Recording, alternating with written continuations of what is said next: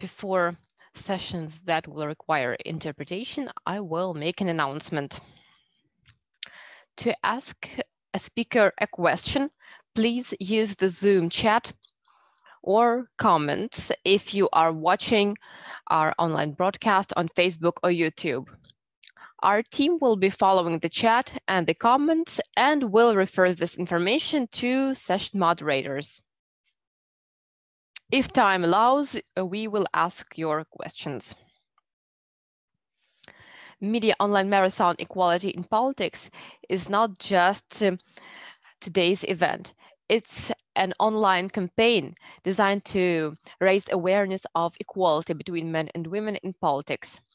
If you, like me, support equality in politics, you can support this campaign and use the Facebook frame, I support equality in politics. If you are running, we suggest that you use the frame, I run 2020.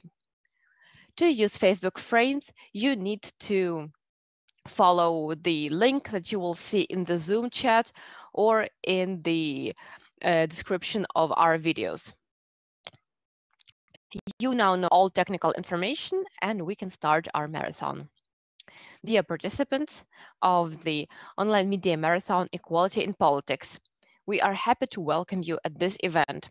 The Media Online Marathon has been organized by the National Democratic Institute with the support of the US International Development Agency, the government of Sweden, the UK and Canada, as well as the international organization Global Communities. The online broadcast is taking place on the Facebook page and YouTube channel. Women are 50% of Ukraine. Success. Please note that during all panels, you can leave your questions to the speakers and the participants. To do this, please use the Zoom chat or the comments function if you're watching us on YouTube or Facebook. The welcome word and the moderation of the first discussion will be to Mr. Ian Woodward, Director of NDI in Ukraine. Dear participants, for this session, you will need interpretation. Please select the Spanish channel at the bottom of your Zoom screen.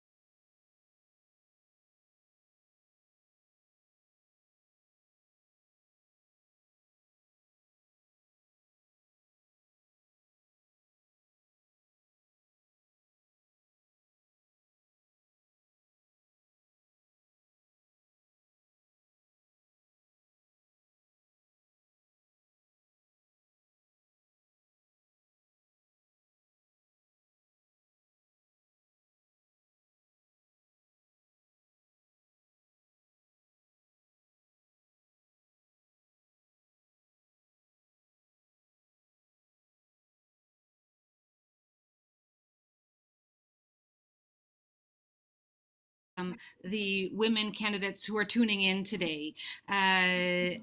Please know that we are with you in so many ways. We're watching your progress, and we're delighted to be a part of the support that that we know you deserve, need, and hopefully you find it useful. To get to your question, I think that it's always funny to be asked, why should women's voices be heard? Because we never ask, why should men's voices be heard? So that's the first part of my answer to that. I think this isn't about so much about men and women as it is about the well-being of society. When it comes to governance, it's about society that we want to have healthy, not men or women to the exclusion of each other. Women are half of that society, so why shouldn't they be present? And more importantly, perhaps, that in keeping society prosperous and healthy and well educated, it's women who are on the front lines of those sectors, delivering education, delivering healthcare, and so they know a lot about these things that are key to the health of society.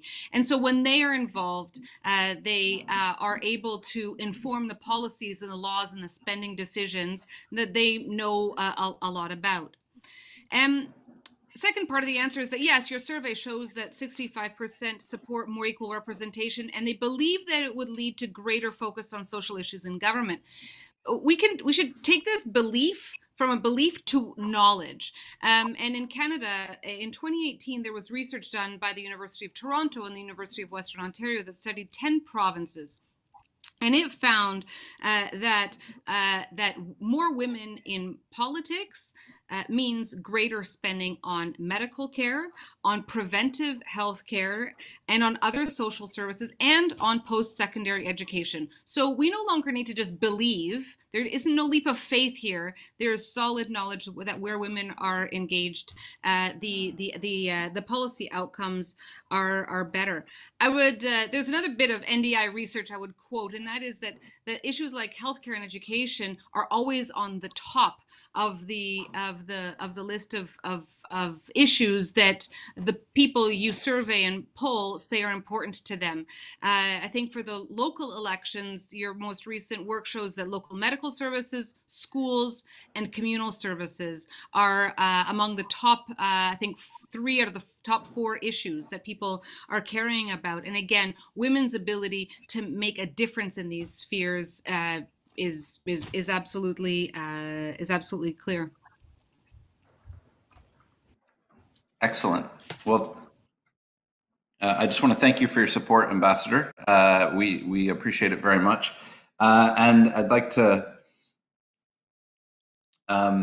ask you if you have some. So you mentioned, of course, that there is reality in how mainstream gender equality is working in Canada. Do you think you could share with us a success story or experience in how mainstreaming of gender equality in policymaking has helped deliver results in Canada? Absolutely. And let me start off by saying that the work to get to where Canada is today it has not been quick.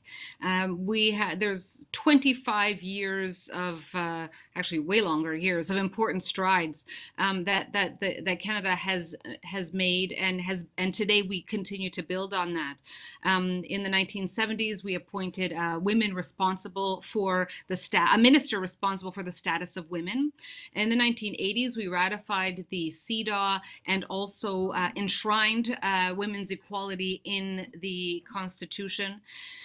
In the 1990s, there was the Beijing Declaration, and that's where the Government of Canada committed to making gender-based analysis a part of all of its legal, policy, and program decisions. And then in 2015, Canadians elected clearly an avowed feminist government and a feminist prime minister. And so a lot of progress has been made in the last few years, but it builds on all of this has been done for decades. The two key successes I'd point to, first is this tool that we call Gender-Based Analysis Plus. Now, gender-based analysis is an approach to policy design that helps governments and public servants like me consider a policy's potential impact on different populations based on different identity factors, not just gender. That's the plus part of gender-based analysis plus. So we look at, is it how impact on men, impact on women, impact based on race, ethnicity, whether people live in the city or in the country, whether they have physical or mental disabilities, and I could go on. But when you run any kind of an idea through these filters, through these lenses, through this analysis, you see whether the idea you have is going to have the results that you want based on how it affects these different people. So it's now used across government for all new laws, policies, ideas, spending decisions. The second big success I would point to is the gender budgeting, where we've really come a long way in the last few years. Every spending proposal is analyzed. The overall spending of every annual budget that the government announces is analyzed through this gender-based analysis plus model. And Canadians are shown the results of that analysis, and that's public information. I did a longer presentation on gender budgeting at the Ukrainian Women's Congress, I think back in December So I'm not going to go into that here, but it really is an extraordinarily powerful tool, and it really puts mainstreaming on steroids when you decide to look at your entire budget through a GBA lens. Those are the successes, but we can't rest there. And I think this is the important message that that Canada is still working to get better. In fact, just last year, there was a parliamentary committee on the status of women that came up with a roadmap, and particularly relevant for this conversation, a roadmap to increase women's participation in politics in Canada. So we're constantly looking for new and better ways to be fully inclusive in laws and policies. Excellent, thank you. I have a couple more questions for you, but before I ask, I want to encourage our listeners and watchers to contribute questions via either the Facebook or YouTube channels, so that we can pose them here and now. Also, Ambassador, thank you for this example about the gender-based analysis plus. I think this is a wonderful example of how we can use gender-based analysis to improve the delivery of all sorts of things. We will share a link with our participants to information from your government about that, because I think people are going to find that super interesting. So my next question for you, Ambassador, how can we all, as gender equality advocates, contribute to combating violence against women in politics? It's a sad state of affairs that there remain sort of structural barriers to women's participation in politics. It's a totally unacceptable state of affairs that women experience violence when they go into politics, and the risks, the threats, the harassment, the physical and psychological attacks that women face are real. And I think that we're getting more of a sense of just how real it is now, because women themselves are speaking up. They're no longer keeping this secret, which I think they did for a very long time. Not so much secret, but it wasn't so much talked about. But you know, when Canada elected its first woman in 1921, she was people tried to physically keep her from entering the House of Commons, and those kinds of physical and also psychological intimidations, harassment, and violence continue today. We have our Minister of Infrastructure and Communities at the federal level, Catherine McKenna, who most recently her office had sexist graffiti painted on it, and she's endured all kinds of attacks. There's an Ontario minister now who, for the second time, is under police protection. And then, of course, we have our new finance minister and deputy prime minister, Chrystia Freeland, who endured another kind of attack. You know, when she was just named finance minister in Canada, her credibility and her credentials for occupying that post were questioned far greater than any man's credibility was questioned previously, notwithstanding the fact that she is incredibly experienced in this field and came to it with a lot of experience in government as well. So that really puzzled people and really got people motivated to stand up against this double standard. And I guess that's the first thing that we can do is we need to call out these acts of hatred and harassment and discrimination loudly, immediately, and we especially need to do it because they need to make those kinds of attacks unacceptable. They need to make those kinds of attacks uncomfortable for the people who perpetrate them, which are, let's be honest, mostly men.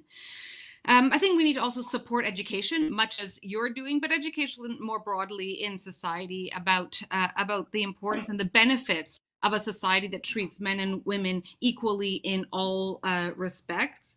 I think that governments need to demand and activists need to demand from social media platforms and from conventional media platforms that they stop supporting, that they stop creating an enabling environment for these activities. And I really do think that we can call all of it a form of violence. And finally, I think we need to do more of what you're doing today and all the speakers will do today, which is to support the women who are going into politics in their unique needs, whether that's security, whether that's mentors and networks, and whether it's additional funding to help them deal with what they need to deal with.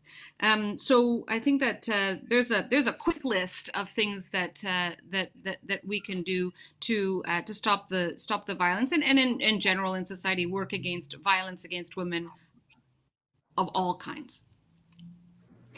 So there's a follow-up question that comes from Olga in the online chat about how do women politicians in Canada respond to sexism when confronted?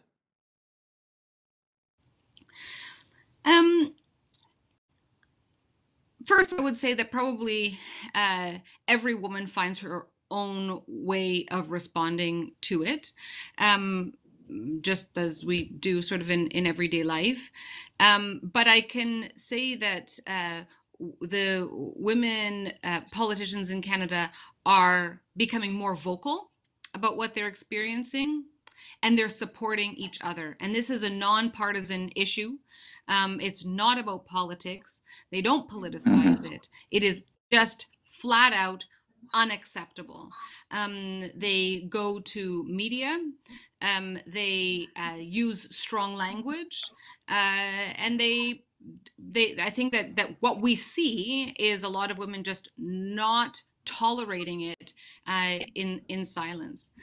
I suspect there are a lot of women who would like to go into politics who don't, because it's not something they want to deal with. And this is hugely unfortunate. And I think that that's why we need to continue to make strides in this area, so the women who are in politics don't have to waste their mental energy and their resources dealing with this. Dealing with the violence and the harassment and the trolls on Facebook and Twitter. They can use their intelligence and their energy for the work that they've been elected to do.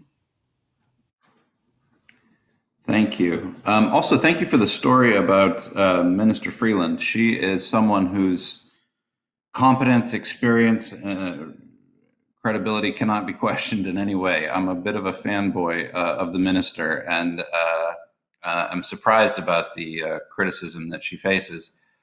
We have one more question from the audience panel, or the audience in general. What is it, in your opinion, that men are afraid of when it comes to women in politics? Is it about competition? Is it because women have proven to be successful and effective in all other spheres? What is it that men are afraid of? This is from Olga. Olga has asked a very good question. I'm going out a bit on a limb because I'm not a man, and so I don't know what men are afraid of, but can I speculate? Of course, please. Politics is power. Politicians decide things. Nobody likes to give up power, and maybe that's a part of it. I don't know. I think that women aren't afraid if they have made the sacrifices and the efforts and the strides to get into politics. They're not going to sit there quietly. They're not going to be that type. They won't be successful if they've sat quietly all their lives. And so the women that men in politics will face are people who will challenge them, people who will bring a different perspective. And none of us like to have our perspectives challenged. How hard do we all have to work to keep our minds open to new ideas? And so it's a challenge to the status quo. And right now, men dominate the status quo, and so they may feel that it's a challenge. It's a challenge to them. And I think that we have to avoid saying that women will do a better job than men. I think what we're saying is that a more equal government, a more representative government, or Rada, or Supreme Court, or school board, or Central Electoral Commission, a more representative group of people will make better decisions. That's where we get better, when it's men and women equally. It's wonderful. Thank you. I share your enthusiasm about diverse decision making. The more diverse the pool of folks engaged in solving a problem, the better the chances are that a good solution will be found. We are running out of time. I have one final question for you. What is your message today to political parties and women candidates as we approach these local elections? Okay, very quickly. First, I think that Ukraine has a historic opportunity here for women, given the increased awareness, the strides that have been made, the increased support that's available, and especially, as you mentioned in your introductory speech, the quotas that are now there. And so, to women candidates, courage, as we say in Canada, good luck. We know it's going to be hard, but know that we are supporting and rooting for you. To political parties, I would say this is your opportunity. This is your opportunity to prove that you are really committed to the betterment of the country, because we know that, again, that diversity makes for better decisions. So prove your commitment. There's ample opportunity in political campaigns to do that. And then finally, I would say that, Canada has been for 29 years now a supporter of democratic evolution in Ukraine. And inclusive governance, we know, is key to the democratic and social success of any country. So we will continue working with Ukrainian civil society and with the government of Ukraine to advance equality of women and men, especially in the political domain at this important time. So good luck, a very non-partisan, non-political good luck to everyone. And again, thank you for having me. Merci beaucoup, Madam Ambassador. Merci beaucoup. And to the candidates out there, bon courage.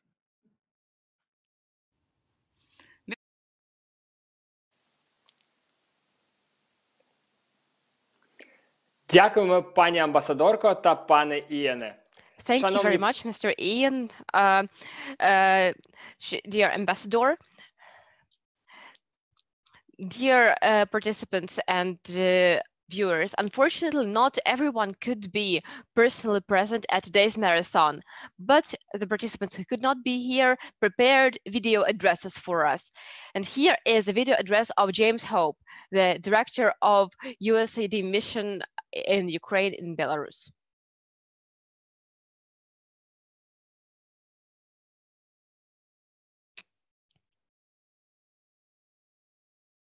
Join today's online media marathon on equality in politics.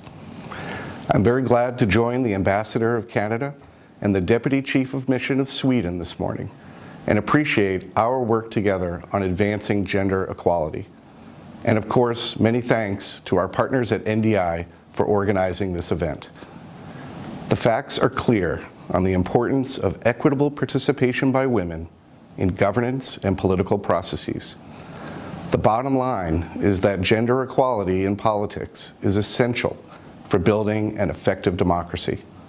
Study after study demonstrates that in countries where women are able to participate fully and equally in society, politics, and the economy, those countries are more stable, more peaceful, and more prosperous. We know that gender equality boosts economic growth and human development too. According to a 2015 McKinsey Global Institute report, if women were to participate in the economy the same as men, they could boost global GDP by up to 28 trillion. That is the size of America and China's GDP combined. Countries with more women in parliament have equitable laws and social programs that benefit citizens and their families. Societies that equally value women and men are also safer and healthier. According to the United Nations, the inclusion of women in peace negotiations significantly increases the odds of success and the chances for a durable peace. So, we know that gender equality has a powerful impact. In fact, this is a topic that often comes up at home with my daughter and my son, too. However, we also know that there is still much work to be done on this issue. The 2020 Gender Gap Report stated that it may take another 100 years to reach gender parity. We can and need to work faster, and that's why events like today and champions like you are so important. Last month in the United States, we marked the 100-year anniversary of the 19th Amendment to our Constitution, which gave American women the right to vote. The events of 1920 were a start, not a finish, and the United States continues to work on gender equality. 100 years later, there has been substantial progress. In education, for example, more women than men now attend university. It's true as well for women's economic participation. More than 11 million women own successful businesses in the United States. But what about political empowerment? 2 years ago, we witnessed the historic elections that resulted in women now making up nearly 25% of the US Congress, the highest percentage in our history. Importantly, these women political leaders reflect the diversity of America and represent a true cross-section of our population. And Ukraine's achievements in this area are also commendable. After last year's parliamentary elections, the number of women MPs increased to a historic 21%. While this progress is good, further efforts are needed to translate these successes into an even larger and more sustainable level of representation. I know we have many aspiring women politicians and leaders in the audience today. I encourage you to set high goals and make 2020 a special year for Ukrainian women in politics. As you successfully seek and win elected office, more women, and perhaps men too, will be inspired to make positive change in Ukraine. Women are and will continue to be a critical part of the political process. Your leadership is recognized and valued. This includes the role you play in advancing Ukraine's comprehensive democratic and economic reform agenda.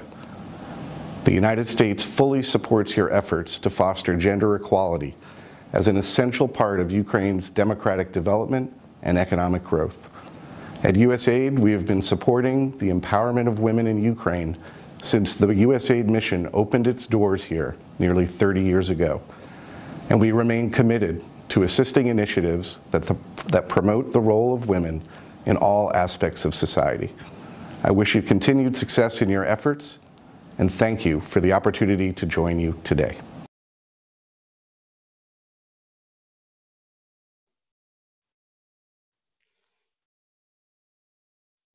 Джеймсе, ми Thank you, продовжуємо Mr. роботу James. дискусійної частини. We continue the work of the discussion part, and we welcome Kati Salbak, advisor on political, economic, and cultural issues in the Embassy of Sweden in Ukraine. Доброго дня to all. The Swedish Embassy is very happy to be joining you today as supporters of this important NDI media marathon. I'm very glad to have the opportunity to share with you, in particular, women politicians, the Swedish experience in mainstreaming gender equality in policymaking and in politics. Because Sweden does have a story to tell. It has the first feminist government in the world, and it is the first of a growing number of countries pursuing a feminist foreign policy. So I will today provide some insights into the Swedish experience and some thoughts on how we got to where we are today. So Sweden has a feminist government, but what does that really mean? Well, it means that gender equality is central to all government priorities. It has to be considered in particular when it comes to participation in decision making and when it comes to resource allocation.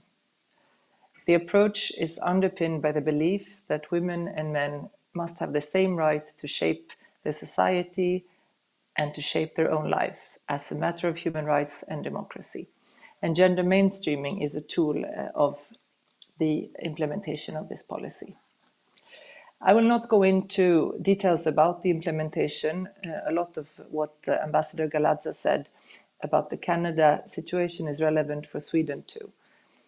But I will mention that the first target in implementing our feminist government program is about distribution of power and influence in society.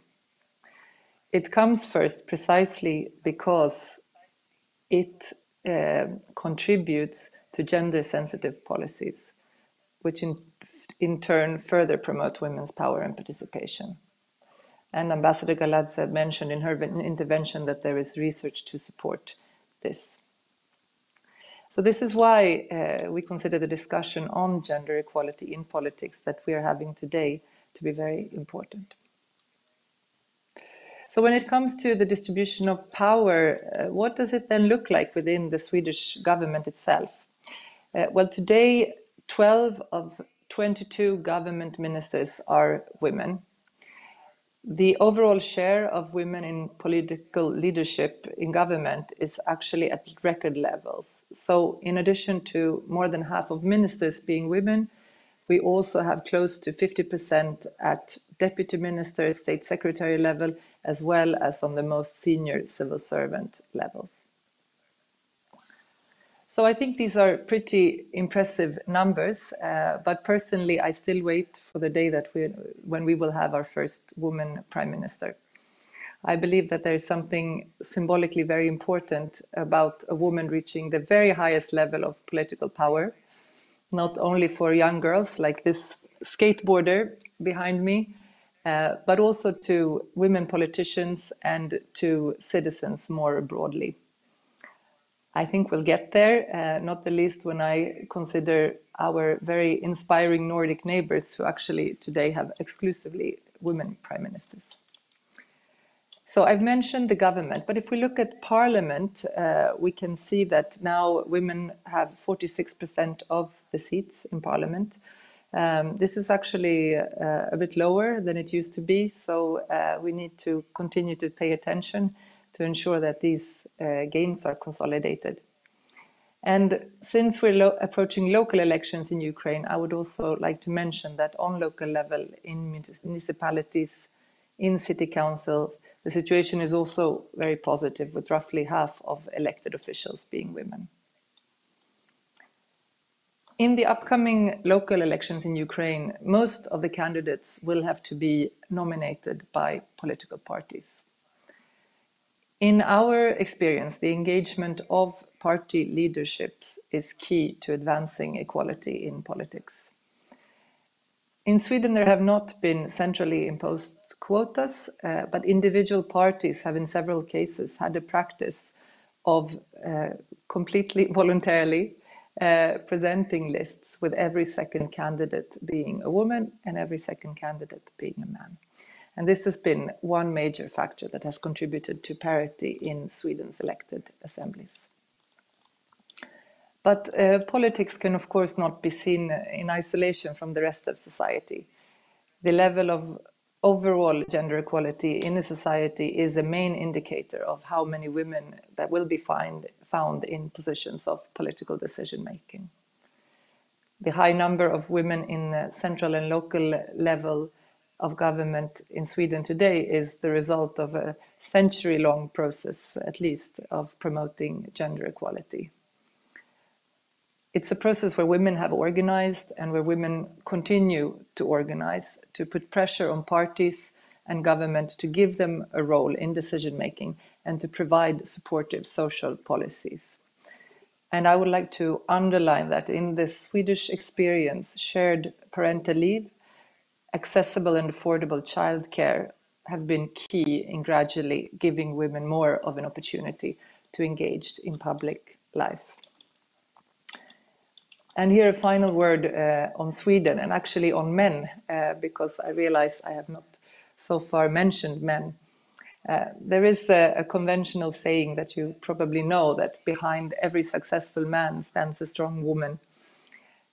Well, I would add that in the Swedish context, it is just as true to say that if there is a partner standing behind a successful woman, it is a partner dedicated to gender equality. Because public policies are not enough if the distribution of housework, of childcare is uneven, unbalanced. And I think many of us have experienced how this has become even more relevant in COVID times. I saw statistics that in Ukraine, 3/4 of mothers who work from home with preschool and primary school children have cared for them on their own. So the burden of this double work is, of course, immense and will, of course, affect the outcome of the professional work that the woman is doing. So I would like to end by coming back to Ukraine, by acknowledging the impressive work of our Ukrainian counterparts and partners, the impressive work of all the women politicians in Ukraine who are advancing equality and have worked very hard in recent years. I share the high hopes for an increased representation of women in Ukrainian politics as a result of the local elections that will take place here in only 5-6 weeks from now. And I do believe, and I actually know, that this will for sure translate into more gender-sensitive policies.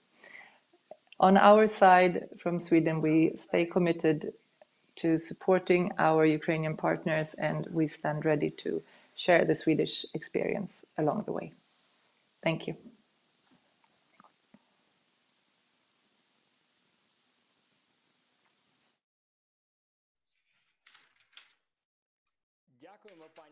Thank you very much, Ms. Katya.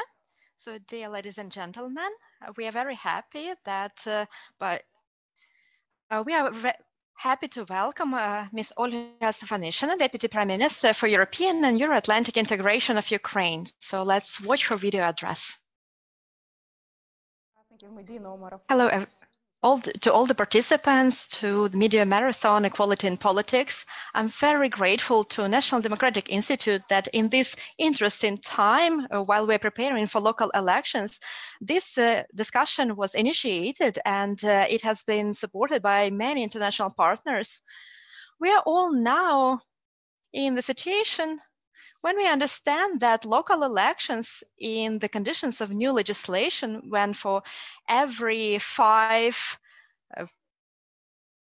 on the list, we need to have at least 2 women. It put us in the position of testing because a lot will depend on women. This is the time when we need to show our leadership skills, we need to show our initiative, we need to implement this legislation together, we need to track how local elections are going to be organized and how these legislative initiatives are going to be implemented. Because we all understand that on the level of village councils, we have quite a few women, but the higher we go, and especially when we talk about central level of government, so there are fewer and fewer women because it's harder to get to this position of power in the country. So I really hope that these legislative initiatives and this political investment, which are aimed at increasing equality and accessibility for women to politics, will bring results. I encourage all the participants of today's marathon to be active and to join in to election process. It's now or never, big time, big challenges, which we are planning to use 100%.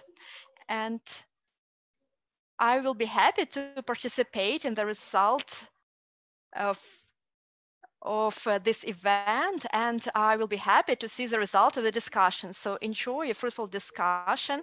And I want to apologize once again that I couldn't join you online and only can address you through the video.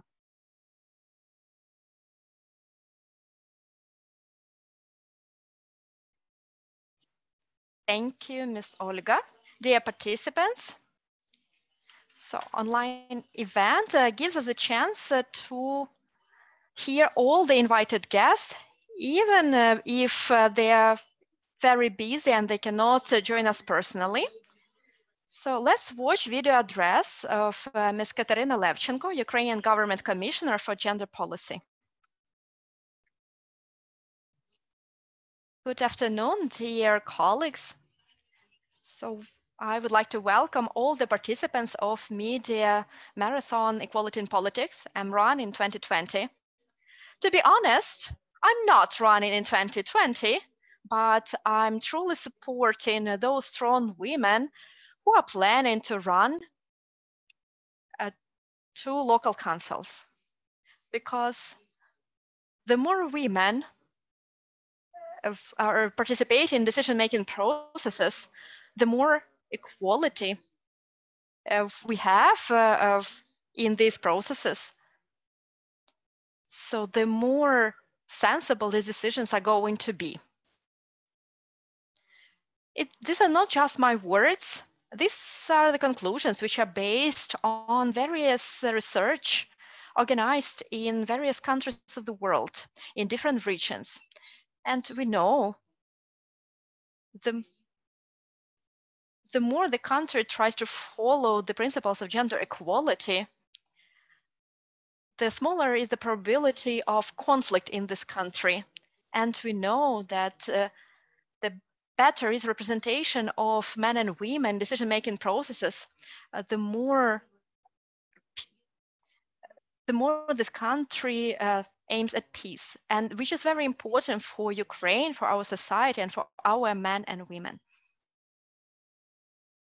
Equality in politics is guaranteed by our constitution and on the level of legislation, but that's what we call equality of rights. But gender equality is more than equal rights. We need to talk about equal opportunities, because when we talk about opportunities, we know much too well that the higher the level of power, the fewer women are represented in decision-making processes. You know the reasons for that,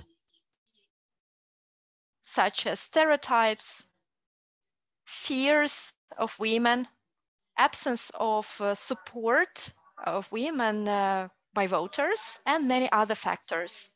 But we also have quite a few tools which allow women to participate in decision-making processes.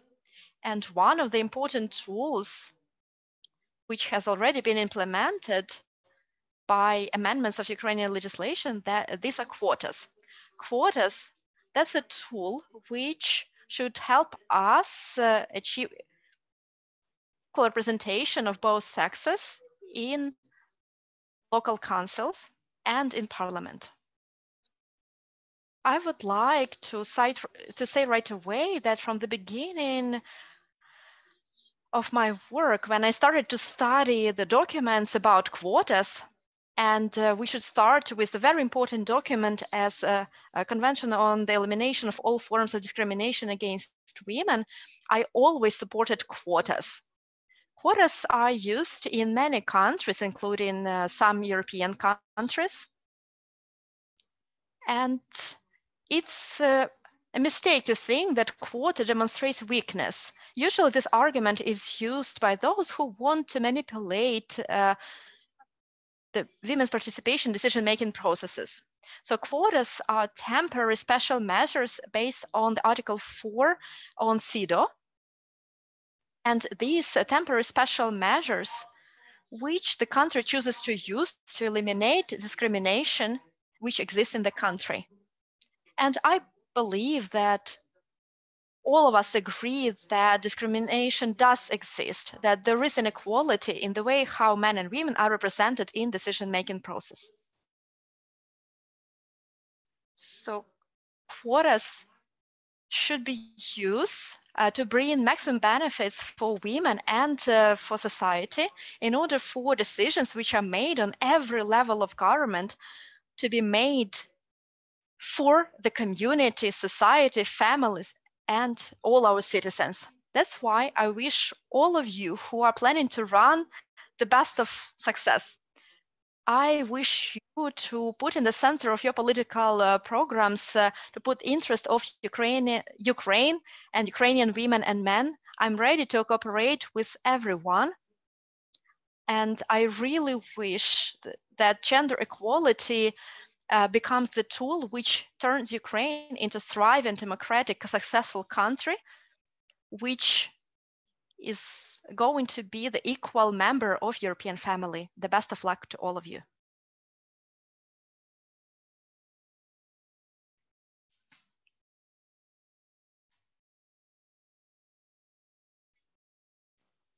Dear participants of Media Marathon, so we are opening the discussion part, why equality in politics is important. This session is closed. We have a break and we will meet at 11:15. After the break, you can join 3 interactive parallel events. In room number 1, you will be able to join the discussion in the format of Living Library. Women participation in elections, do we have a level playing field? In room number 2, you can join the discussion in the format of Living Library, supporting women during the election campaign with Olena Sapchuk and Natalia Tarasenko. In room number 3, so Women Leader Senior Program Officer Yulia Takhtarova will present the project She Does It.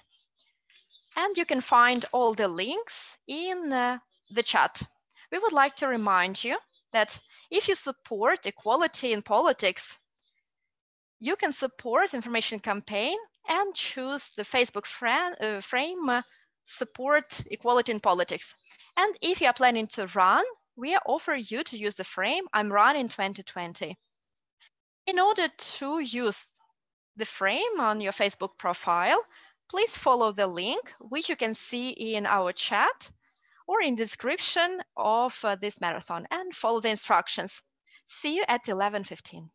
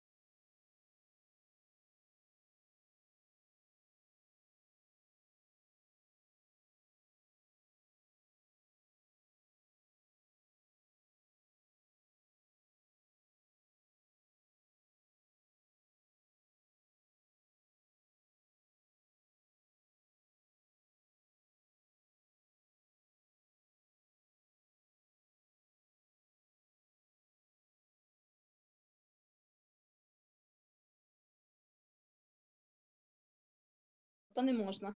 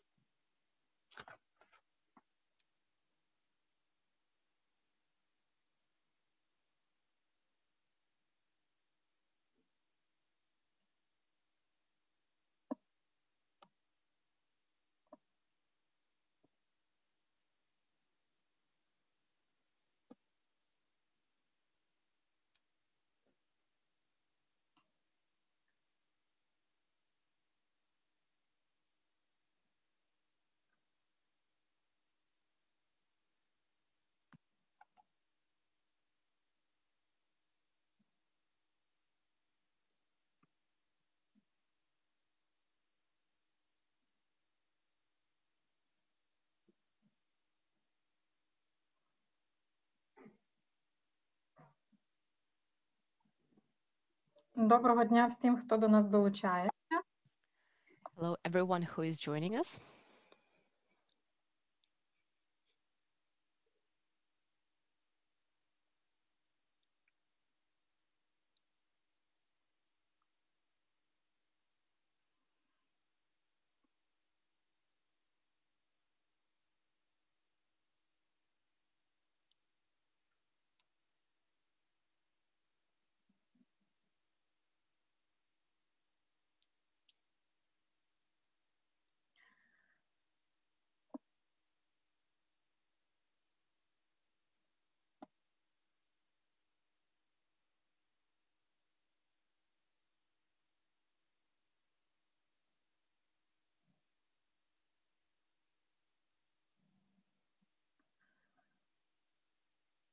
Ще раз привітаюся. Доброго дня з тими, хто щойно долучився. Okay.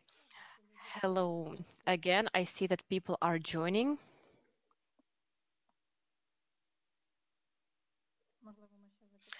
Maybe we will just wait for a second and then we will start.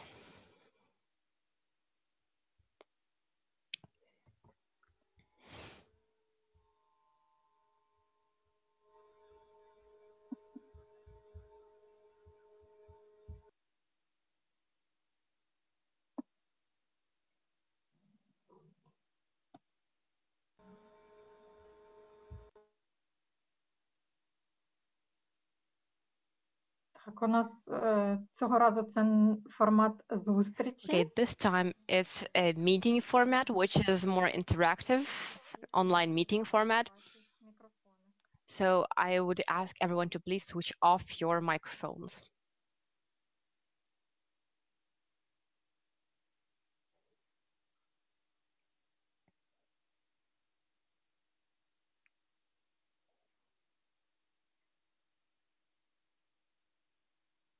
Також хочу попередити. I also want to warn you that this is being broadcast to our YouTube channel and our Facebook page.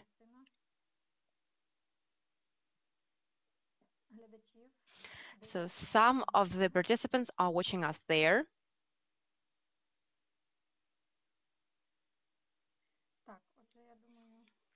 Okay, so I think we are going to start, right?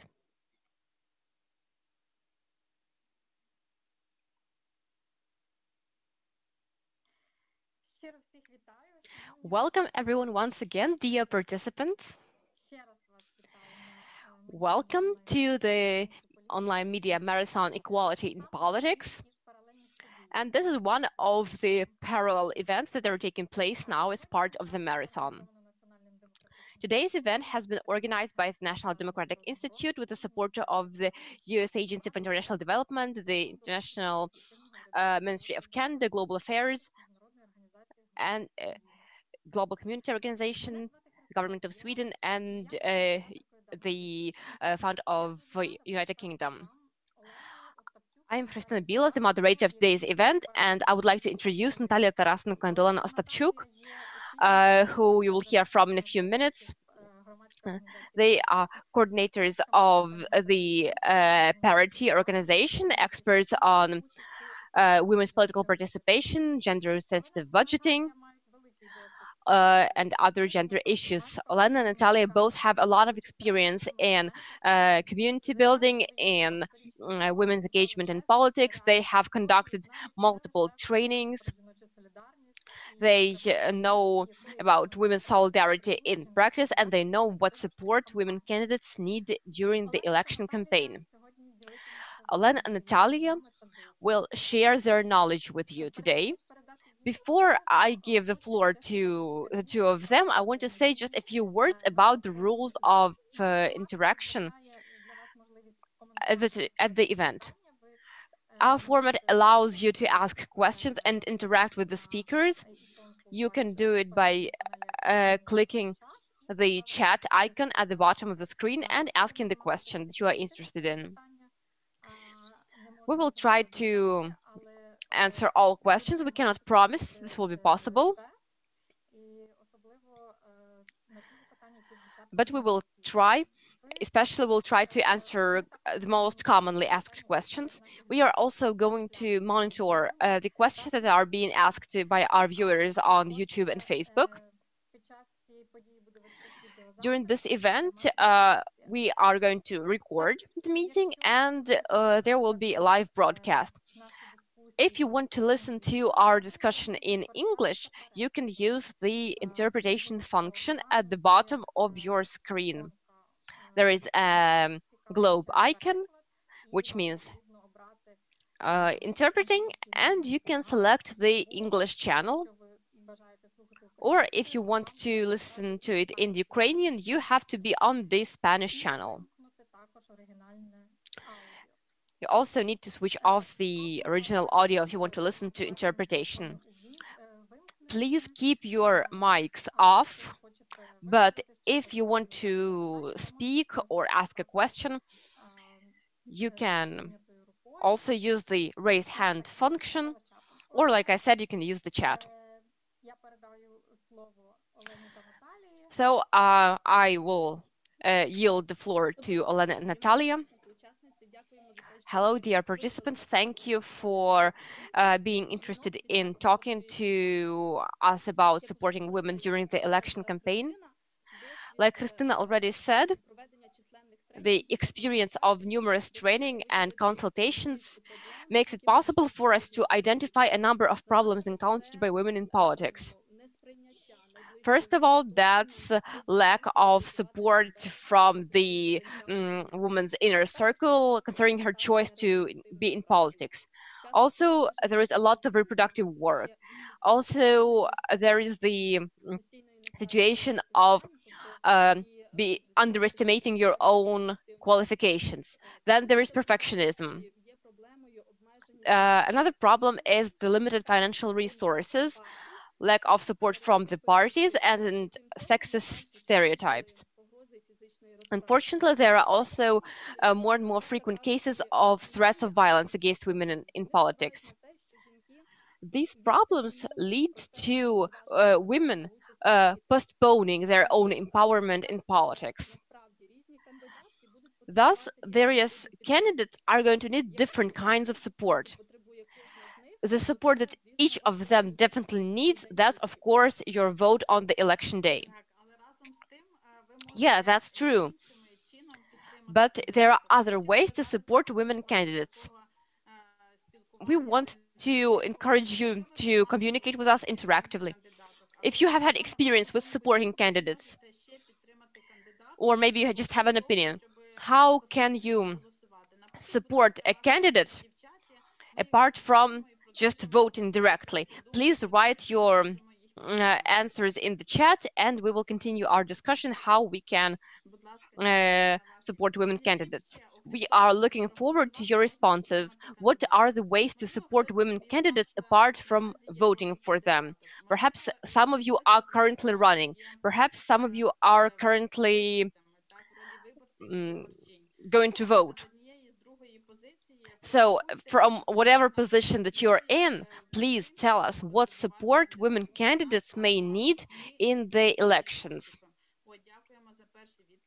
Okay, thank you for the first responses, Ms. Hanna. Organize meetings with various communities, engage in organization events. Ms. Ivana is saying that we can join their campaigning. So yeah, we can become part of their team, right? Thank you. And then another participant says that we can help them create their platform. So yeah, we can provide expertise to them if we can do that, if we have expertise in certain tools or issues in the campaign building. Tatiana is saying that she is a candidate. Congratulations. Ms. Irina is saying that there can be street campaigns to increase the visibility of women politicians. Yeah, that's a way to improve their image. Thank you. And Ms. Maria is saying that we can help them with their campaign and be observers in the Electoral Commission. That's wonderful. Thank you, dear colleagues, for your responses, because they are all very relevant. And apart from the things that you have already said, this idea of support is quite broad. We have a lot of tools to be useful to other women candidates, or also we can have our own motivation to obtain experience of becoming part of an election team. If we don't have, say, enough time to be on the team and to campaign, we can support our candidate by providing expertise to them. We can also support our candidate financially if, let's say, the campaigning is starting now and candidates will be raising funds for their campaign. And if you understand that's a type of support that you can provide, that's also quite a good idea. One option is that you can also inform people you know, your friends, your family members, about the candidates that are running, women candidates. And you can maybe support those candidates on the 25th of October. So it's important to understand that among all those types of support, you need to select something that is relevant to you. You need to feel engaged, needed. And I want to tell the candidates that they also need to understand what kinds of support they need. Think, what kinds of support do you already have? Like what team you have, where you're going, how are you proceeding? Okay, Rostislav is also saying that there can be help to carry out the campaign activities in the media. And that's a wonderful idea, because media is one of the tools helping women to engage their potential voters, to raise awareness of their campaign, of their platform. That's quite fair, thank you. The candidates have to realize what kinds of support they need. From these responses, we can see that everyone can understand there are at least several formats how to provide the support. So on the one hand, it's important to ask for help. Don't be afraid to ask for help. It's not shameful. On the other hand, you see that there are people who are ready to support you. So what else is important to understand, that in those situations which candidates face, especially when we are talking about prejudice, sexism and physical threats and harassment against candidates, so we would recommend every candidate to have their safety plan, to develop this plan, which can give the answer to certain questions, or at least some algorithm of action if some unfortunate situation may happen. I would like to introduce you some basic rules of personal safety, which were developed by NDI, what you should pay attention when you develop your personal plan. First of all, it's very important to define a circle of people who you trust if you have a need to protect yourself, either when we are talking about staying for the night, if there are threats of physical violence, or in general people who you can go to in any situation and you know that they can help you.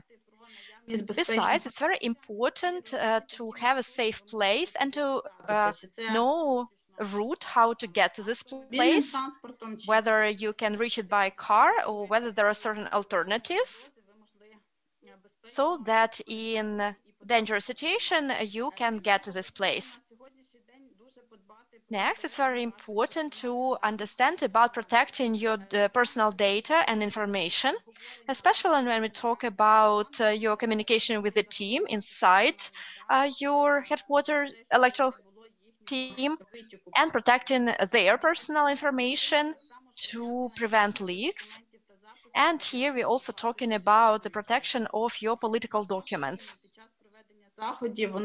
So your friends and family and people around you are very important. So it's important that at the event that you organize, to have people from your team, and not just people who are organizing you organizing the event itself, but this should be people who can visually provide safety, how to deal with those people who can potentially dangerous for you. It's very important to remember about this. So political trips, if you are planning to visit your voters in different parts of your amalgamated community, you also need to think about who should be with you, which routes you choose, and you need to think about the whole process so that it's safe. Internet security and passwords for your computer and your phone, that's must have in the context of media intelligence, and you need to remember about safe passwords. It's also recommended to have an email only for your political activities, which you will use to get information or requests from your voters or your team.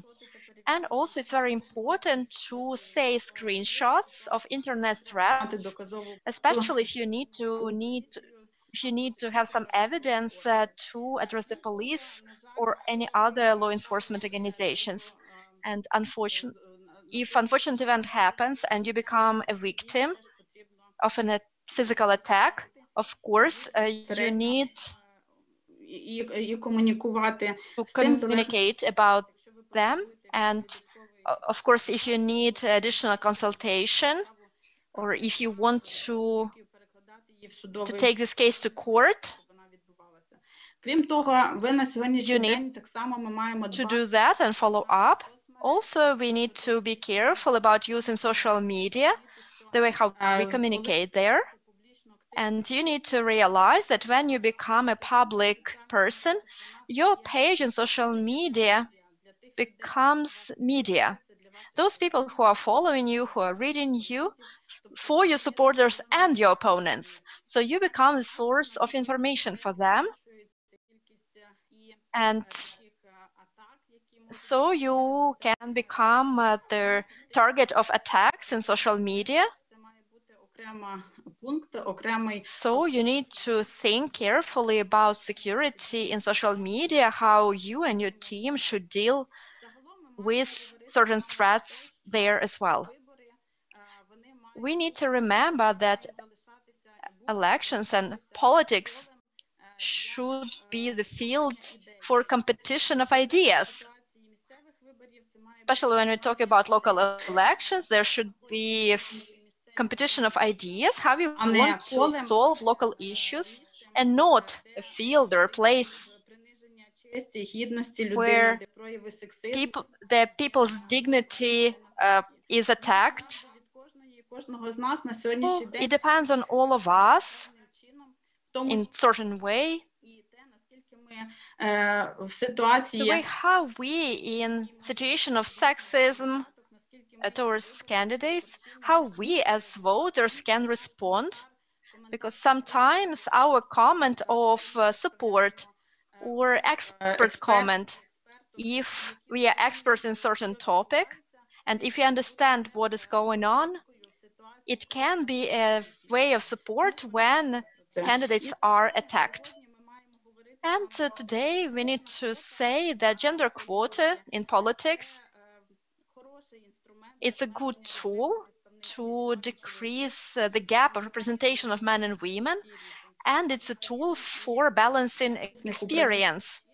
And also, and this way, this is a tool to have balanced decision. And that's why our votes influence the result of local elections, and also our support for candidates, women candidates, will influence how many women we'll have in our local councils. So we need to remember about all of this. We have a message in the chat from Mr. Rostislav. So he's stating that men should help fight discrimination and sexism because it will be a sign of respect and support in politics, we totally agree. It's really unfair when one of the biggest demographic groups in Ukraine is underrepresented in politics. Women participation is important because women bring new social experience. It can be different of the most prevalent experience which we have now in our country. And it's also important for women to participate if we talk about a fair distribution of resources, and so that we can create role models to follow. So now we have a chance to talk to you. If you have any questions, comments, you can have something to add to this topic, and maybe you can give some advice how else we can be useful. So, Ms. Irena, you would like to comment? The floor is yours. Thank you very much, Ms. Elena. It's very pleasant to see all of you. It's very nice to speak the same language, and I totally agree with everything you are saying, and thank you for this opportunity. It's a very sensitive topic for me personally. I have to say that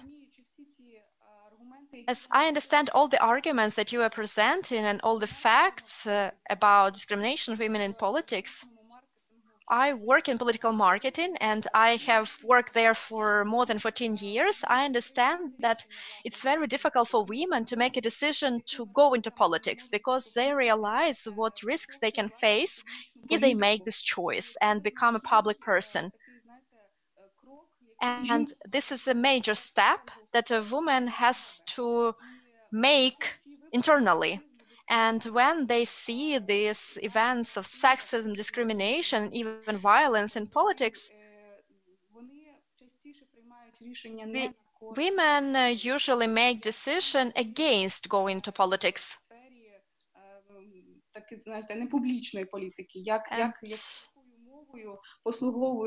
And when not in public area, many people are talking using very bad language discussing women in politics. So if in front of everyone, in front of journalists, this is commented on, and maybe it's not so common to say something sexist or violent, but behind the closed doors, it can be worse. So we have been fighting for quotas, and I have to remind you that in 2018 we were coming to and demanding 50% quotas in parliament, but we got 40. It's still good. And so thank you for the arguments that you use. Our group of experts and civil activists, we decided to implement the project Elections Without Sexism, which was presented on September the 7th in Union. And in the framework of this project, you can use a chatbot 24/7, and women can ask their questions, complain, tell us about the events of discrimination or sexism against them. And we all united different organizations to support women.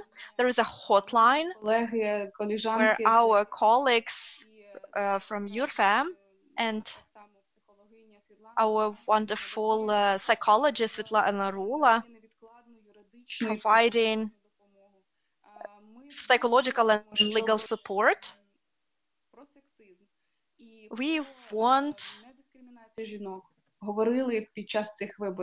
to talk about sexism and discrimination during these elections.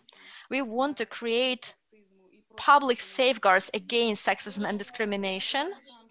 And we want to tell women not to be afraid because they have support. And we are ready to support them and assist them. And I'm very happy that this circle of civil society organizations are uniting, and I have a great feeling that I'm not alone. And this way, a women politician can say that she is not alone, and they have sources where they can get support and help. Thank you very much. I really understand these messages because many women who we meet during our trainings, they were saying that they have fear of becoming a public person, and it's very scary to be in the limelight. There is a different situation when they are empowered by their community, and women might be 99% experienced and qualified, but they feel that they need to learn more. And this lack of confidence can be connected with the fact that women didn't have enough technical information about elections. So how to build a campaign, how to build their message, how I'm going to communicate with my voters. And what else? We noticed that when there were some women who were undecided, and when they were thinking about it, but maybe that was not their internal decision. So we believe that it's very important that not when they're empowered by the community, but it has to be internalized, and they need to make this decision on their own. And we could notice when women went through trainings and they got technical knowledge about elections, it helped tremendously. Also, sometimes some women worked as observers, or they worked in election commissions, and this experience gave them understanding and a feeling of a steady ground under their feet. And the tremendous number of trainings which we have organized over the past 2 years, and NDI provided the whole spectrum of trainings for women. All of these formed a very good base for women to get those aspects which they were lacking, whether to gain confidence or inspiration or to build their networks. Also, to provide this assistance right away, that's very important because they need support right now. Maybe it can help if women candidates can participate in some messenger groups and build their networks, because we noticed that our participants, they communicate with each other and they support each other, but it's very important to also sometimes to get comment of an expert. So thank you very much for providing this information. And thank you for our participants, because you are very gender sensitive, because we get a lot of comments that equality of men and women, that's a sign of democratic country. And Ms. Larissa is right in that it's very important to create groups in messengers and in social media to support each other, because so the fact that women had to run with parties, it made the situation more difficult for women.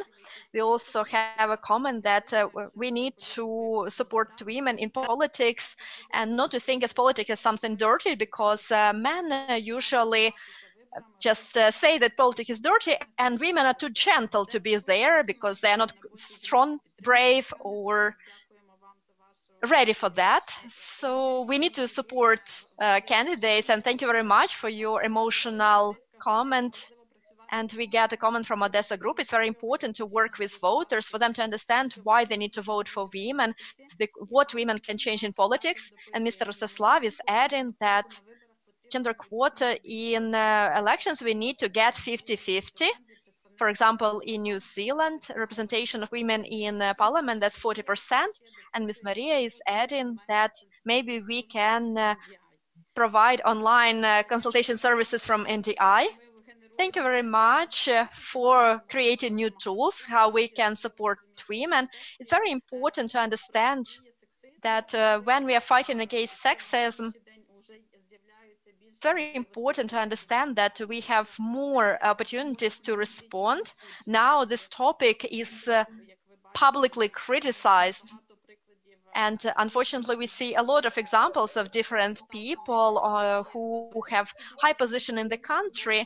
On the other hand, they are criticized by our society, which is a good sign that Ukrainian society believes that it's not acceptable to discriminate women. I think these elections can be expected to be unique in terms of new experience and new procedures. The NDI research attests to the fact that voters primarily want to have politicians who are honest and who understand local needs.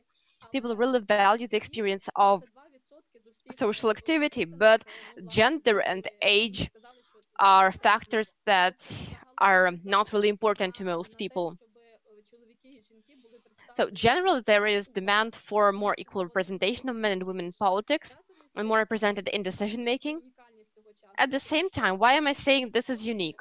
Because just a few years ago, people didn't even believe in quotas, especially they didn't believe that a 40% quota would be introduced in Ukraine.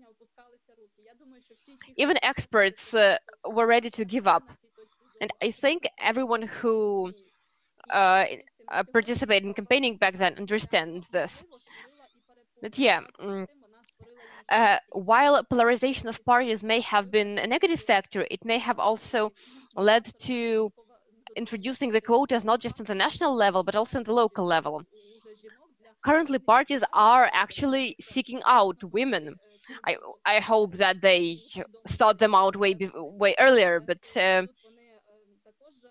I think this is also a good idea. At the same time, this unique period will not happen by itself, like those quotas did not happen by themselves.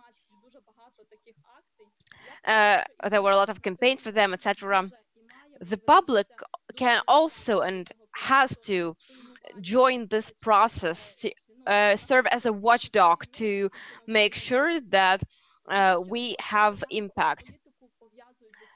The idea of connecting politics with some dirty technologies or some scheming or something like that, that's to be honest, in the public space, we have to speak that of that as not the norm.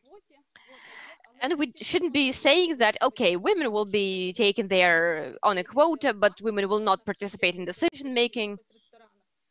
Everything is decided by the wealthy, somewhere in saunas or something like that. Or some people were joking that they will now have to meet in restaurants because not every woman will go to a sauna. I think it is a humiliating discourse because it speaks about the level of culture and about the way decisions are made in the country. If at least in public space we stop speaking about that and we start saying that while this situation exists and while there are stereotypes and sexism, but if we find ways out of this, at least in public discourse again, we will have a chance to achieve more progress in this sector. There are a lot of ambitious ideas. Quotas are not really an ambitious idea as much as a way to ensure democratic representation, because it's hard to imagine decision making without a balance in a democratic country. So I think we can control this process. Yes, and we can also support ourselves, we can support other people, and it's important to have resources. It's important to have enough resources as candidates, and we need to understand that each and every one of us needs the types of support that we discussed in the chat and overall. And those types of support can be really helpful. So on the one hand, please don't be afraid to ask for support, and on the other hand, don't be afraid to say that you can be a person who can provide support. Be resources for each other and for your teams and for yourselves. And we wish success to everyone who has selected to run at the local elections, and we wish voters to have critical thinking in the voting in October of this year. Thank you, Olena and Natalia, for sharing your thoughts on this important subject today. Our online marathon continues, even though we are already finishing our event. Please follow the link that I will provide in the chat to watch our future events of the marathon. This is the same link that you used before, and the links to the Facebook page and the YouTube channel still remain relevant. We are going to have a short break until 12 p.m. and at 12 we are waiting to see you again. And now thank you for participating and thank you for making such relevant comments and asking questions. I hope we have been able to answer them. The link is already there. See you soon.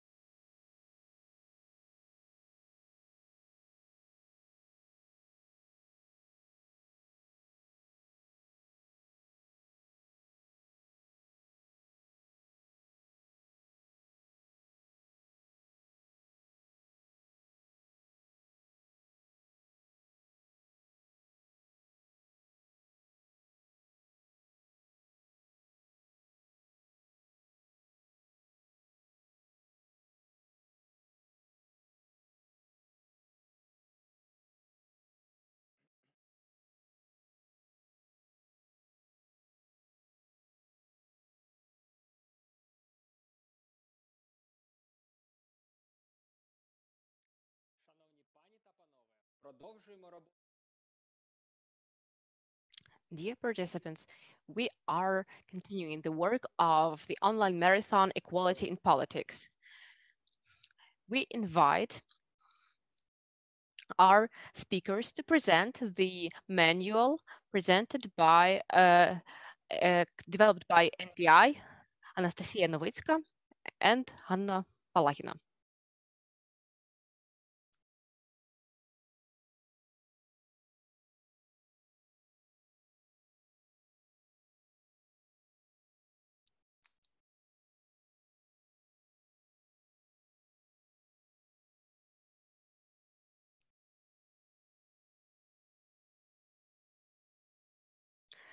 Hello.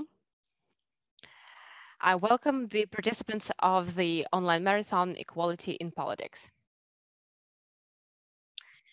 To prepare and conduct the election campaign, the National Democratic Institute has developed the handbook Skills for Campaigning.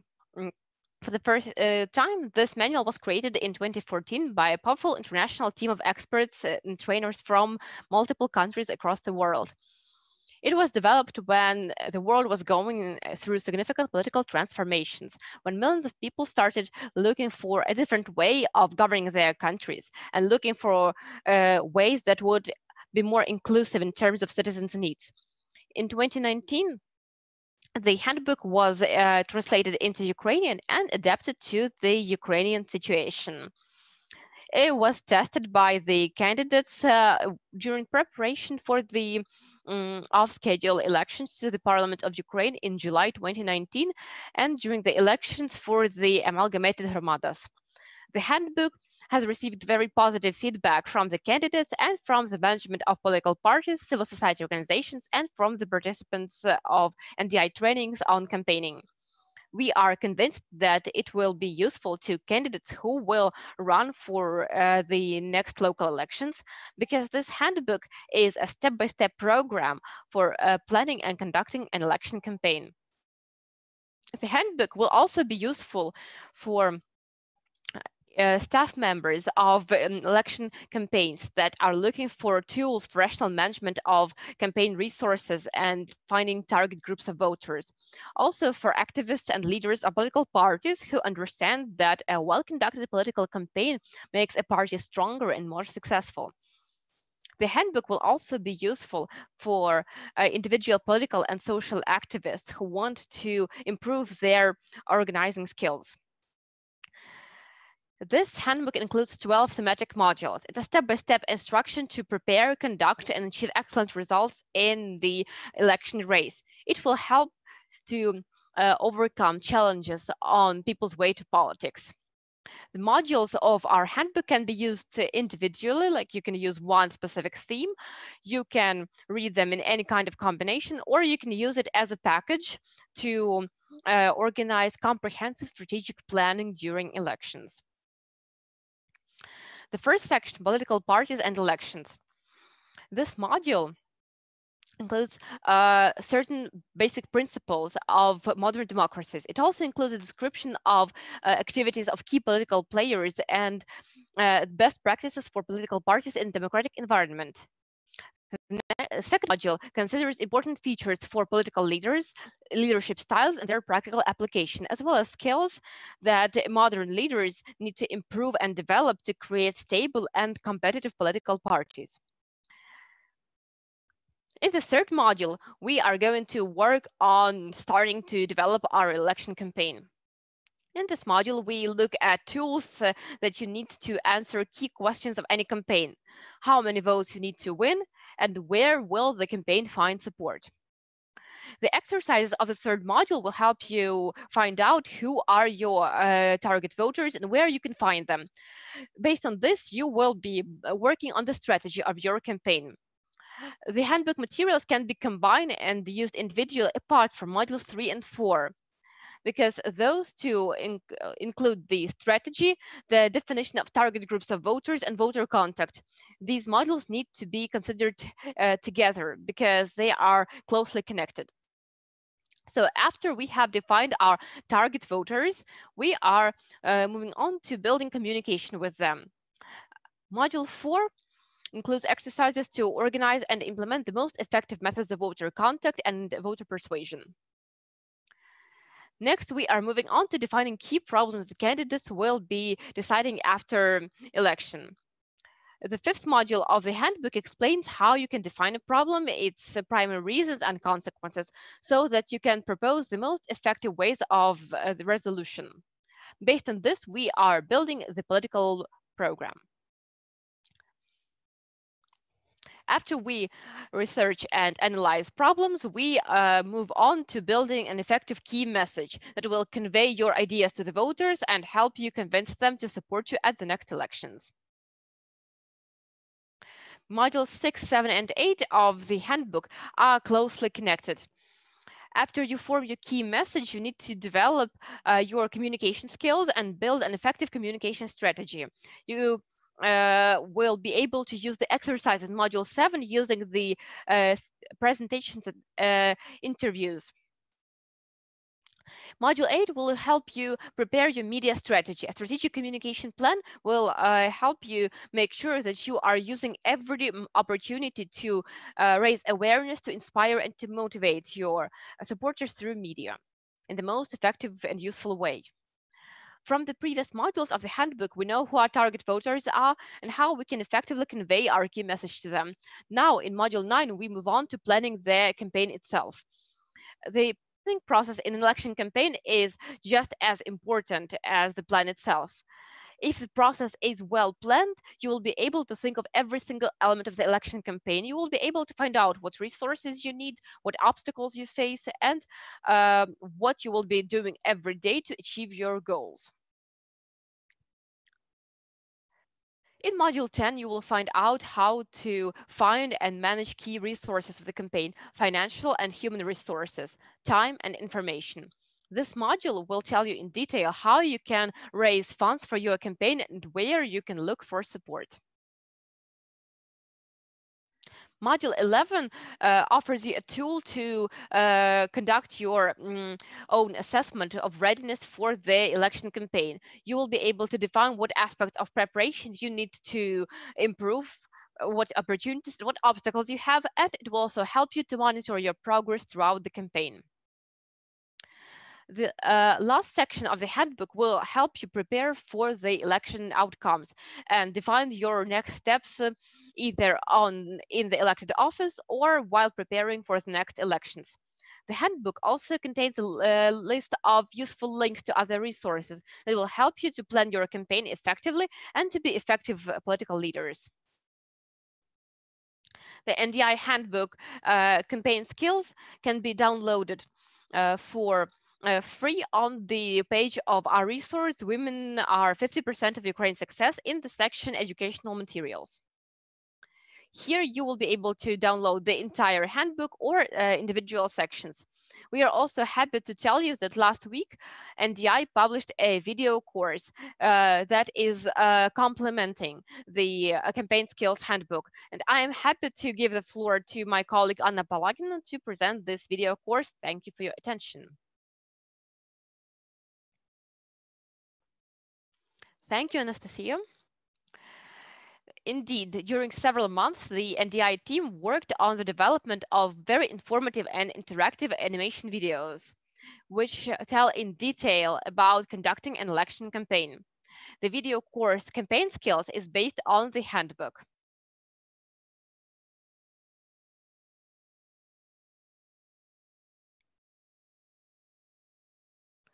Next slide, please. Thank you. Thank you very much.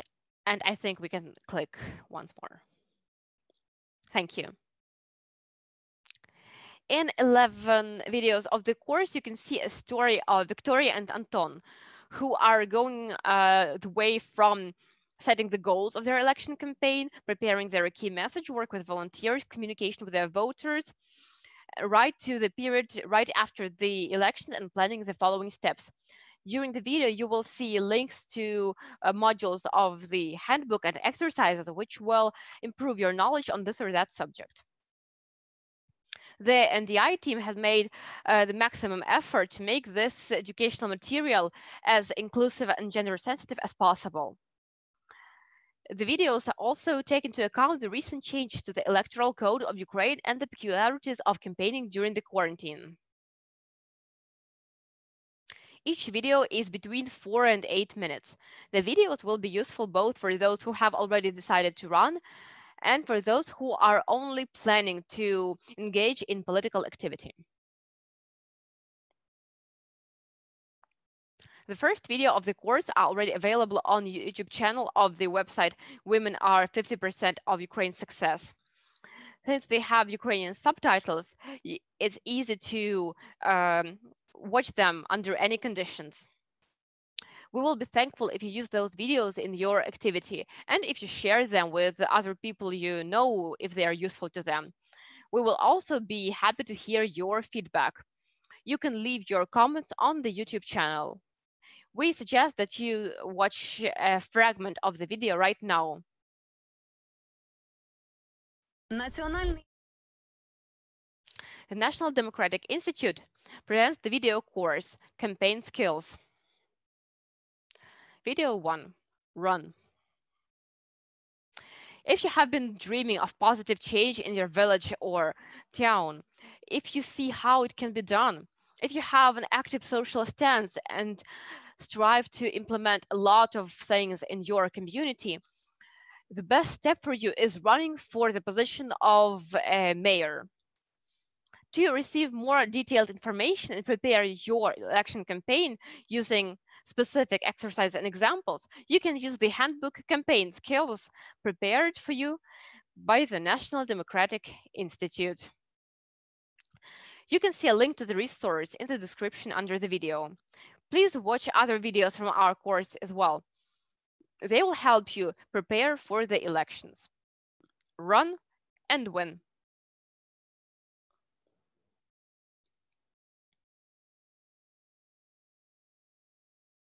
Thank you. Can we go back to the presentation, please? Next slide, please.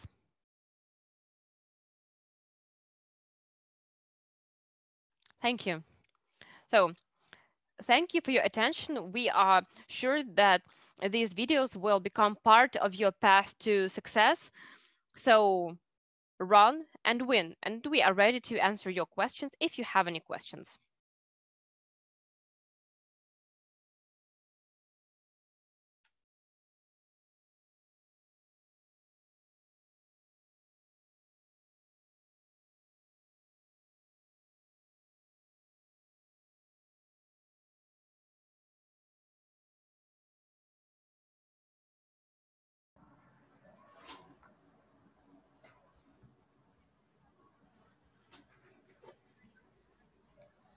Thank you for your attention. I know that my colleagues shared the link to the handbook in the chat box, and you can also watch video on YouTube. The link is in the chat box as well. And as Hannah mentioned, we would be happy to hear your feedback, and we would like to learn whether our materials were useful to you or not. Thank you for your attention.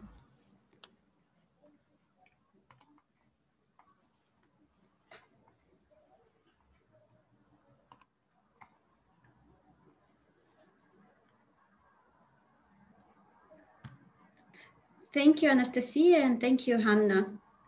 Dear participants of our online marathon, now we would like to proceed to interactive panel I'm Running 2020 with the participation of the local leaders who intend to run at the local elections. And I would like now to give the floor to Maria Kovalova, the program officer from Women Lead program at NDI.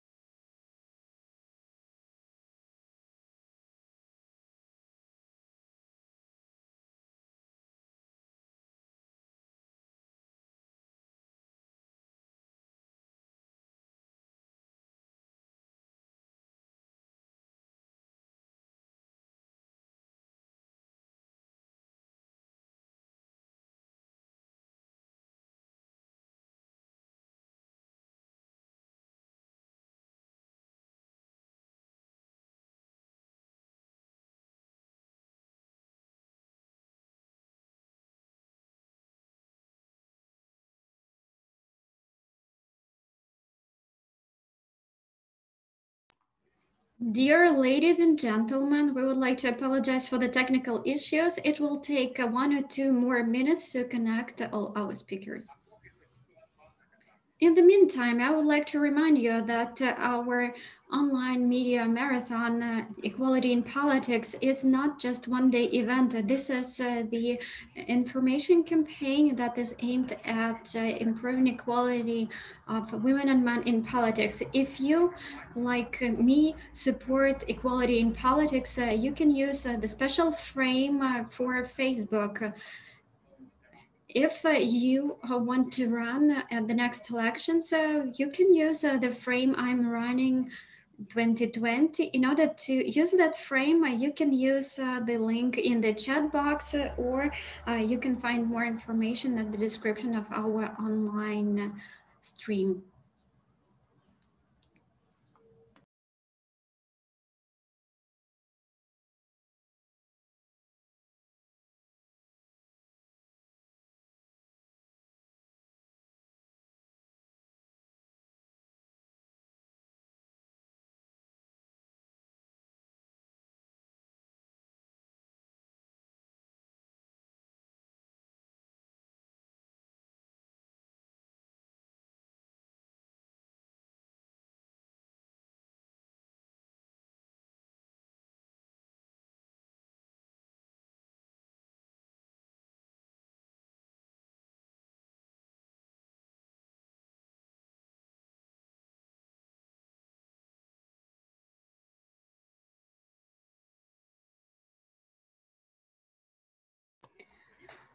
First online marathon for media equality in politics that's been arranged by USAID, Swedish government, Canadian government, UK government, and global communities society. The online stream is available on Facebook page and on the website Women Are 50% of Success in Ukraine.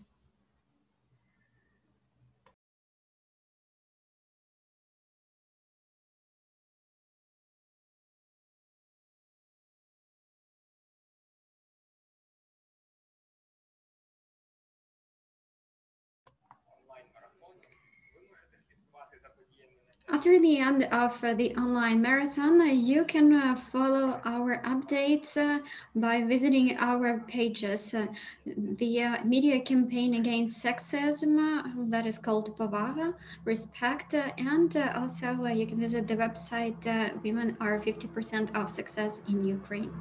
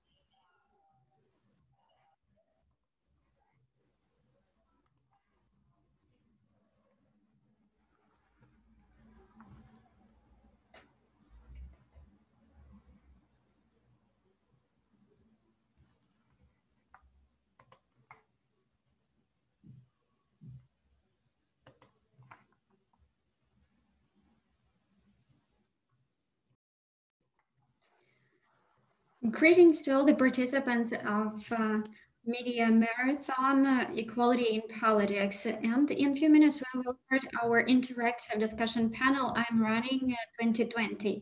At this panel, we will be able to talk to representatives of various regions, active citizens of their communities who have decided to be the representatives of the interests of their communities. Those are women who believe that politics is women's business. I would like to mention that this year local elections have become of greater importance and weight in the light of decentralization reform that has brought a lot of change to the local level. Of course, on the bright side, there are greater powers at the local level right now and more financial resources available.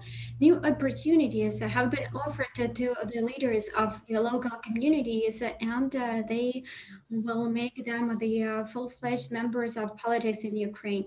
This year, the competition will be greater in the elections, and it means that women will have to work harder. National Democratic Institute has been conducting regular opinion polls, and according to that poll, 66% of Ukrainians believe that in politics, men and women should be represented both.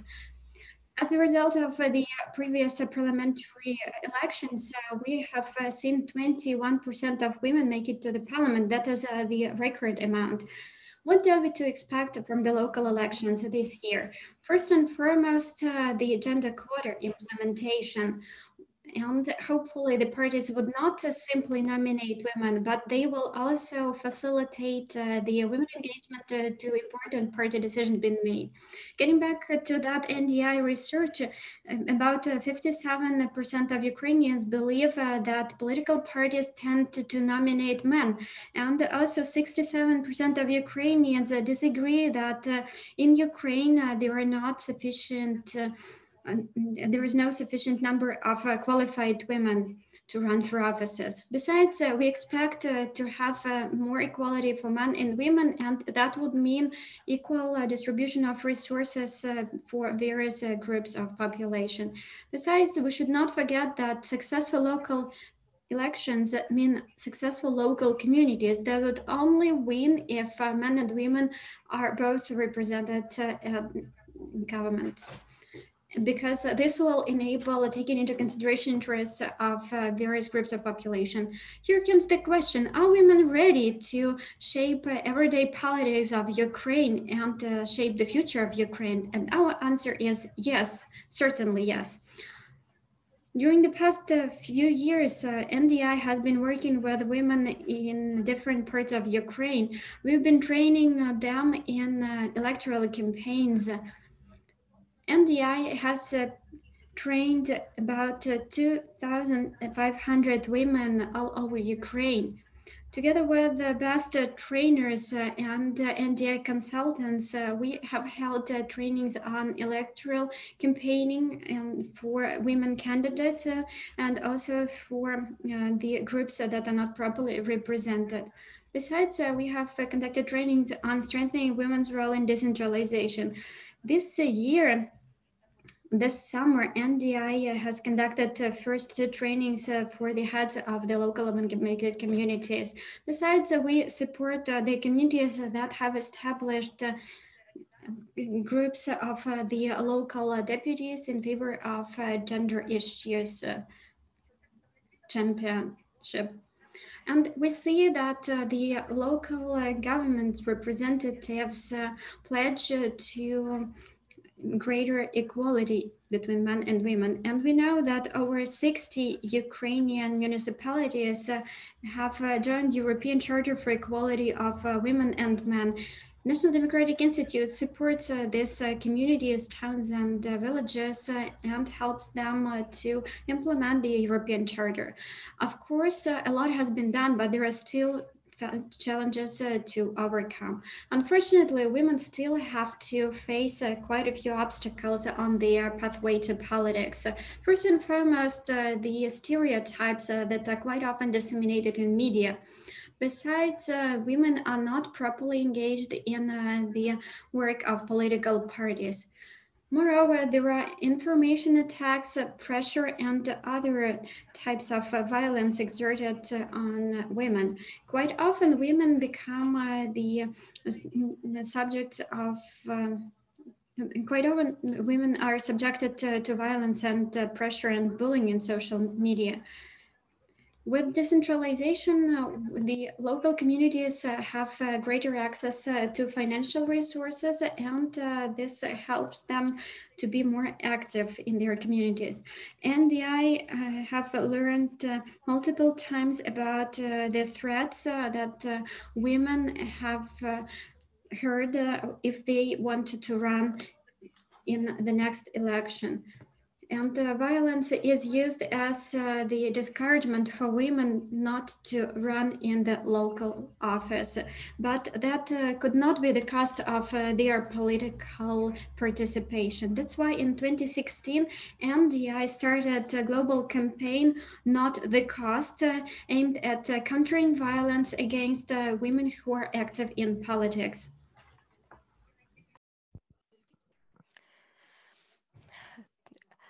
Um, when the campaign was launched in Ukraine, it turned out that the number of recorded cases is the highest among 60 countries where NDI works. To help women politicians, NDI developed a toolkit and the handbook Think 10, which provides recommendations for politically active women in 10 focus areas. We understand we need to teach women politicians to use tools to protect their rights and conduct an awareness campaign among defense attorneys, representatives of law enforcement agencies, so that such cases can be fought against in an effective way. Women's way into politics has to be safe. This month, this toolkit will become available on the NDI website. Today, we will also find out about the real obstacles faced by women in various parts of Ukraine, and we will talk about the ways they overcome them. But we also want to pay attention to values that we adhere to as NDI, and our primary value is women's solidarity. Madeleine Albright, the first state secretary of the US, who was a woman and the head of NDI board, points out success without democracy is unlikely. Democracy without women is impossible. On my own behalf, I will add that democracy without women who are not in solidarity to one another is truly impossible. By uniting, women can achieve more results. As a result of this discussion, I want us to ask ourselves, how can I support a woman candidate in my community? Perhaps it can be a timely share of a post on Facebook. It can be a recommendation to people you know, that you personally know a woman candidate, and you can ask them to support this woman at the elections. This will also help more women get elected to local offices and become full-fledged participants of decision making. In NDI, we also believe that the culture of solidarity is formed among all of us here and today, among all of us who are part of democratic change. We are going to speak about women's solidarity and other issues with our participants. So here is how it's going to work. We will have 4 rounds of questions, and each of speaker will answer those questions. Every participant will have 2 minutes to answer the questions. Now I'm happy to introduce our speakers, and I would like them to start participating in the discussion.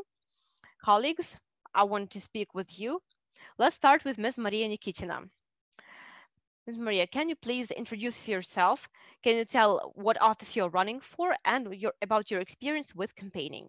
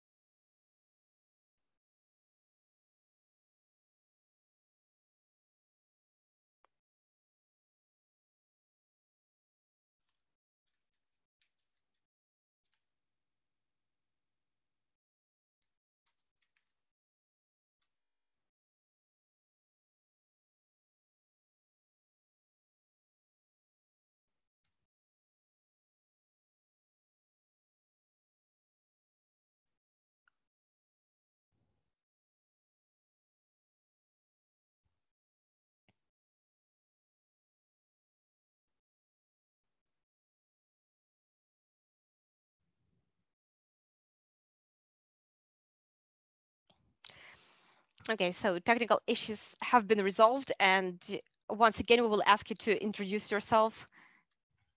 Hello, my name is Maria Nikitina.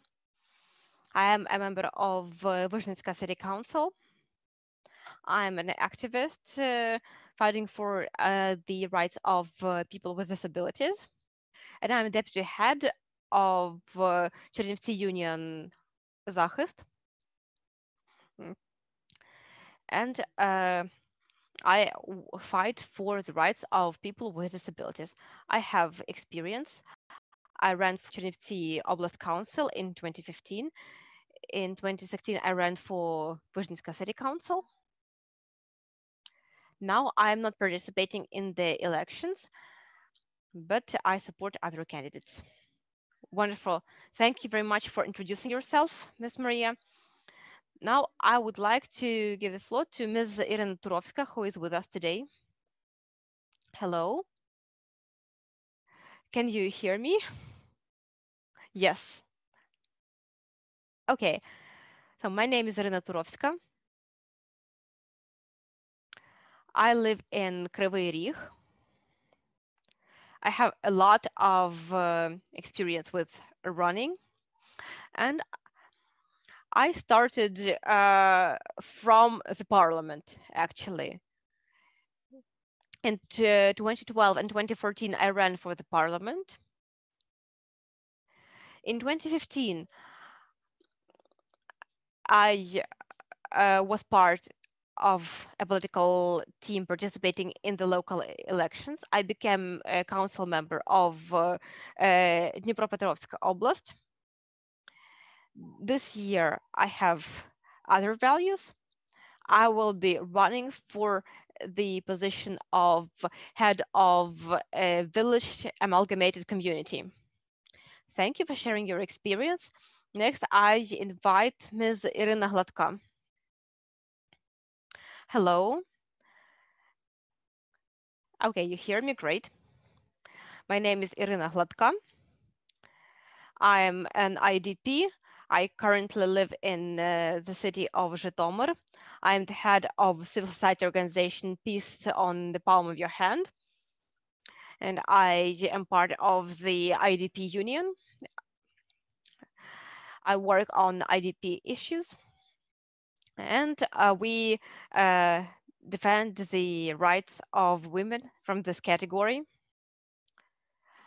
I'm running for the City Council of Zhytomyr. Thank you very much. We are moving on. And I invite Ms. Ruslana Radyuk to speak. Hello, everyone. I am happy to see you all at this event. I am happy to have been invited. My name is Ruslana Radyuk. I will be running for head of the village of Pribuzhanivsk amalgamated community of Mykolaiv Oblast, the south of Ukraine. I have no experience with running.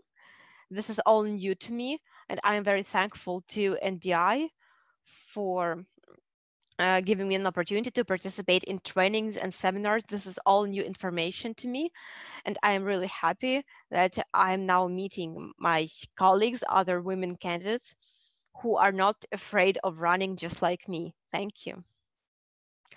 Wonderful. Happy to welcome you here. Thank you, Ms. Ruslana. Now I would like to welcome Ms. Inna Yashchuk. Hello, everyone. Thank you for the invitation. I am Inna Yashchuk. I have experience as a counselor since now I am a member of Khmelnytskyi Council.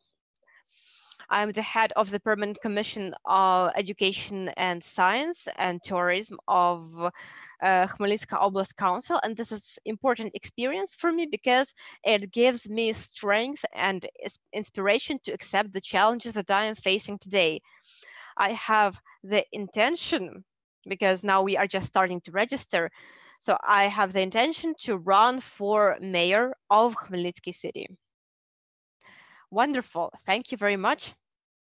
And now Ms. Olena Nizhelska.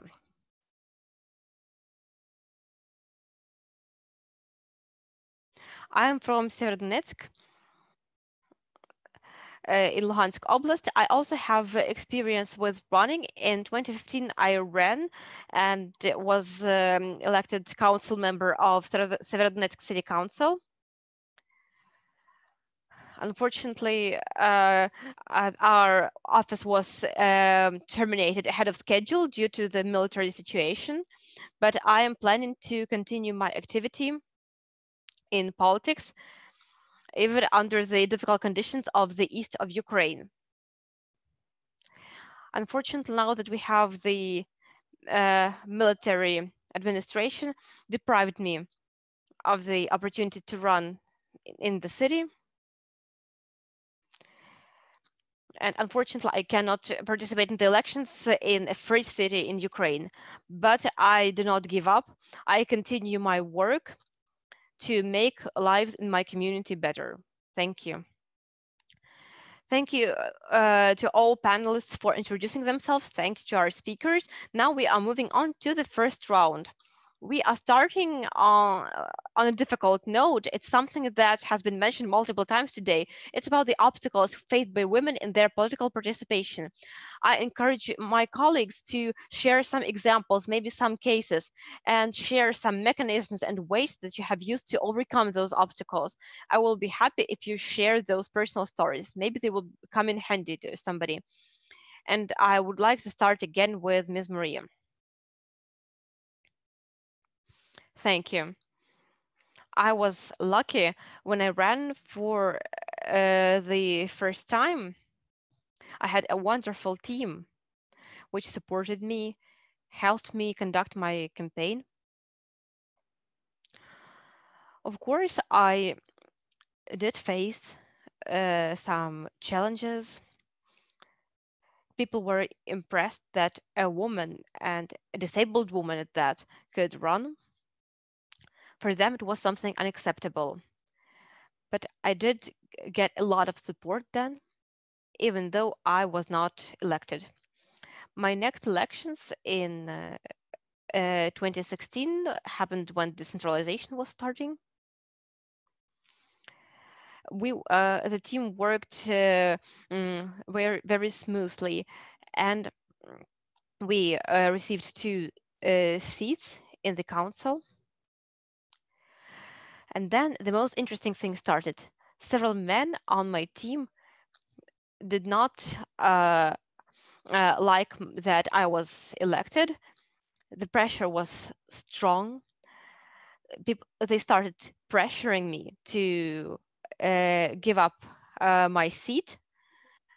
It was really unpleasant. It was really difficult. It was a challenge for me.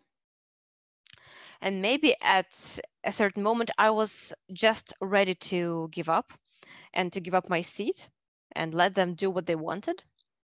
But I had support. I had support of my friend, of my colleagues. They gave me a helping hand, and they told me that I had to keep working. They gave me more confidence.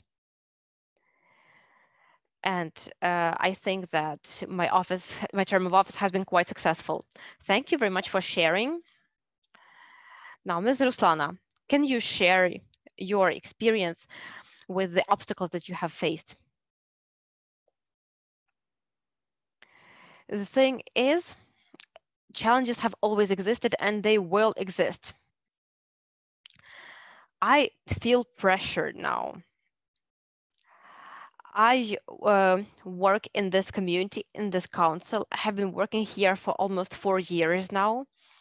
So for me, it's pressure. Certain people want to make me invisible, not just me, but also the work that I have done, that my department has done. There are a lot of things that we have done,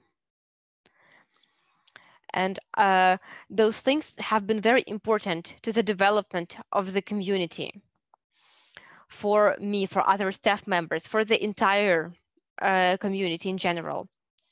Stereotypes have also been quite dangerous. People think that women are less focused, less efficient, and less active. They think so, but I want to say that's not true. And what helps me, that's support of my family, my friends. And if you have an effective team, and I work on creation of this team, on development of this team, we all strive for change, and this change needs to be effective.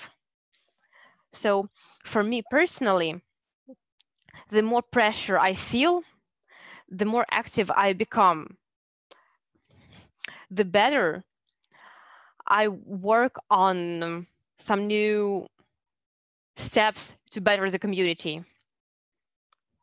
And I really believe that women can do anything. And I want to say that support of my colleagues and friends gives me understanding that I see problems of everyone.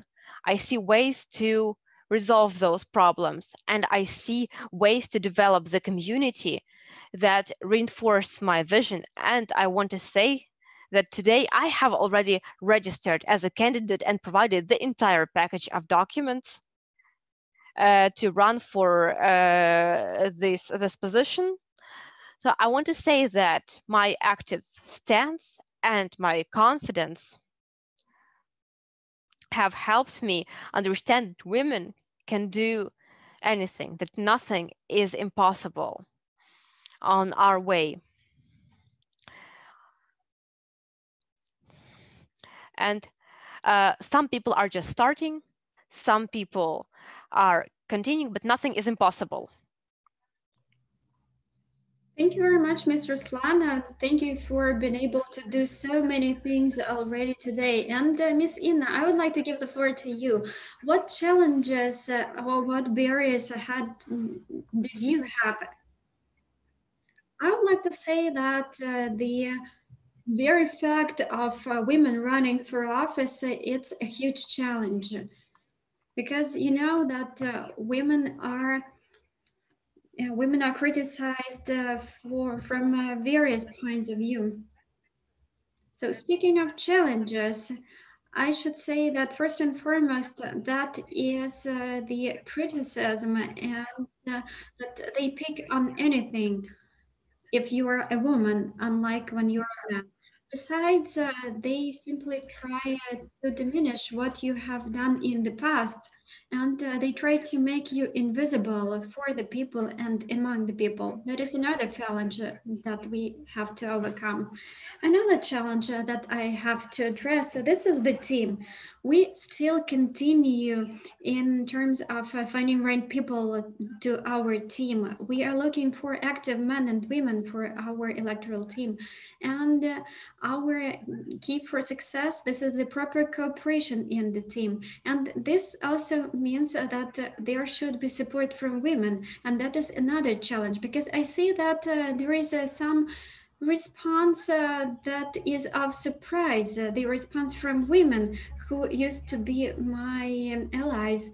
And you know, that is a challenge for me, because you know, at the moment a lot has been done in Ukrainian politics in order to facilitate women, and at any level, at party level, we are talking about the value of gender equality, and this is a unique opportunity for us to support each other by means of helping each other in a way, even if you are not running, by some other means. For instance, some women are still undecided whether they would run or not.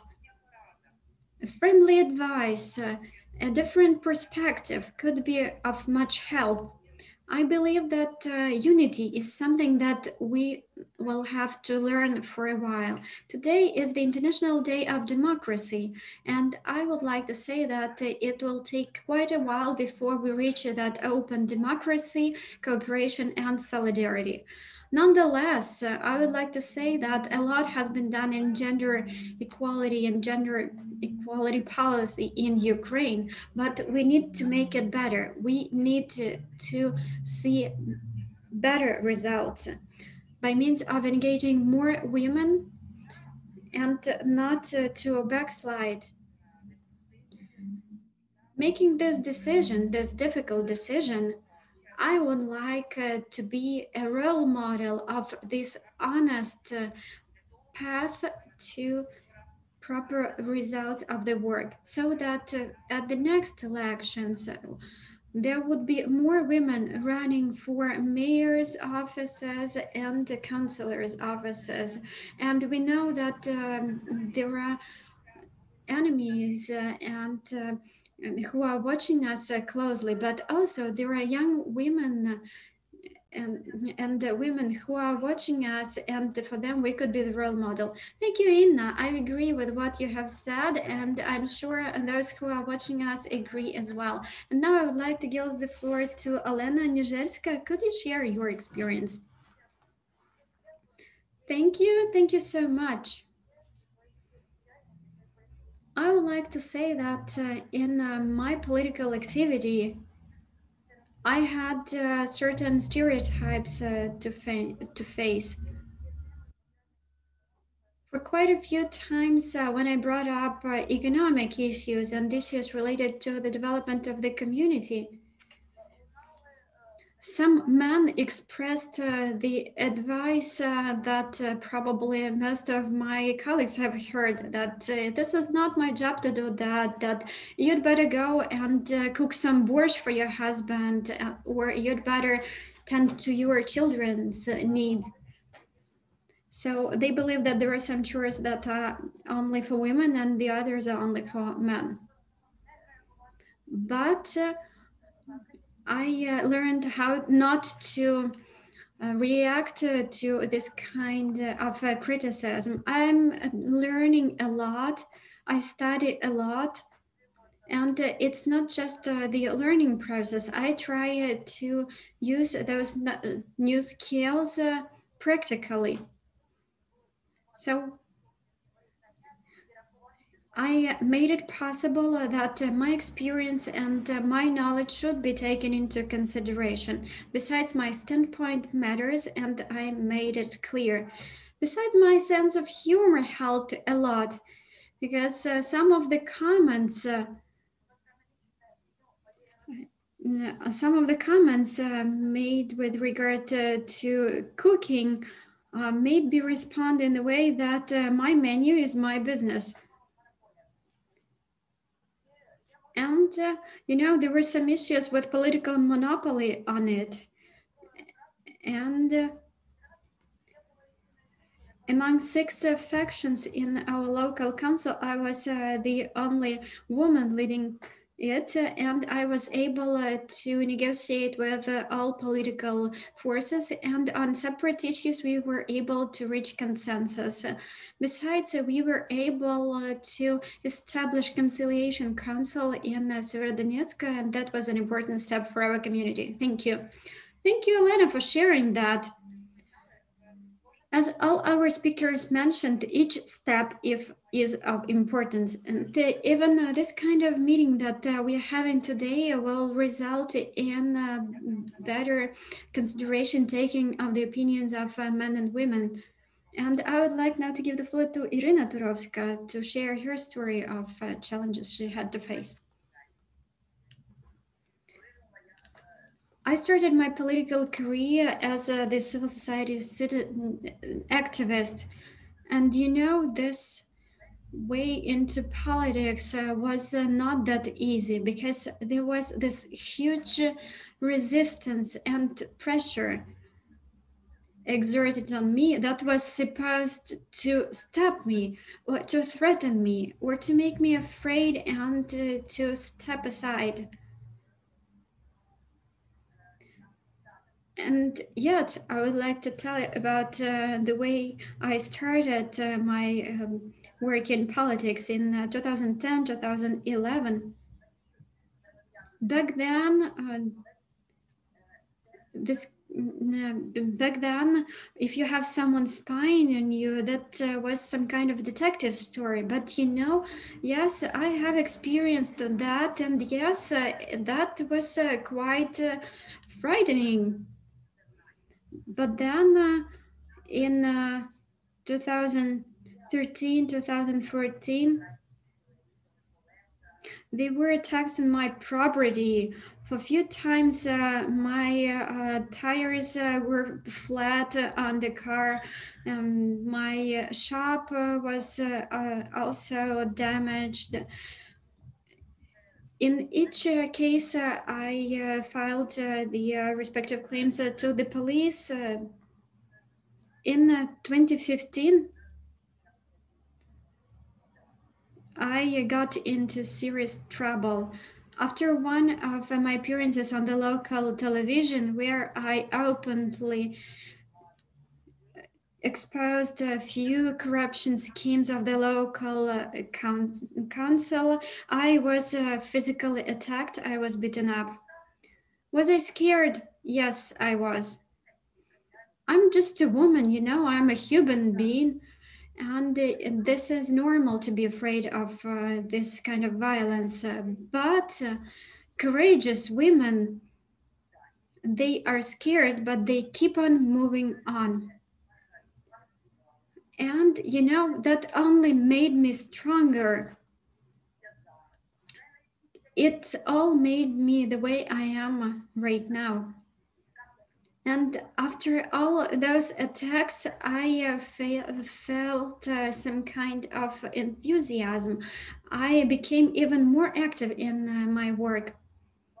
And you know, there were a few more episodes that shaped me as a politician who I am right now. This is the experience of making hard choices. When you understand that the political way would be difficult and it would not be well treated by your surroundings. Besides, you feel that you are being used in politics and this is not the way you've been told it would be like. I have this kind of experience and I believe that it only made me stronger and I'm proud of having that experience. Another challenge that I think I was able to address, this is the challenge of team building. As when you have people joining you, not for financial reasons, but for the calling of the heart, when you share values, when you share goals, and you know that you can work together.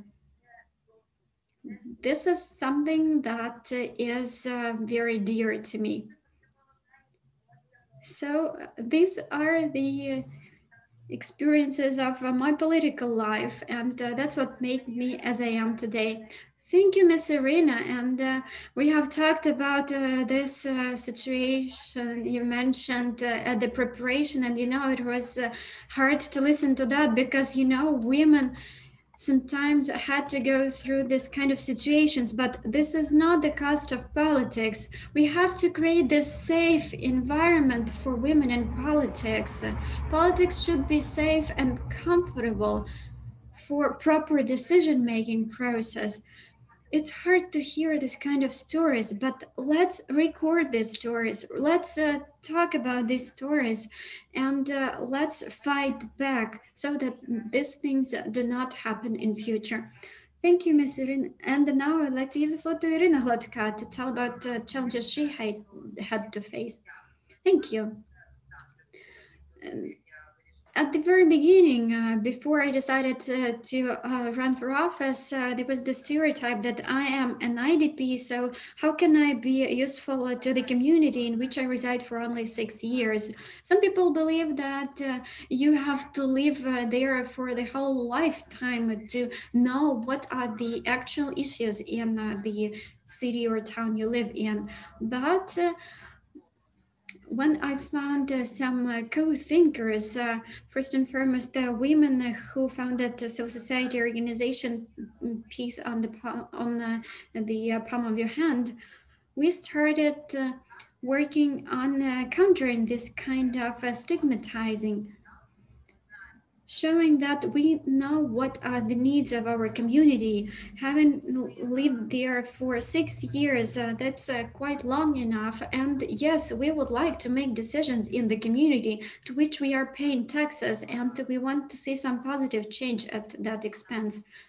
So one of the steps we took, that was the advocacy campaign for IDPs' rights that was supported by the Ministry of Reintegration and the program of subventions for the local budgets to buy affordable housing for IDPs. We were able to buy 6 apartments and 6 families with many children, and also families with single moms were provided with these flats, so they pay only for the utility bills. And I would like to say that there was another information campaign on the change of voters' address for IDPs. Since in our community we've been holding gatherings and we've been making announcements to the citizens so that the IDPs could change their voting address and to be able to vote at the local election. I believe that these kind of efforts would help them take part, because not everyone even knows that they are entitled to vote in the upcoming election. Thank you very much, dear colleagues, for sharing your experience. We have heard some difficult stories. We understand that this makes women stronger, perhaps. And we really believe that women become more successful, and overcoming challenges helps other women engage in politics too. Now I want to talk about how our communities are going to change with more women represented in policy making. Ms. Ruslana, let's start with you.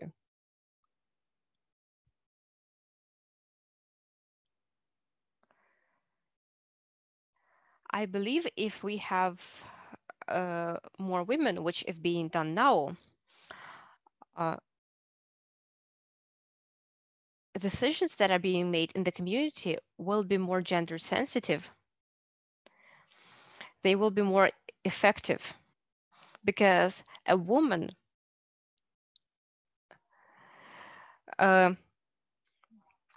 regardless of the political affiliation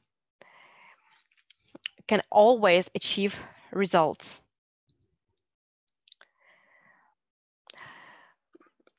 My team has been working for 4 years already.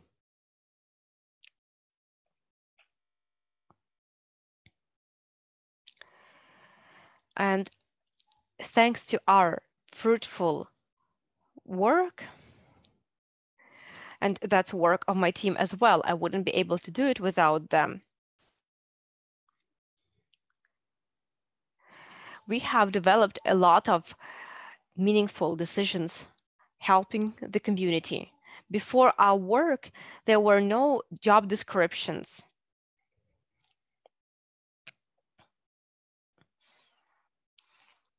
And in 4 years, we have been able to accomplish a lot. I think our community has become more effective, and politicians have become more responsible and more efficient. And this was all thanks to the work of our department.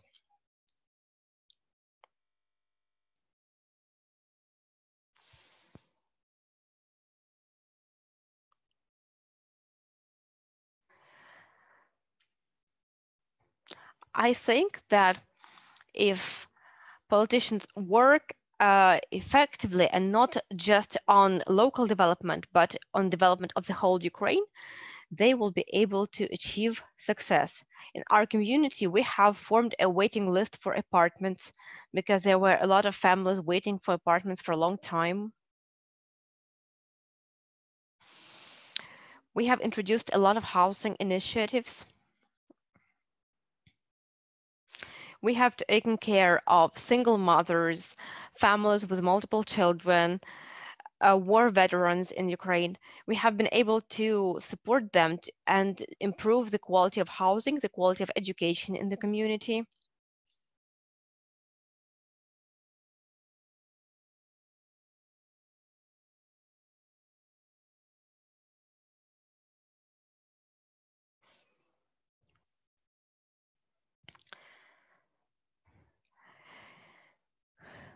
We have also worked with the Administrative Services Center to improve the provision of services to local community members.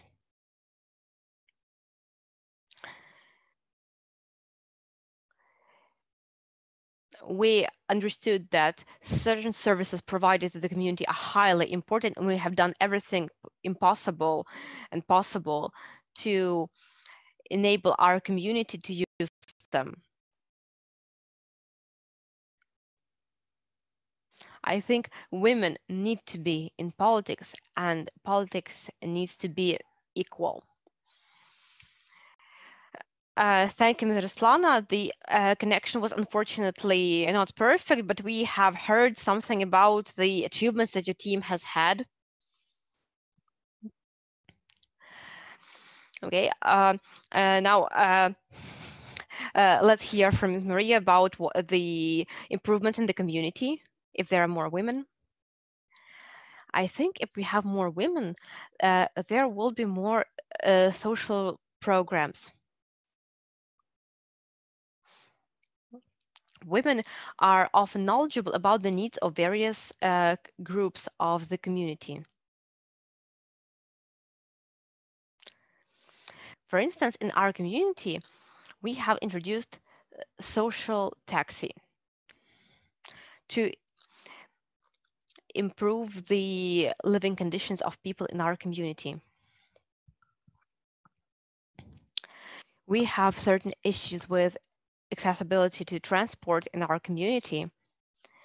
That's why creation of a social taxi was one of achievements that I managed to accomplish when I became a council member. But I want to point out that the most important thing is equal representation in the community. I think that if we have equal representation, we will be able to organize more initiatives and implement more useful politics. And to make sure this happens, we need to make a lot of effort so that both men and women are heard and can become mayors, heads of communities, and receive assistance with the implementation of their programs. Thank you. Thank you very much for sharing. I think everyone is thinking of this now. I would like to speak to Ms. Irina. What do you think? How can these communities become successful in the future? Change will happen inevitably if there are more women in politics. Women are patient, women are persistent, women are active. And this helps us get things done.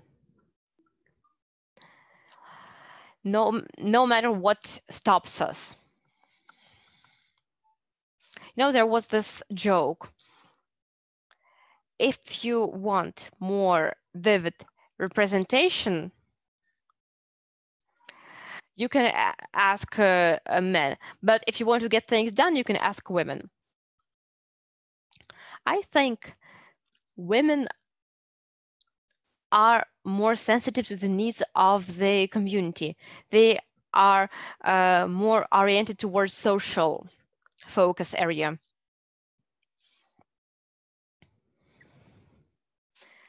You know, I had this experience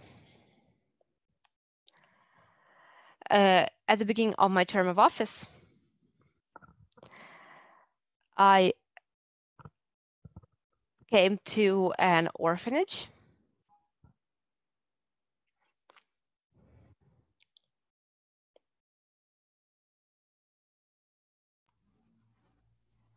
So we visited the TB dispensary, and after that visit, I could not leave that dispensary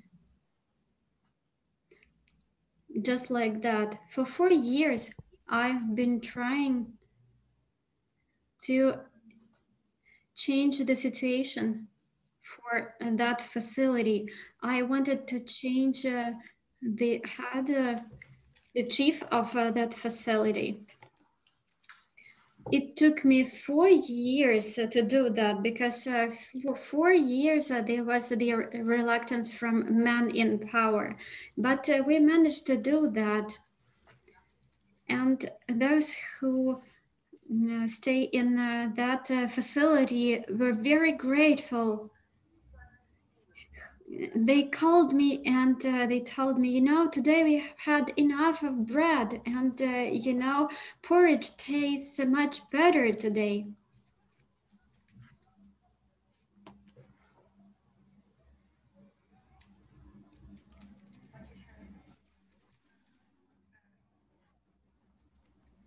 I see that we have an unreliable connection.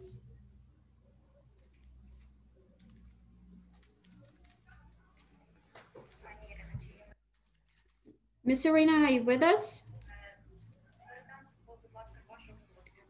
Then if you don't mind, while Irina is getting back to us, I would like to give the floor to Ina. What changes are we to expect in the communities when we will have more women in power? The equality in politics would be of far greater quality if we have equality in politics. And I fully agree with my colleagues, and I believe that political activities would become more transparent, as until now, most citizens believe that if you are in politics, you are there for money.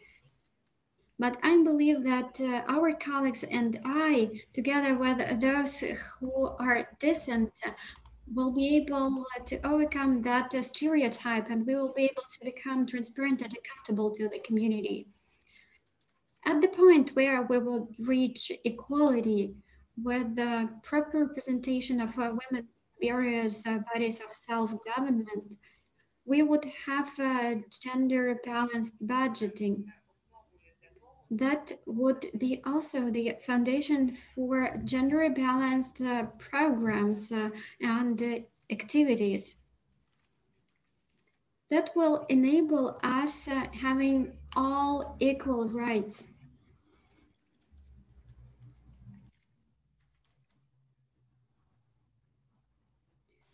For various people. And I think that this is the main idea behind it.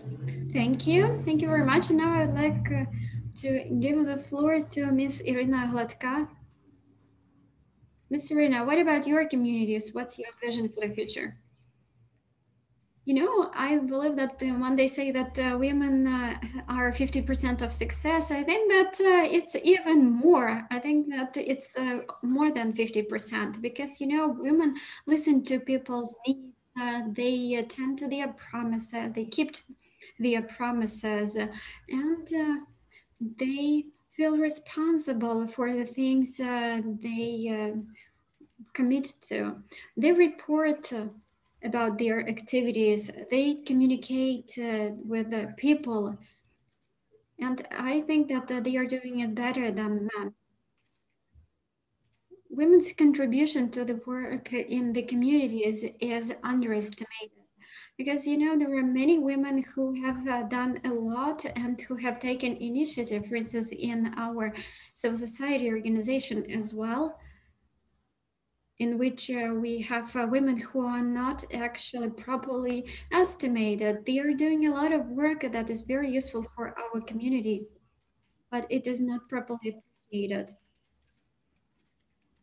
Getting back to the housing case for the IDPs that was done together with the local council.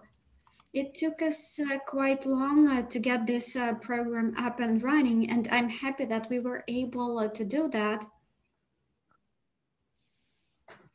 We've been working together with the local council, and I think that if we join our efforts even more, we would be able to attain even greater results. We will be able to provide more housing to IDPs, and we will be able to solve other issues for IDPs. So I think that yes, women should be greater involved in the life of the community.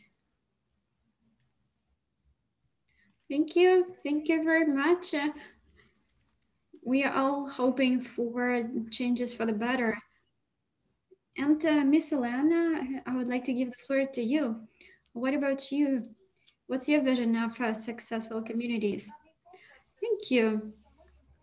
I believe that we women could offer various strategies of development that would be different from the ones that are offered today.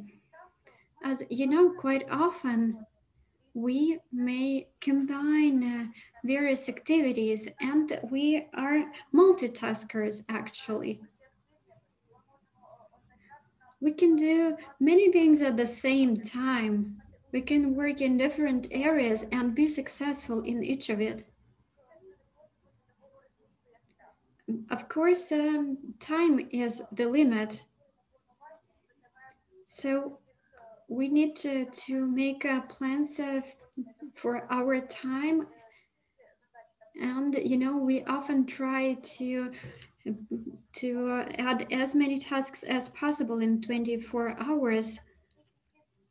And, you know, I believe that women are more oriented on sustainable result. We are not that much afraid to have to face the same challenges over and over again. We are resilient, we are perseverant. That is our strength. Thank you, Miss Elena. I see that communities are changing. We see that more women are aiming to run for office, and we know that there are some barriers that they have to overcome. But you know, we cannot help but mentioning that when women join forces, they are capable of attaining great results. So I would like to thank all of you. NDI is honored to be able to work with the candidates like you all over Ukraine. And we know that the changes are much needed and much expected in Ukraine. And we wish you all the best on your political pathway. So we now should say goodbye. I'm sorry, we are pressed for time. And, you know, equality is our key value that is shared by our candidates and by NDI. So I have the following question to you. How can women candidates support each other during electoral campaign? I would like to give the floor to Irina Turovska. How's your connection now? Thank you. I don't know why, but my internet was disconnected. First of all, I would like to apologize because probably my scary story might have been too frightening for women. You know, you can make yourself safer if you go public. So the more public you are as the figure in your society, the safer you'll be. That will scare off those who are trying to intimidate you. And the greater solidarity we have, and how can we help each other? It is in such a way. You can write to me, you can call me. I'd be happy to give you answers to your questions. I'd be happy to give my advice. Thank you. Thank you, Irina. So let's talk about solidarity. Inna? Miss Inna, please, what's your advice? You know, the participation in our online discussion platform, that is an example of solidarity, women's solidarity, men's solidarity, friends solidarity. So I believe that any forms of our friendship and union, starting from the words of support or likes in social media, ending with public speaking, that's important for women. So I urge on women not to be afraid of supporting other women. The sooner we got united, the better future we will have. Thank you for these words of inspiration. Miss Maria, getting back to you, from your experience, what would you like to say? The most important part is supporting one another. I think that success of women would be full-fledged only when women support each other. Judging by my observations, there is no proper communication between women candidates and women councillors. So I think that might be a good idea to launch the similar programs in different communities at the same time. That would be the inspiration, and that would be the sign that they are supported by their peers. Thank you so much. I think we should work on that, but a lot has been done already. Ms. Ruslana, what about you? I'm grateful to NDI for being a participant at Mayor's School training. I would like to say that, yes, we feel that we are the team that is united. We are one team and we are trying to attain our goals. So we talk to other participants in that program. We share our accomplishments, we share our ideas, and we have the group chat for that mayor's school. And I have asked for support in that group in terms of helping me with a sample of the billboard. And, you know, my colleagues helped me with that. And you know, my willingness to run for the village head office encouraged my daughter to join politics as well, and she has joined the team of the young candidate who is running for Voznesensk Amalgamated Territorial Community. Thank you. It means that there is solidarity through generations. Miss Elena, what about you? What's your experience of supporting women candidates? I would like to share my personal story. I think it's great that we have an opportunity to share our knowledge, but I think that it is important that we disseminate the skills and knowledge that we get in trainings. And you know how you all have heard about Rohizbenka and Stanitsa Luhanska that located on the contact line. In those towns, I work with women initiatives. I am well aware of the strategic planning process and I support them with that. So I try to help them and I try to encourage them in order to change their lives, even in that difficult circumstances they live in. Thank you. Well, yes, it is true. There are efficient mechanisms if women decide to join forces despite the circumstances. And now, Miss Irina.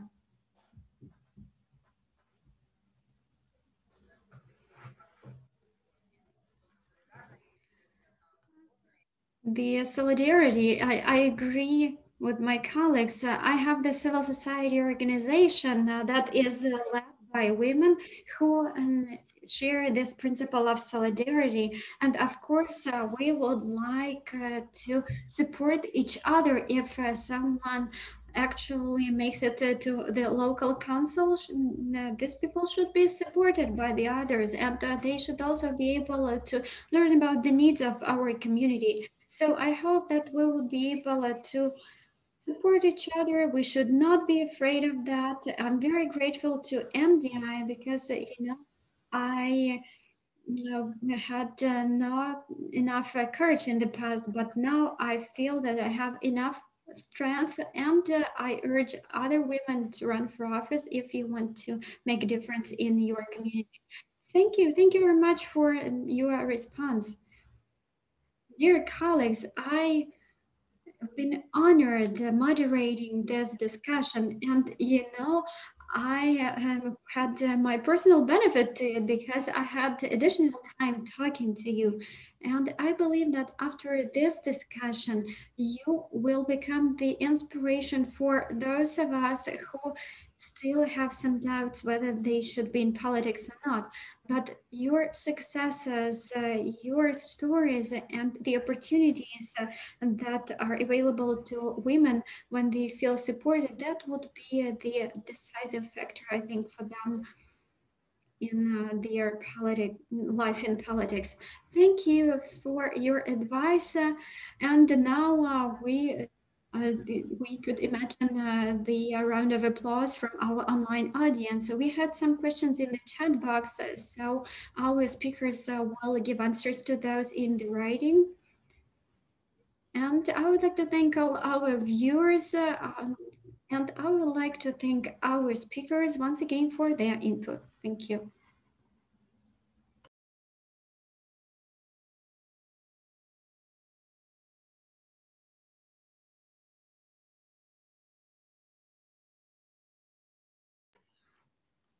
Dear participants of Media Online Marathon, now we close this panel, and I would like to thank all our speakers. And now we recess till 1:45.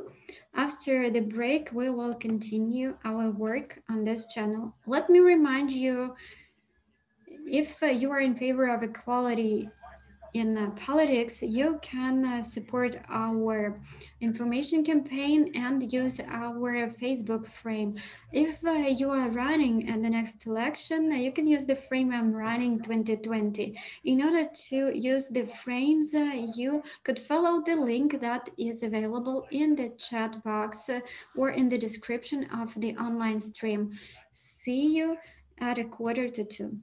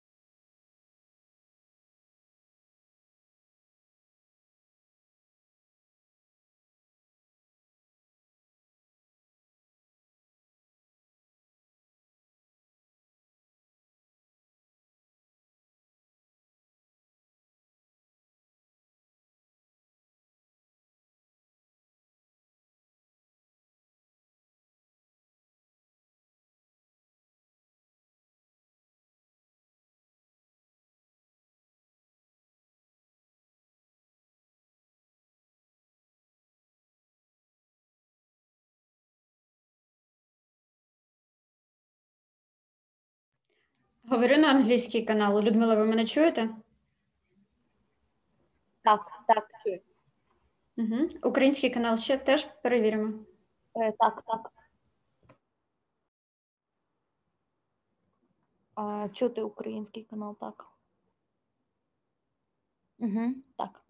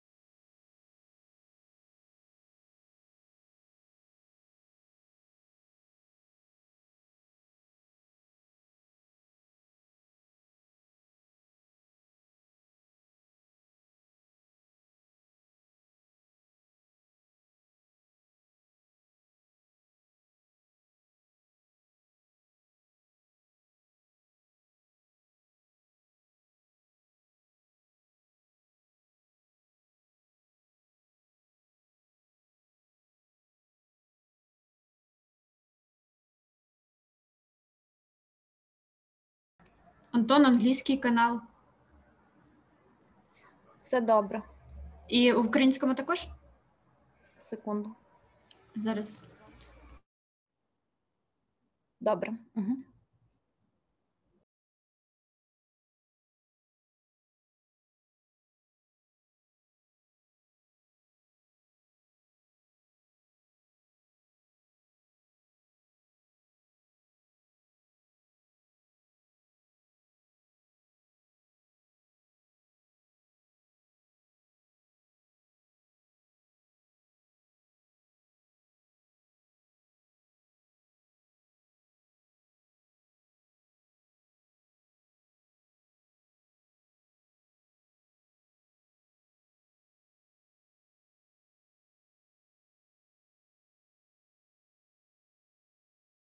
А про жіночу солідарність набагато менше. Про те, як жінки можуть об'єднуватися, мережуватися і підтримувати одна одну, допомагати, ділитися досвідом.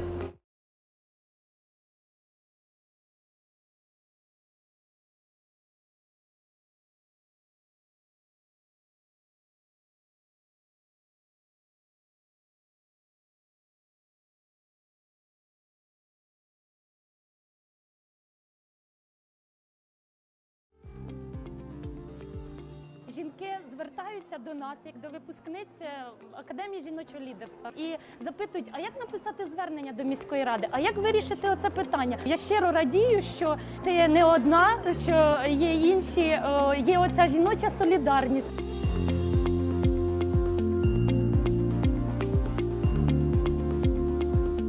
Women should support each other because power rarely gives up power on its own. And right now, power in the world is mostly controlled by men. So in order for women to try to become equal and to use their power, we're going to need to support other women and to help build each other up.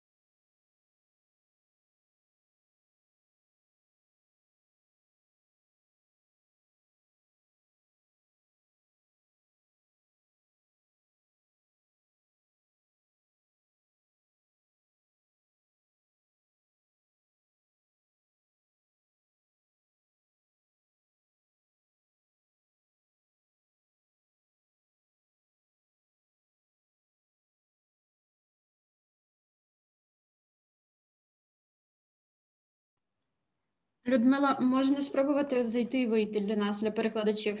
Заново нас призначити, коли ми вийдемо і зайдемо.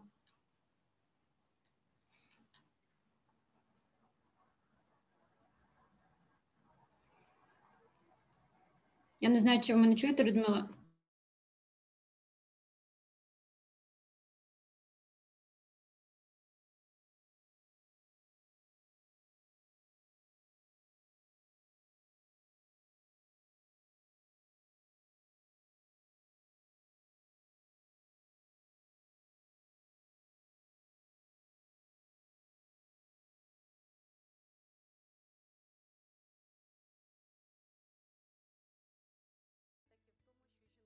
Реально мають набагато більше сьогодні впливу на прийняття рішень. Будьте активними, проявляйте активність в процесах. Не бійтесь балотуватися, пропонувати свої кандидатури.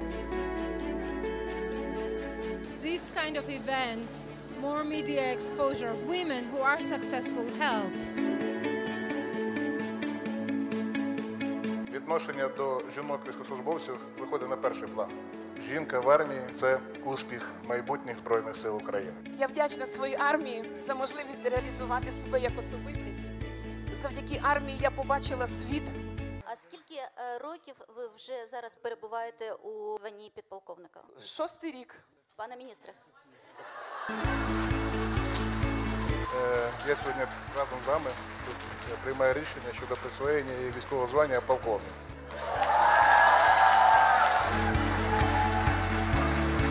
Під час конфлікту жінка, вона утверджує життя і вона зберігає це життя, тому що це її природні покликання. І нам з вами вже пора виходити з тіні. Чи є у нас план? У нас план є. У нас є стратегія гендерної освіти 2020. Відбувається децентралізація лідерства. Дозвольте мені спитати ось так, скільки людей в цій аудиторії вірять, що чоловіки та жінки мають мати рівні права? Підніміть руки. Пані та панове, ми всі феміністи.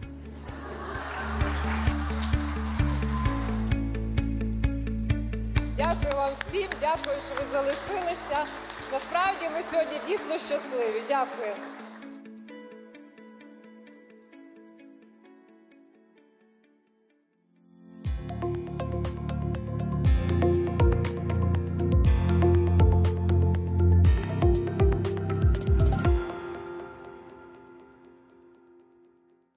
Я думаю, що жінки в Україні, в особі таких, як я, таких моїх колежанок, які працюють, і головами об'єднаних територіальних громад, і головами селищних рад, і депутатками Верховної Ради, депутатками місцевих рад, вони побачили, що ми такі самі, як і вони.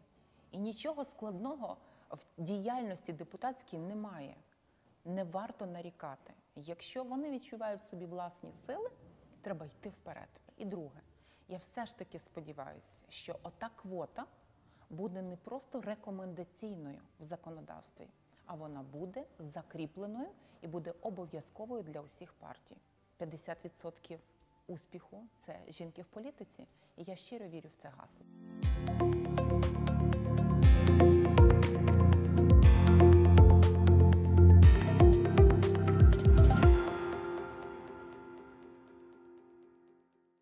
В наступні вибори вже буде квота для жінок 30%, але не тільки надання квоти зможе надати жінці можливість зайти в політику, тому що сама жінка для себе повинна прийняти таке рішення і бути готовою до цього, і все зробити для того, щоб отой стереотип, який сьогодні є, домашнє господарство, не вистачає часу, можливо, не вистачає впевненості, його треба просто зламати в собі, кожній жінці. З власного досвіду скажу, я ніколи не звертала уваги на стереотип і ніколи не чекала, що доля мені подарує якісь пільги.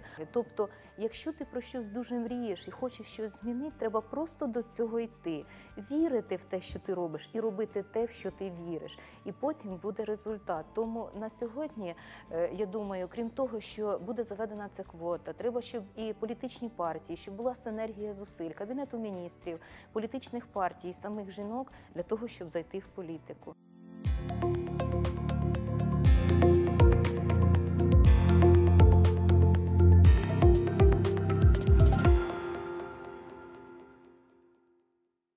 По-перше, жінки повинні для себе зрозуміти, що політика – це також жіноча справа.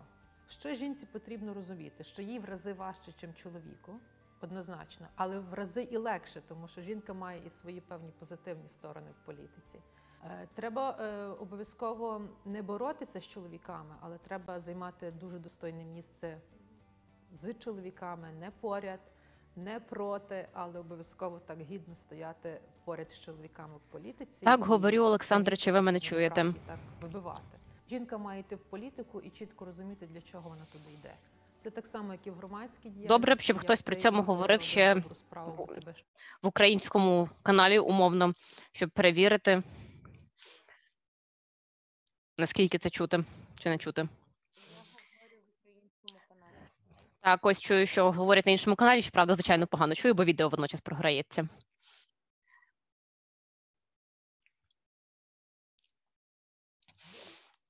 Який у нас звук? Обидва. Окей.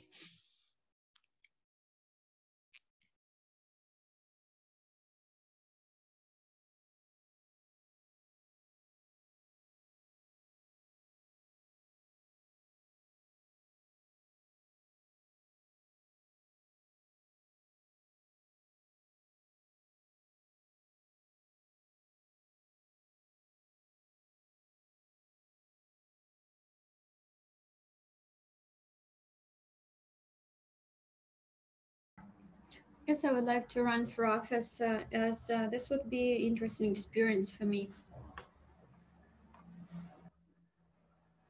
So I've decided to run for office. What was the most difficult part of your election campaign and what helped you overcome that problem? The most difficult part was communication with people. As you know, there was the TV advertisement. People know you, they know where you live, and they know what you've done. So with this, you also are treated as a woman, and all those stereotypes are quite difficult to overcome even for yourself.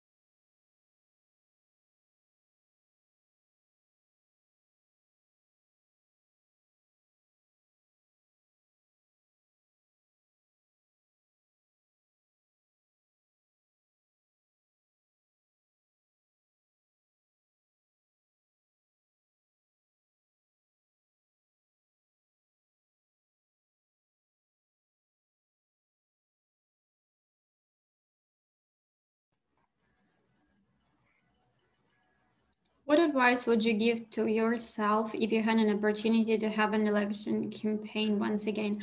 I would advise myself being more confident. It doesn't matter what kind of election system we have in Ukraine, we should keep on fighting and never give up.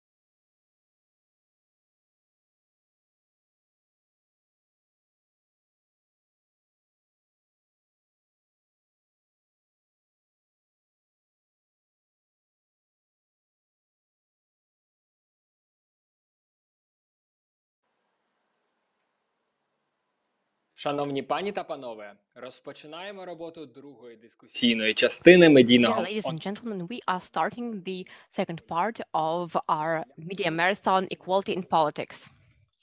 To discuss the peculiarities of the Electoral Code of Ukraine 2020, we are inviting Ms. Olha Ivasovska, the chair of the board and coordinator of political programs of Civil Society Network Opora, and Ivana Fedenchuk, the trainer and consultant of NDI in Ukraine. Hello, welcome. Thank you for this wonderful opportunity to look for answers to questions about the peculiarities of the Electoral Code.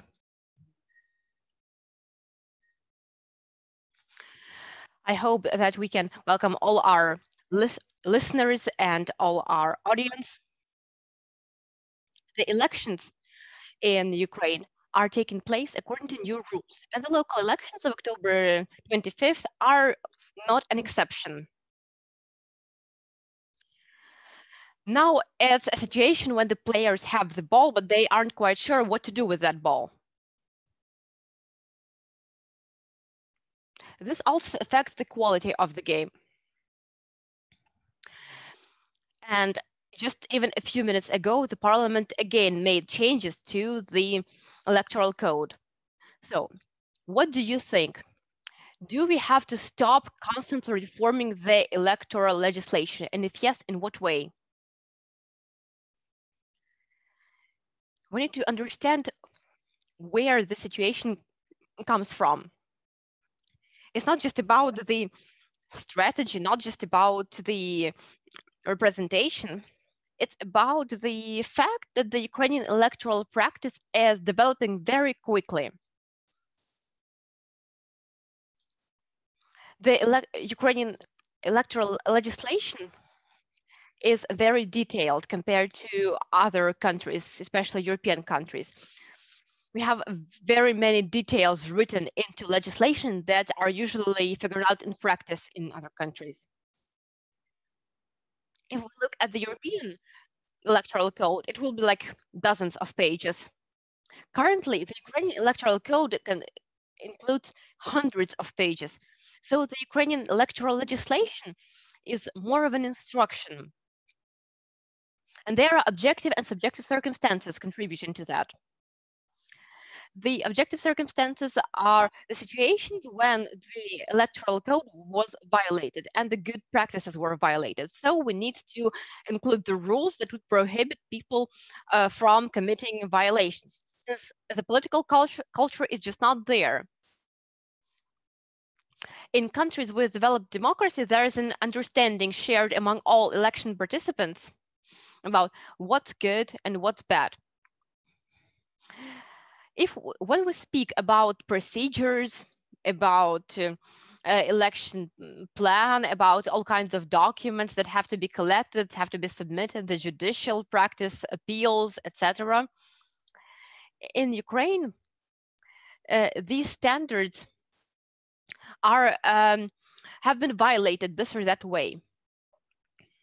Another issue is the strategy, namely the strategy inscribed in the electoral system. If we look at international standards and the Venice Commission practice, for example, the OECD too works on legal clarity. The legal systems, the territorial organization, the system of organization of electoral commissions, they are all defined 1 year prior to the elections. In Ukraine, the situation is different. Today's decision of the parliament facilitates participation in the electoral process. The number of appeals from citizens of Ukraine to the ministry has increased by 300%.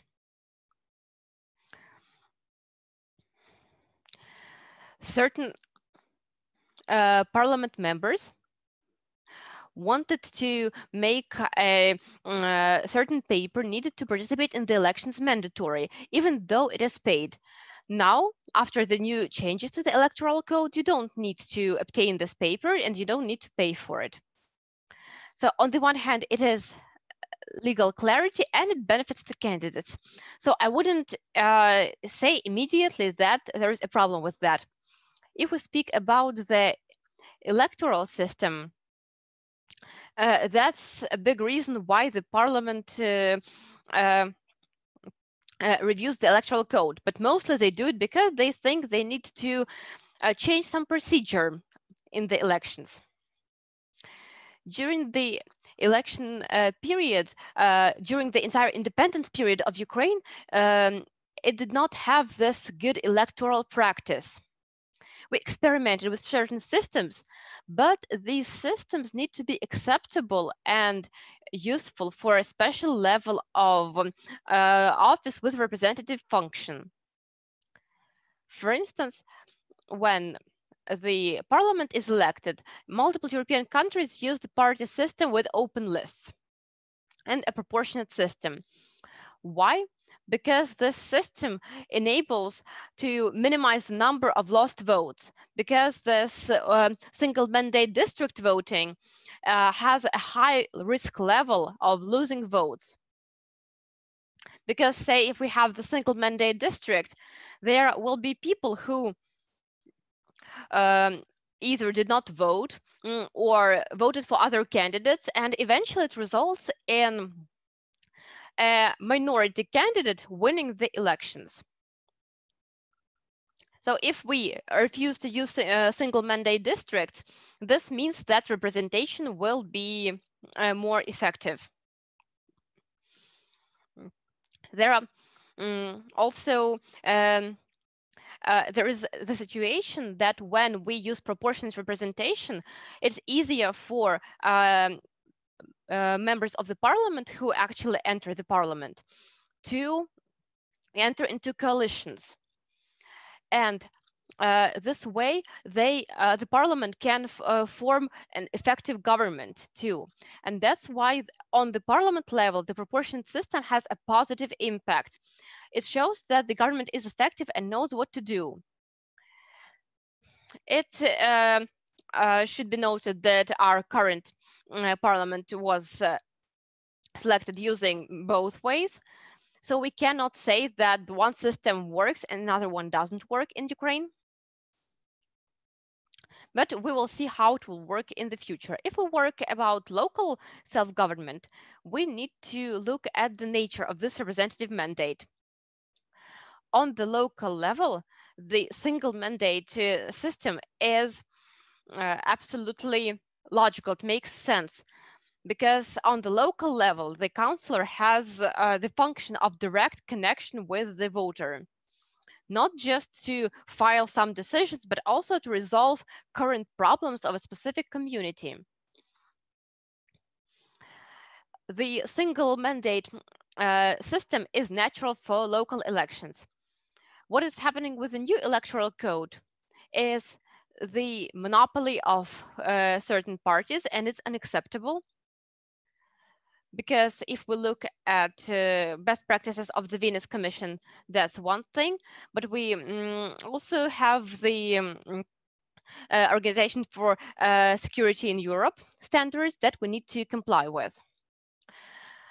What causes this legal lack of clarity?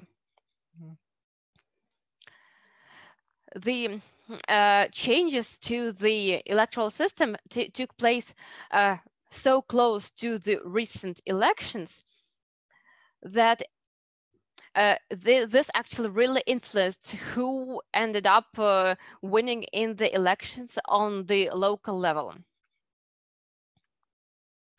If we speak about rayon councils, city councils, our biggest village is 34,000 voters, and now we have party systems in villages too, which is not very good. Summing up the answer to your question, when we speak about reforms, we need to remember that changing the legislation is good. Changes need to reflect what's happening in practice. If there is a problem, it needs to be eliminated. it's not just about having one single law that is effective for all situations, but the electoral systems have to be amended in advance so that the society can learn about it, and so that we can learn about the real nature of the representative agency, whether this system works or doesn't work. Thank you very much. I truly hope that this transition period is almost over, and that we will have this complete electoral system, and we will only work on tweaking and improving it a little bit. You mentioned the lists that have been awaited by the public as a sort of magic wand that would resolve all our problems. We will see how they will work in practice on the last Sunday of October. What are your expectations? Can these open lists truly be considered like a magic wand? Well, it really depends on the voters. The nature of open lists means that the voter defines who will be prioritized for a representative mandate, instead of the list of candidates being defined by the political party itself.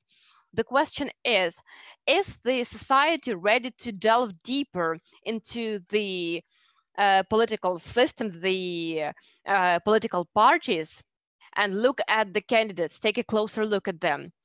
Because the citizens are more or less knowledgeable about parties ideologically.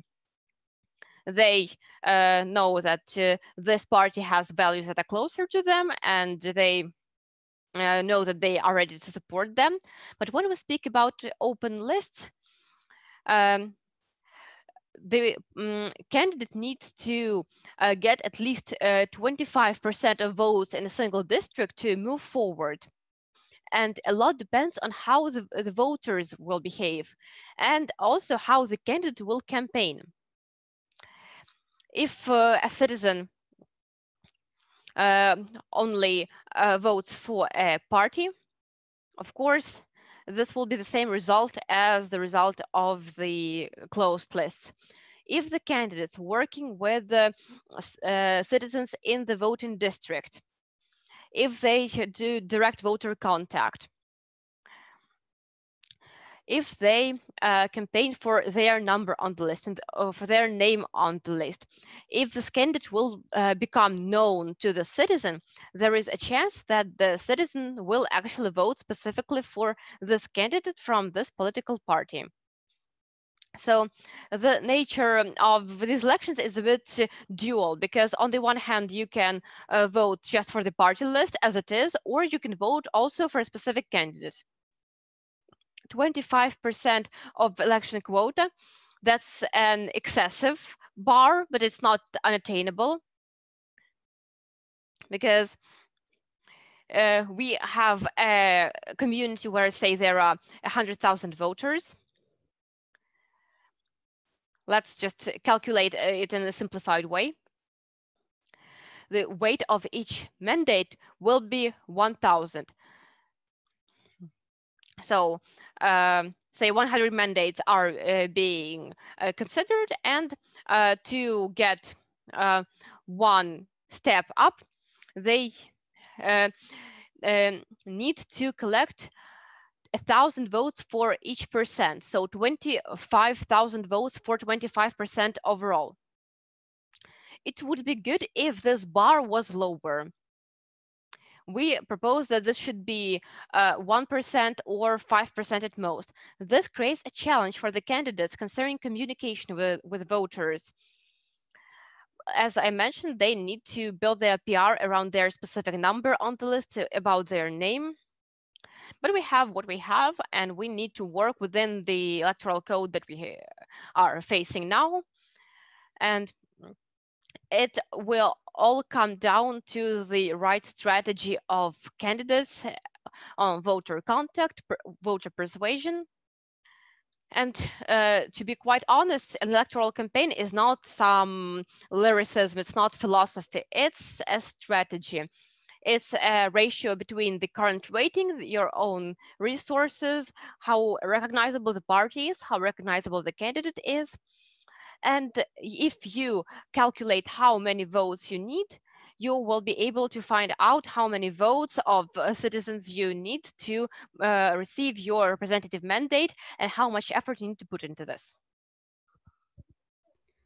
Thank you. And now, practical question. What strategy should candidates choose, considering that they are running from the parties and this is the multiple mandate district? The leadership of the party might say no, and you should be canvassing only for the political party, not for you as the individual candidate. Well, you know, the party that has a certain restrictions for the candidates in terms of their communication with the voters would probably be rather stringent in terms of management of the party after the election. So I would recommend the candidates not to deal very closely with these parties. And I would like to say that if you are starting your political career with a political party that does not allow you as the citizen, as a leader in your community, to be elected under the passive electoral right, and if they want you to write your campaign in such a mode from the very beginning, I do not eye to eye with that party when you make it to the local government. So I would recommend you to stay away from this kind of parties.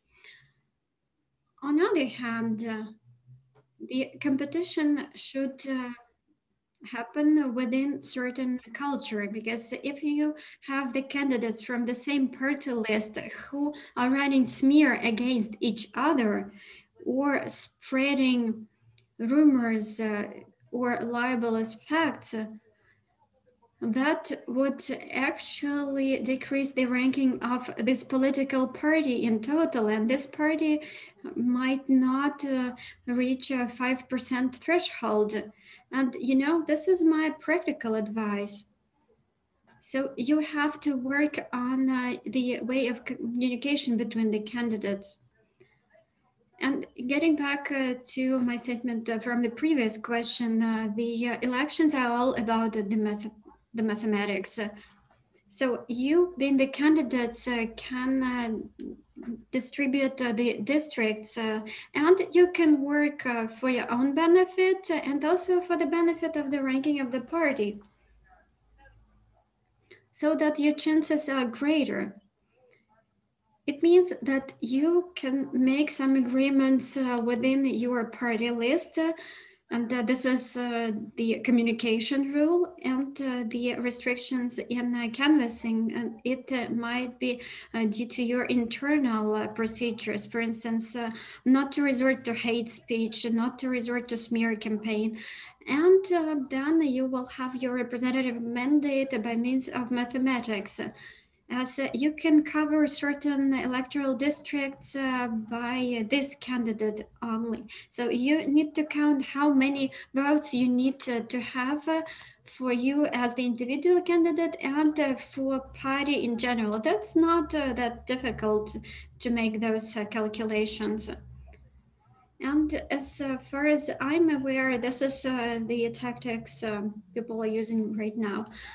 Another thing to mention is that the candidates could not be loyal to unfair competition. For instance, there is the procedure of the change of voters' address. The deadlines have elapsed to that. And the voters' address could have been changed by the 10th of September. So what we see right now is that the candidates from some political parties have started supporting the voters in terms of the change of the candidate's voters' address for the local address, not the territorial address. So it means that they want to have some preferential treatment in that district. But I should say that this is not the best way to proceed.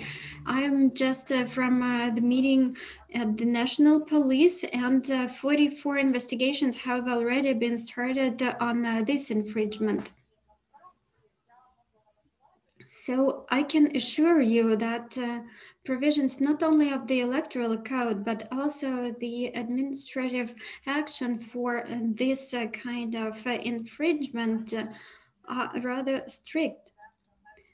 So you should not be loyal to this kind of behavior, even if you're a fellow from the party. You need to communicate it to the community that this kind of manipulations are unacceptable. Thank you, Ota.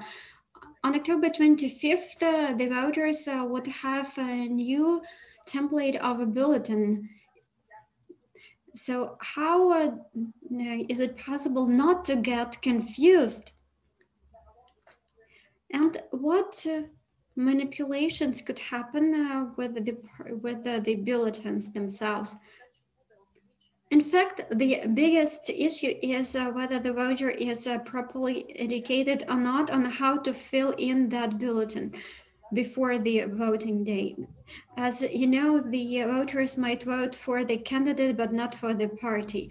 And this would be the violation. If they do not take the party, this bulletin would not be counted.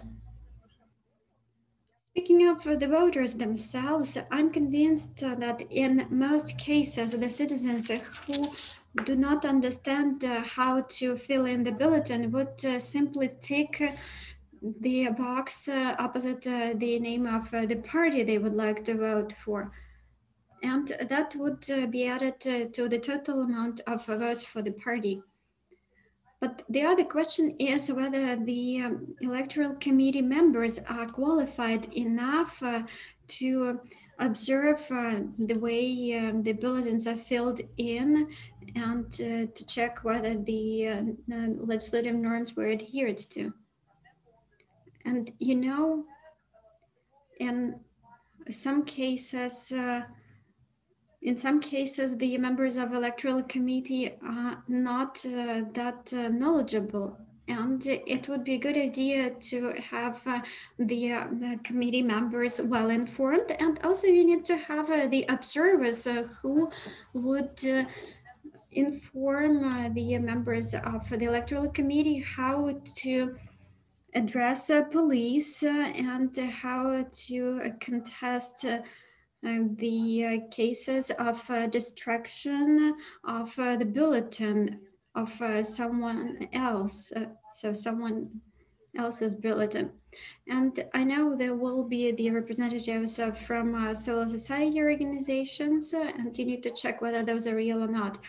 And of course, the bulletin is divided in two parts. You will have the name of the party, and number one in the political party list. This is the person who is not running in any local electoral district, but this person will get the mandate as the priority, and the list of the party. And with that, you need to educate voters, and you need to explain that it's not just the name of the party. You will also have the box for writing in the number of the candidates. You will have the names of the specific candidates from the party. And the party will decide on the amount of those candidates, but according to the law, it's from 5 to 12.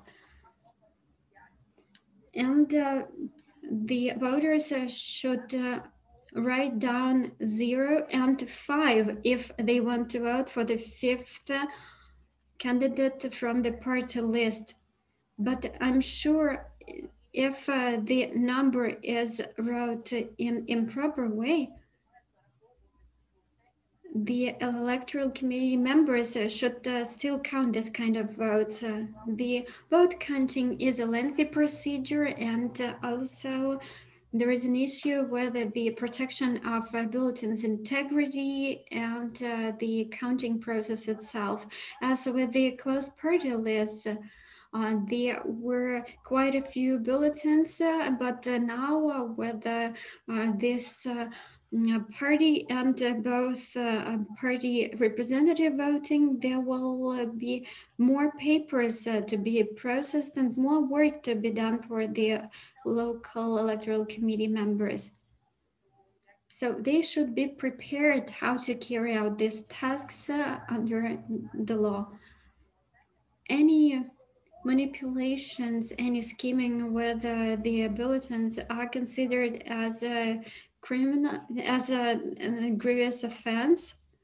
And you know, when there is this kind of liability, they would know that they might be the ones who would hit the headlines and they would become known for the rest of the country. You brought up a very important question that the elections are not just about the candidates and about the voters. It's also about people who are running this process, and the number of people who are behind the process is huge.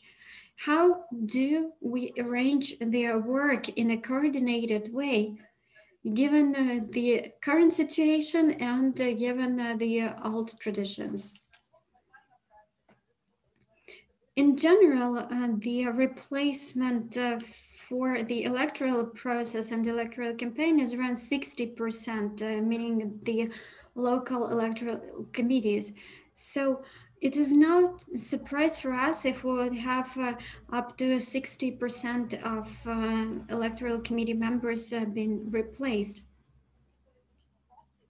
So all the political parties and candidates should have some reserve, as it might be needed on the very eve of the elections, on Friday, on Saturday, with the most active work done by the electoral committee, passing on the electoral documents. So you should have some people to step in. And there might be some objective reasons that the Commission would not be able to count the votes if you do not do that. And this pertains to the precinct electoral committees and district electoral committees as well.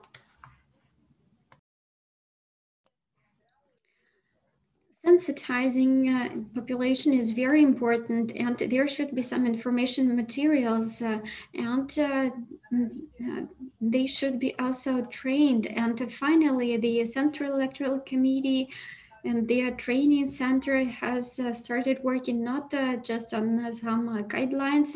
They are using now international recommendations and they are now working on this kind of training. They have prepared the handbook for the members of local electoral committees that could be of use for those who sit in the district electoral committees and precinct electoral committees, and they are supported also by IFES and other international organizations. OPORA is helping with the information materials for the police. So I would encourage you to go to police in case if something needs to be contested. If you see the cases of inaction, and you should stand for your interest and you should protect your right as the voter, even your passive right as the voter. But do not be passive from the point of view of your behavior. And you know, you should have a lawyer in your election, in your campaign team, and you should not be penny pinching on it, since for some experts it's difficult to track the recent changes in the legislation. That's why you need a proper lawyer. Besides, there will be some time spent on informing and updating the members of the electoral committees. For instance, the Central Electoral Committee explained yesterday the threshold cost of the merchandise for the parties and candidates to be disseminated, as if we take the law, everything that is more expensive than 1 hryvnia, 2 kopecks, even if it's the merchandise like pen, paper, or cap, could not be disseminated among voters, because that would be vote rigging. And we can look into the criminal code to find out what these people would have to face if they distribute this kind of party merchandise. And it might be even from 2 to 6 years of imprisonment. In terms of legislation and in terms of the criminal code, half the tax deduction is like 6% of the pre-tax minimum, but those minimums are calculated in different ways. So that results in the amount of 63 hryvnias. Basically, the electoral code just copied this standard from the criminal code, and it's interesting because we don't calculate based on the damage caused. Basically, these amounts don't really make sense in this context. It's important to have training and to have electoral code in groups where you prepare for elections, and also you can ask for explanations and address the Central Electoral Commission, which has to deal with that every single day. As for the pandemic and the quarantine restrictions, that's also something that I still need to study, because now the voting process also needs to be organized in accordance with this regulation that has been introduced. We need to figure out how many people can approach the table where they receive ballots. We need to see that the voters have to have their own pens, they have to be wearing masks, they have to be their temperature has to be taken at the entrance. So that's something that needs to be studied, because otherwise there can be quite a big fine for failure to comply with the standards. Thank you very much for speaking about these important things. I would like to recommend the subjects of the electoral process to stop constantly replacing the members of the electoral commissions, because that's not going to be effective. You already spoke about calculating votes and establishing victories. How do members of electoral commissions survive? How do they file the documentation and without engaging in making changes and edits later? First, you need to be resilient. You need to take into account that this is important, and you need to understand that now the process will be organized in a different way than before. I know that experts of international organizations will be working on tools to verify the results. It's not about the data filed by party candidates. It's about things like logical errors. If you can download the apps, I know that there were apps developed previously and approved by the Central Electoral Commission. I know that our organization also has this opportunity. You can try to use certain IT tools which will help you verify the report that you file and whether it is correct, because the report itself will be quite big. A report for the Territorial Electoral Commission on the voting results and voting outcomes, say Chernivtsi Oblast Council, will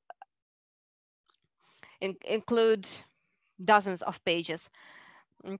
So this report needs to be filed as correctly as possible on the first try. You have to prepare in time, but remember that forgery of signatures is illegal. So you cannot prepare signatures in advance. You cannot sign the document before filling it out, because that is a crime.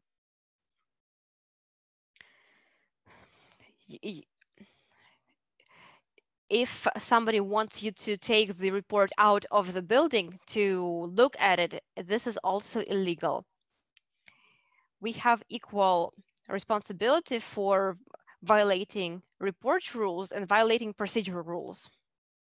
So I would recommend you to be resilient, but resilience can also be about crisis management, about knowing what you do. You need to do everything as it should be done, according to the rules, according to the guidelines, and it's much better than having to edit things or even having to face liability later. Evidently, you need to practice. I would recommend organizing trainings for electoral commission members, not just with theory, but also with practice.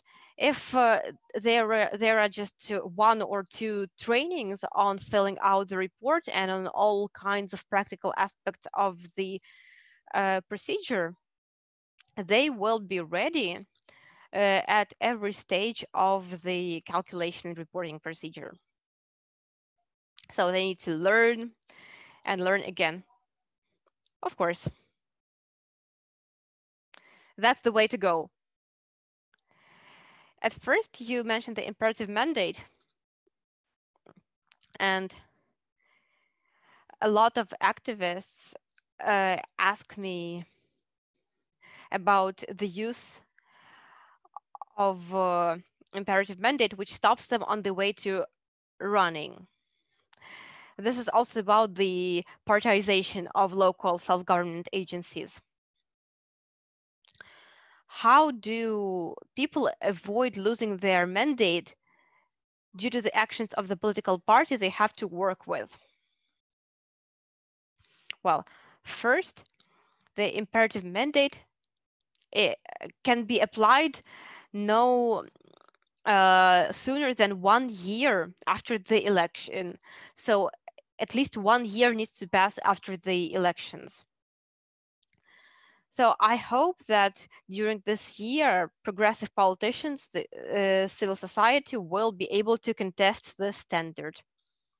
I think we need to prepare an appeal to the Constitutional Court, because the imperative mandate in the form in which it exists now is not legitimate. In my opinion, it's not a legal tool.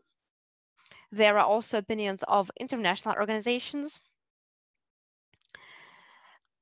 and they are negative. So this is not a form of quality control. This is double standard, basically. An imperative mandate creates party control over an individual. If this individual violates the law, this person will not be liable. They will just, in theory, be removed through the imperative mandate.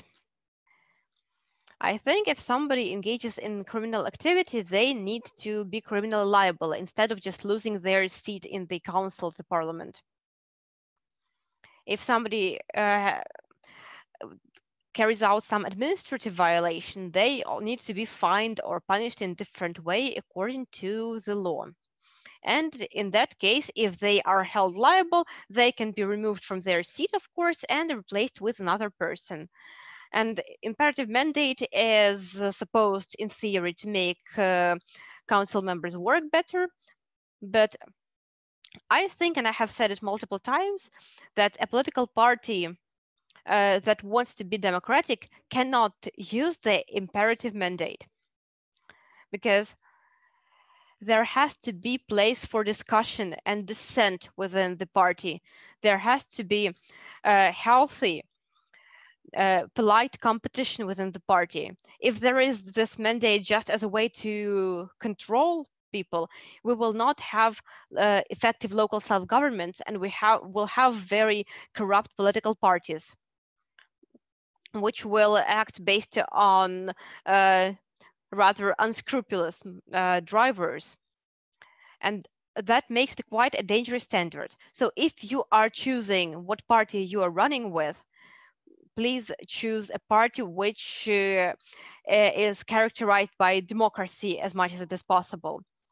If you are running with a party and this party demonstrates that it is not democratic or is corrupt, I don't know how I would act in the situation. I thought of the situation multiple times, and I think the value of a mandate is not quite as high as the value of your dignity.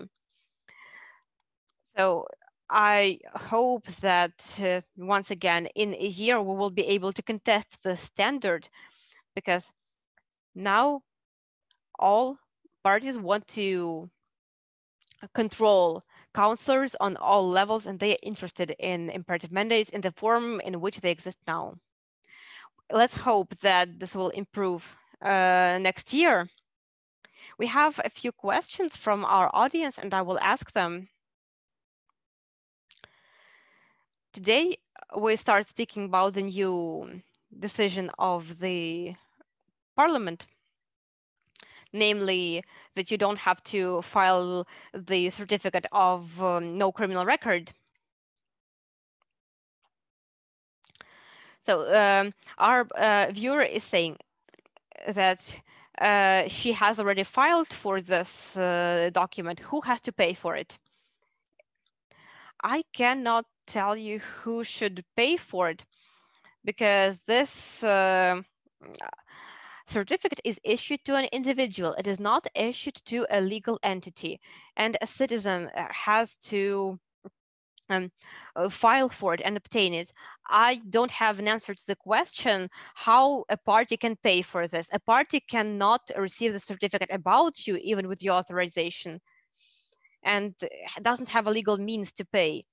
So I assume that yes, fortunately the certificate has been abolished, but if you have already filed a request, it is what it is. Yeah, it's good that it has been abolished. But there are more good news in the electoral code, so it's good. Yeah, we do have some benefits from the fact that the electoral code is developing. What is considered campaigning on the election day, and what is the legal action taken if it is identified? Campaigning after the deadline is considered an administrative violation. So if you see something like this, you need to call the police and encourage the police to compile a report on this situation. This can be like information carriers like billboards or city lights, and the owners of those billboards will be primarily accountable for this. Campaigning is also materials which encourage to vote for specific candidates. If there is a name or a picture of the candidate, so basically any materials which are associated with a candidate or a party are considered campaigning, even if they don't have the specific call for action to vote. We understand that this is the so-called hidden campaigning, but We understand that the visual elements like the logo or the name of the candidate, and I think this approach will mitigate this hidden advertising, because everything is prohibited on the election day. All external advertising, all printed advertising, all of that is prohibited. Thank you, Anna. Let's speak about nice things. Let's speak about gender quotas. What do you think? Do we need to further change the gender quotas, and what percentage would you prefer? I believe that 40%, that's good news, as everyone was speaking about 30% gender quota, and currently we have about 40%. And I should say that the task for all women who will win the representative mandate not to resign the next day. Since there is a certain stage that would be indicative whether you actually want to have that representative mandate or not. And if you are elected, this is your right, this is not the duty. And if you survived through the voting day, it doesn't mean that you actually have to exercise that mandate. And I know that there might be some leaders of the party who would encourage women to refuse from and it's up to you whether you have the guts to stand up to it. Besides, it's also about the high quality work in the body of representation. If we have the group of women, and we know that this gender quota is to protect women. So this will be the first time when you will have the group of women being so well represented at the local governments. And if you prove your work being efficient, I believe that you would be also successful in other bodies, the bodies of college and other government agencies that are not elected by means of voting.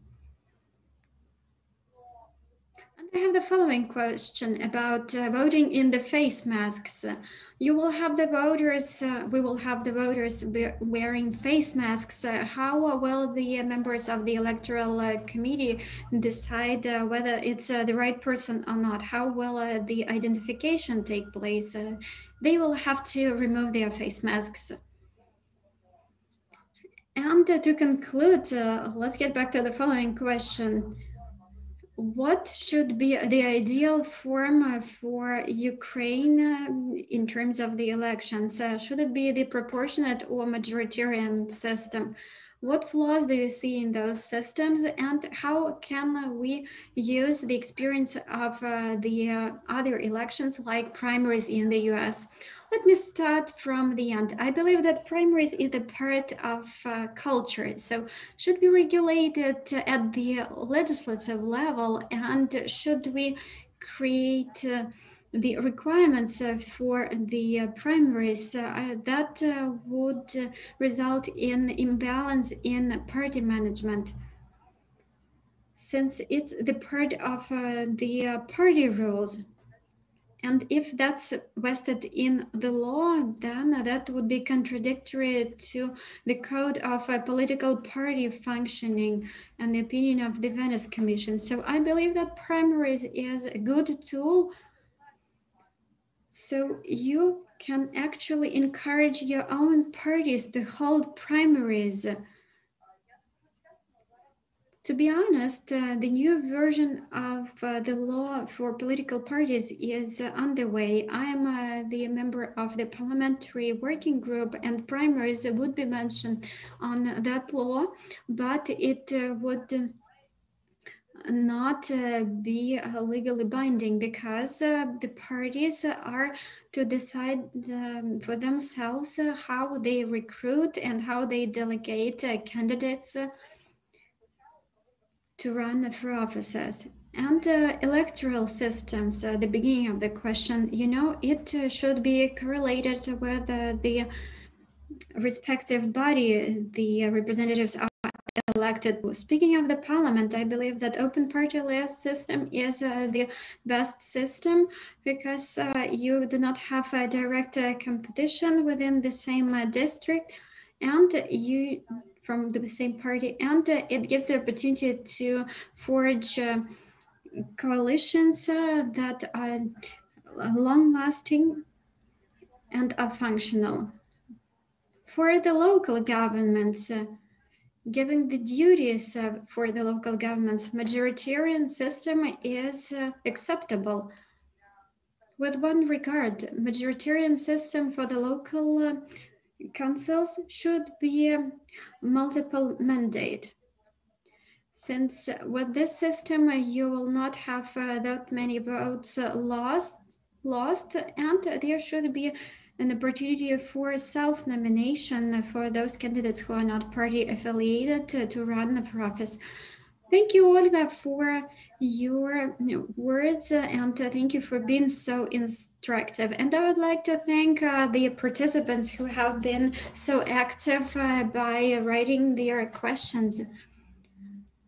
I would like to wish you all the best and victory to all the candidates. Thank you. And I would like to draw attention to the fact that at Opora Facebook page and at our website, you have a lot of materials on the electoral system and on how to fill in the bulletin. And I think that you could use these sources, not just the law, because probably it might be more difficult for comprehension rather than those materials if you do not have legal background. So we'll keep on learning. Thank you. Thank you.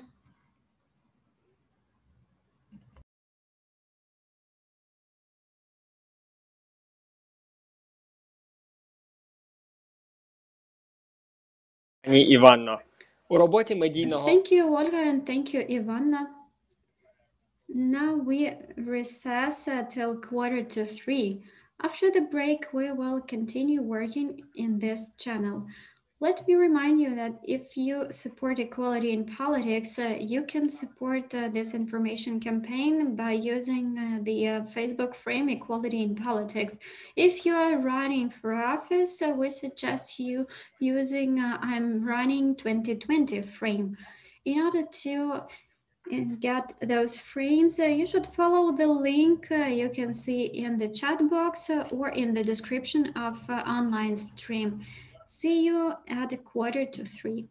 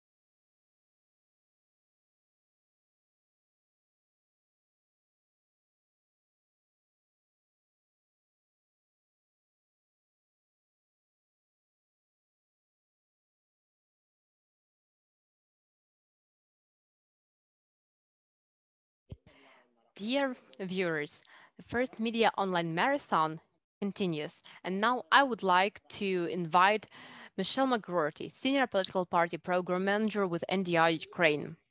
I would like her to share the success story of a winning campaign in the United States of America.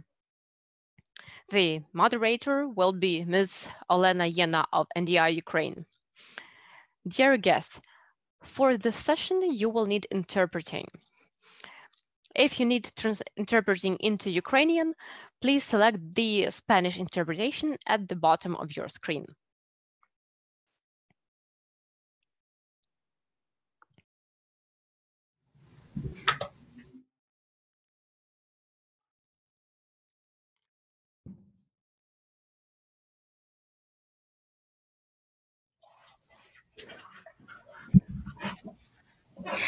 Hi, Michelle. Thank you Good for afternoon, joining Olena. in this important discussion. And as you may have heard, we talked a lot about the importance of women's voices being heard when it comes to decisions about the lives of their communities. So my first question in this discussion, in your view, why is it so critical that women have a chance to equally participate in policymaking at the local and national level? Thank you for the question, Olena, and thank you for asking me to be here today. It's an honor to be with you and to be talking with some women in Ukraine who are, women and men, who are interested in politics and women's leadership.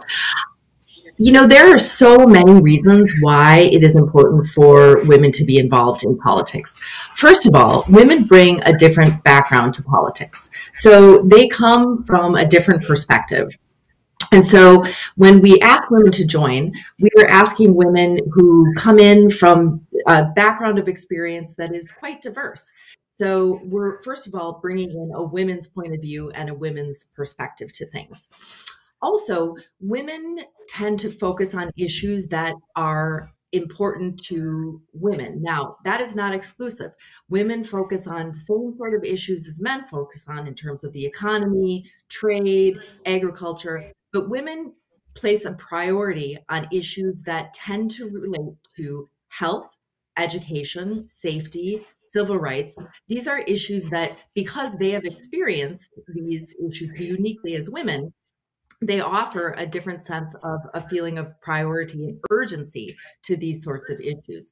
So women bring this different background. They prioritize different issues. And further, they actually make a lot of difference in the way they govern. So research has shown that women govern differently. They focus more on a consensus building model. Women tend to want to work cross-party, and they want to work on compromising to make move change to their communities. So, for instance, research has shown that women sponsor more bills, pass more legislation, and they get more funding back to their communities. So these are all reasons why it's really important to have women participate. Additionally, women have the right to run and represent their communities, and Ukrainians and people around the world have a right to be represented by women. So we need to bring more women's voices in so that the society is hearing from both men and women. I would also say that we should keep in mind that it can be much more challenging for women to run than for men. Women face a number of obstacles to men don't necessarily.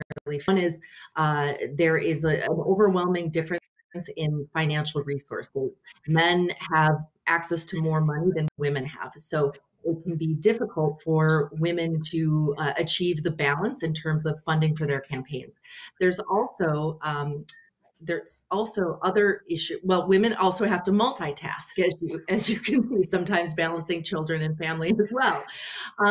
But these challenges, there's gender stereotypes, there's cultural norms, there's violence and threats of harassment, intimidation against women candidates who run for office. So these are all things that women have to face in terms of running for office. But the good news is that we have found that when women and men run for office in equal numbers and they have access to the same resources, meaning the same supports from the party, the same financial resources, women win in equal numbers.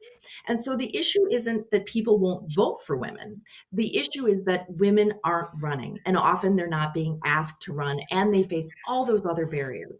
So I'm very excited about the new gender quota, which should help uplift women and get the numbers of women in office to be greater in Ukraine. But we should always remember that these challenges exist and that we need to encourage women to run and provide them with the supports that they need to be successful.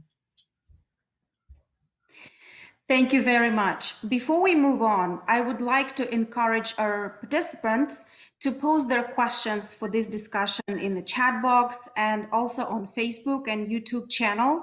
And we will be able to pose some of those questions to Michelle. So it is great that today you will share with us some highlights of a woman's victorious story you were a part of, that of Satya Rhodes Conway, who ran in a very interesting race and won. So what makes this as a unique story? Well, this is a fascinating story in many ways. So Satya Rhodes Conway ran for mayor back in 2019, and she ran in my hometown in the United States in a city called Madison. This city has approximately 250,000 people in it, so it's a pretty large city. And so the reason why this race was particularly important was the incumbent mayor had been in office for many, many years. He had even been called mayor for life because he had been in office for so long. And so when there was this election, the way that the election worked in this municipality is that there was a primary election, meaning there was this first election where many candidates would run. And if no candidate got to 50% plus one, it would mean that there would be a runoff. So in this case, what happened was there were 6 people who ran in this race, including the incumbent mayor. And 4 of them were running very serious campaigns. And this was exciting because it would be a campaign of many firsts. It could have been the first African-American man. It could have been the first Indian man. It could have been the first member of the LGBT community, first lesbian woman to win election. So it was of great excitement.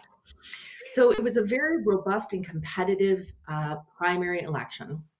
And what was really notable is that although Satya ran a campaign that wasn't the most expensive, she didn't raise the most money in that primary, the results showed that she came in so close to the mayor that she almost beat him in the first round of voting.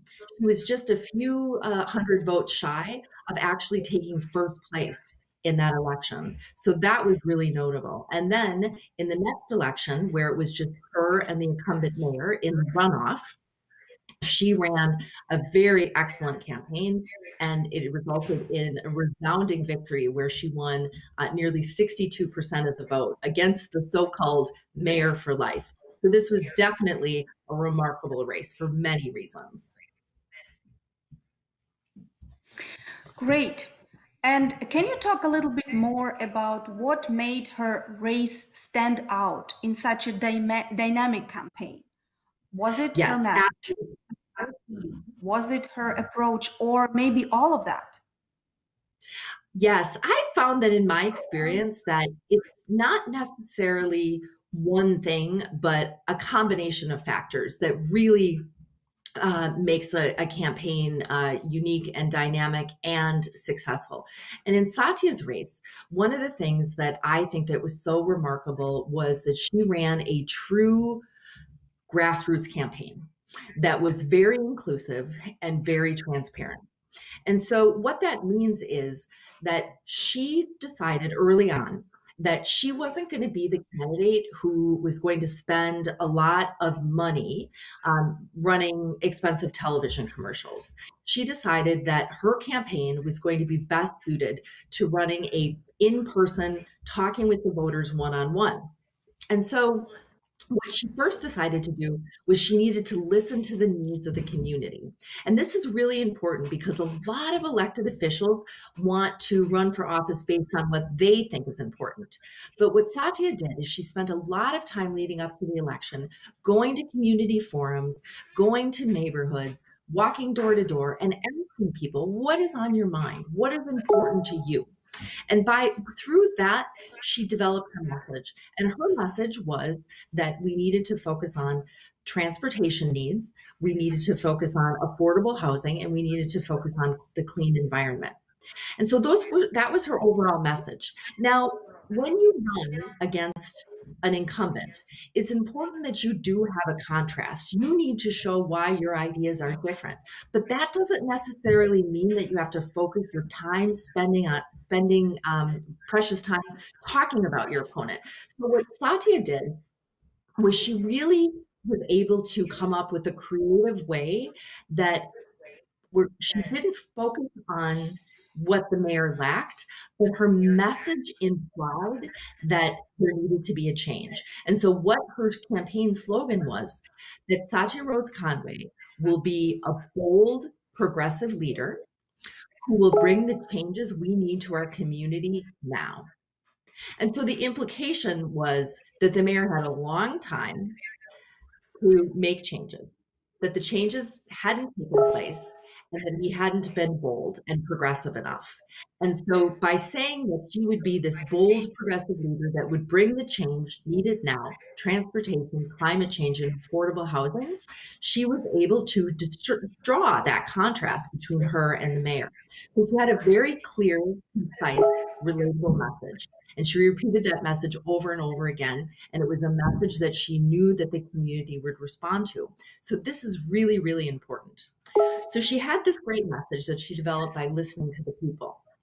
And then the way she communicated that message was a very personal campaign. And so she was everywhere. She went to community forums. She went to neighborhood meetings. She spent a lot of time talking to the heads of civil society organizations and their members. And she ran a remarkable door-to-door campaign. Now, of course, there's 250,000 people who live in this city. She couldn't knock on everybody's doors. So she did a really remarkable job of targeting the neighborhoods and the voters that she needed to speak with. And then once she did that, she still knew that she couldn't speak to everyone personally. So she managed a campaign organization that was small, but it was very effective. And she had someone who was just focused on volunteer recruitment and grassroots organizing. And through that, they were able to get over 200 people to volunteer on her campaign. And so these volunteers went door to door in their communities and they said, I know Satya. I know she's going to focus on the issues that we care about. And through that, she was able to move her message throughout the community in a very personal way that was relatable. And then after she won that primary, then she was able to start attracting more attention. And after she started attracting more attention, she was able to raise more money. And so in the runoff campaign, she was able to supplement these grassroots activities, which tend to be more cost efficient, but more labor intensive because you need more people. She was able to supplement that with a television campaign. And so she was able to raise enough money to get on television and to get her message in a broadcast way. So it's usually not one thing in a campaign, but a variety of factors. And she really ran a campaign that was practically flawless in all of these different areas. And she did go on, as I said, to win. And she ended up in the primary or in the general election in that runoff. She did raise more money than the mayor, and she won, as I said, with a remarkable majority. Michelle, as we speak, we have some questions from our audience, and I think the one from Rostislav relates to the issues that you've just covered. And by the way, I find all of these things fascinating about the campaign that Satya ran. So the question is, in what way in the regional American media, the issues concerning gender equality are highlighted? And I assume you could give us a few examples of how they were in related to Satya's campaign. And also, we're interested in what advice you can give on how to highlight these topics in local Ukrainian media. Sure, absolutely. Well, I think one of the most important things that can be done is when a candidate herself is running, I have found that she should be focused on when she's doing media interviews and when the topic of, well, you're a woman candidate and what difference does that make? I think the most important thing for a woman to do is when she's asked that question by the media is to say, I have the qualifications and the skills necessary to be an effective leader. And she should talk about, if there's any relevant points to her background, and she should talk about what her message is. So anytime she has an interview with the media, she should be going back to her message.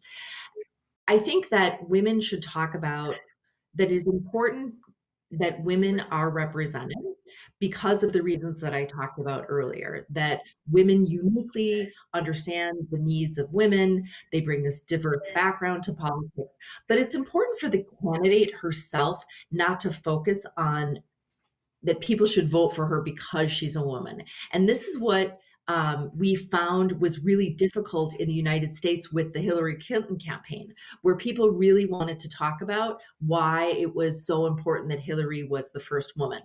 And so she did talk about why that was important, but women also need to get back to the fact that it's not just because they're a woman that they should be elected. They have the skills and the qualifications as well. I think that it's important for the media to cover these issues, and that from leaders like yourself and leaders like women from the Ukrainian Women's Fund and all of the other really strong women-led organizations be sending the message to the media about why it is important for women to be represented, and why women do face these particular challenges, because it is important for people to know that sexism absolutely does exist, and it really rears its ugly head when it comes to politics. Women are judged differently by different standards in terms of the way they appear, the way they dress, the way they wear their hair and their makeup, how they speak in public. They have to be sometimes do even more than a man would need to do in order to be taken seriously. And so they have all these other factors that they need to consider. And so when we have other women calling out sexism, so other women who are already elected, party leaders, from these women from these CSOs that I've talked about that call out sexism, especially in the media, when they see it, it's important, because as long as we have more voices saying that this is not acceptable, it becomes more difficult for it to continue to happen because of the pushback that will begin to take place from all of these women and men who say that's unacceptable. And actually, we have a follow-up question about how man champions, man candidates can support women in combating discrimination, sexism, and actually engage with campaigns of women candidates and support them.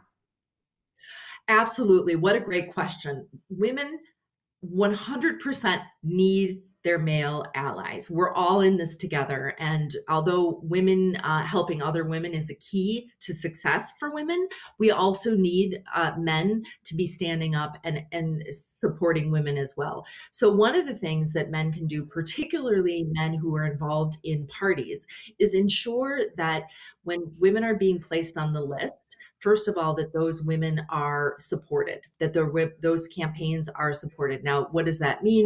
That can mean training. That can mean providing additional funding to women candidates because of what I talked about earlier with the financial resources being such a disparity between men and women.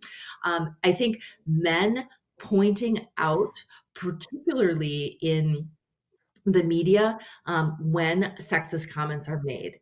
When a man stands up and says to another man, that's not okay, that's not that you're attacking her on an issue that you wouldn't attack a man on. When a man calls out these sexist issues, it can be really effective. So it's not just women who seem like they're the only people who are bringing this up. So I think when men call out sexism, and I mentioned the media, but really in all places, the media is just a place where there's mass consumption and where people can see it. In the parties, I think that men can be allies of women in making sure that women are put in real leadership positions in the party, and make sure that women are involved in all the decision-making structures in the party, and that they're not marginalized in one sort of set of issues that are defined as women's issues, that women should be talking about. We all up and down in all areas of the party structure. In terms of getting involved in campaigns, it would be wonderful if we had some male allies who took on a woman's campaign and said, we're going to focus on this woman who's running for mayor in this city, and really banded together to help promote her and be a validator. And so could talk to particular segments of the community, could talk to other men about why this woman is such an important candidate. And then finally, I would say one thing that is very concerning is the number of threats of violence and harassment against women candidates. When I did work as a long-term analyst for gender and inclusion during the SNAP parliamentary elections in Ukraine, I talked to several women parliamentary candidates who described and showed me evidence, photographic and video evidence of this type of harassment. If men stand behind women, they show that they will not allow these women to be intimidated. And so, in other words, that the men have their backs, and that can be really important. So those are just some of the ways that men can be supportive of women in their campaigns and within the party. Can we go back a little bit to the point on the successful fundraising aspect of Satya's campaign? As you know, in Ukraine, we often hear that it's going to be so difficult to raise money and any other resources for a political campaign, and this is one of the barriers. And also, women face lack of resources that they can spend on their election campaigns. So can you tell us more about what kind of barriers, difficulties Satya's campaign faced while they were organizing fundraising? And I know that the operation was really massive. And what made it really successful, whether there were any turning points? And another thing which I'm sure is interesting is how she reported about the funds that she raised and spent on campaign. Oh, yes, absolutely. Thanks for that question. So in the beginning, Satya's campaign, like most campaigns, struggled to raise money. It's hard to raise money against an incumbent, particularly an incumbent who's been around for so long, like the mayor that she was running against. So in the beginning, it was a struggle to show why she was the best candidate. She was running against 6 other people, and she had to say why she was going to be the person who would finally beat this person who had been mayor for life, right? So in the beginning, it was really focusing on her personal circle, so her close colleagues and her friends, people who really knew her well. And that's the way that successful fundraisers start out. When you get to be a more well-known politician, it becomes easier to raise money because more people know you and you have a bigger donor base. But in the beginning, you start out with that personal circle, people that knew Satya, who were her friends, her family, her neighbors, those that were closest to her.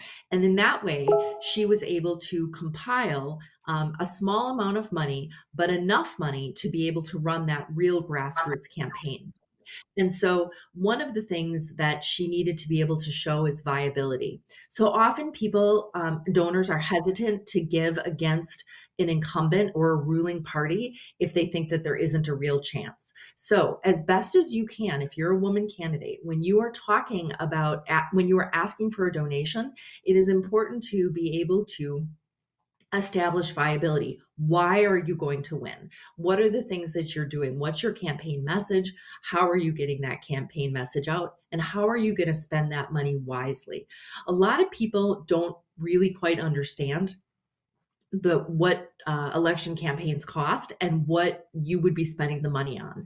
So when a donor knows it's what the money is going to be spent on. So when Satya would make her phone calls and say, I am running a grassroots campaign and I need your help because I need to make sure that we reach 500 voters this weekend. And what we need to do that is we need to pay for water. We need to pay for our canvassers. We need to pay for leaflets. We need to pay for the t-shirts for our canvassers so they know who we are. All of those things help people understand what it is actually that they're paying for. Satya also did a lot of social media fundraising. So she would post on Facebook and she would say, I need to raise $5,000 over the next week. Here's what I need to raise the money for. And she would have a gauge that would show as she was raising the money, it would show more and more money had been raised. So people could see what was happening, how many people had donated, how the amounts of money were going up. And people really like to be part of a grassroots movement. So the more they could see that their small donations were adding up with other people's small donations to grow a big pile of money, it felt like even an individual who only had a small amount of money to give could make a big difference because the whole community was in it together. And so I would say, you asked about a turning point. Once Satya won that first election, that primary election, and she almost got more votes than the mayor in the first election, that was definitely a turning point where people said, this lady is serious and she could be our next mayor. And that's when you start getting the people who are leaders in power who start saying, okay, this woman is running a great campaign. She could win. I can see her path to victory. And so I want to make an investment. Oh, you talked about transparency. All her campaign, all the donations are required by local law to be reported. So every donation that she gets has to be reported and it's available online. So the citizens can see where the money is coming from. In addition, you have to show where you're spending the money. So if you're spending money on a billboard, on television, on leaflets, all of that has to be recorded and reported so that there's transparency in fundraising. There is a small amount of money that's allowed to be anonymous. I don't know the exact amount. It might be less than $100. If it's $99 or less, it might be allowed to be anonymous. I'm not exactly sure. But most donations have to be reported. And most candidates who run grassroots campaigns choose to report everything, even if it's a $5 donation. Running a transparent campaign builds voters' trust and confidence. And so those are some suggestions that I would have to candidates as well, is just to be very clear about where the money is coming from and what you're spending the money on. Thank you. I think those are great suggestions that will also work in Ukrainian context. We have another question from Tatiana, who mentions that a lot of Ukrainian politically active women face what we call cyberbullying, or basically violence against them in online.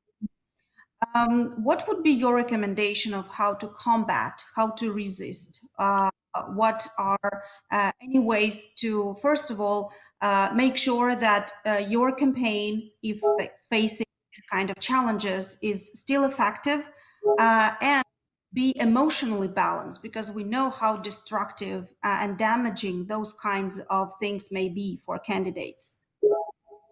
Yes, absolutely. That is an increasing problem as campaigns move towards the use of technology, and so much is done on social media. So there's a couple of things I would say. One thing is that when women run for office, we need to develop a thick skin, because we're going to have a lot of people say a lot of negative things about us. So one of the things that we have to remember is that for every person who's out there saying negative things and trying to devalue us as women and make us feel afraid and intimidated and like we're not good enough, we have to remember that there's 10 people who are not feeling that way, who are just not speaking out. Bullies tend to be people who like to talk a lot. And so that is why you're going to sometimes hear these negative comments. So I would encourage women to lean on their campaign supporters, their family, their friends, whoever their people are, to say, you know, this is happening to me. It's really upsetting. And to have that support so that they know that that they are strong, that they are qualified, that they are needed to run for office, and that they're not going to let a couple of online bullies who are cowards, who are probably actually not willing to step up and run for office themselves, that she is not going to let them shake her confidence or get her off the plan for her campaign. And so another thing that I would recommend is if there are, it's not always the woman candidate who is responding to these bullies. This is another way that we can show that the parties can be helpful. So if we have party leadership calling it out and saying, this is happening. And so responding to those messages and saying, I see this is happening, and this is unacceptable. And another thing is, we talked about what male allies can do for men to be involved in responding to these online bullies. Now, one of the things that I would encourage, though, is for us not to spend too much time on, having an online argument with what we call them trolls, these online trolls, where their job is to sit at their computer all day and to just write nasty messages. And anytime that we as candidates are focused on those sorts of things, we're taking time away from our campaign and getting our message out and talking to our voters. So one thing a woman can do is, if you have a volunteer or a supporter on your campaign who's particularly adept at social media, have them monitor your social media, and they can let you know if there's things that need to be responded to, so that you're not having to read every single message. This can be really difficult for candidates. I've worked with a lot of candidates who are very obsessed with social media, and they're looking at their phones all the time. And I tell them, you need to be having face-to-face contact with the voters, not looking at your phone. So you need to sort of train yourself to get away from looking at your computer and your phone and what's happening online, and get out in the communities and be having conversations. So what I would say is, develop that thick skin. Know that those people out there are trying to get you off your game, and you're not going to let them. Tell your friends and family that it's happening, so that they can be supportive of you. And you can ask your party and your male colleagues to push back in social media and in any other ways, and to call it out and expose these people as bullies and cowards. Thank you. I know that Satya's campaign happened before the outburst of the pandemic, but now we all live in a new reality. And we have a question from Rostislav about how the COVID-19 pandemic affected women in a different way than it affected men. And a follow-up question from me, Michelle, is what would be your recommendation to those women candidates who are ready to run their campaigns in Ukraine in this lockdown circumstances?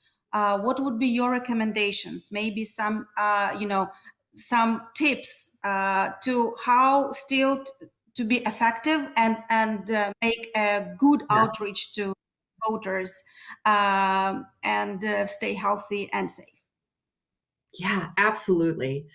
Well, I'll take the first question first. So how has COVID-19 affected women candidates? So I think part of it remains to be seen, because we have a lot of elections that will happen in November in the United States that are not just the president. We have lots of other elections. But there have been some, we call them primary elections in the United States, that have taken place already. I would say that I have not noticed many different challenges in running the campaign between men and women. I think men and women face a lot of the same challenges, which I'll talk about in a minute. But the one thing that I do think that affects women differently with COVID is that women tend to be primary caregivers of children and of elderly relatives.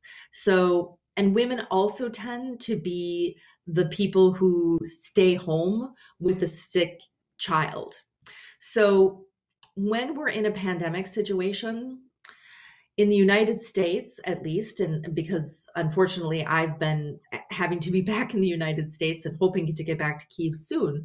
In the United States, what we see is that women have less time to campaign because they are often having to spend their time doing these caretaking responsibilities. And when kids aren't in school, there's still this cultural norm that it's more of the woman's responsibility to do the home education. I think that these things are changing, but is still a reality. So these things with COVID in terms of taking care of elderly relatives and taking care of children who are maybe not going to school fall on women. So that can be an extra challenge in finding time for your campaign.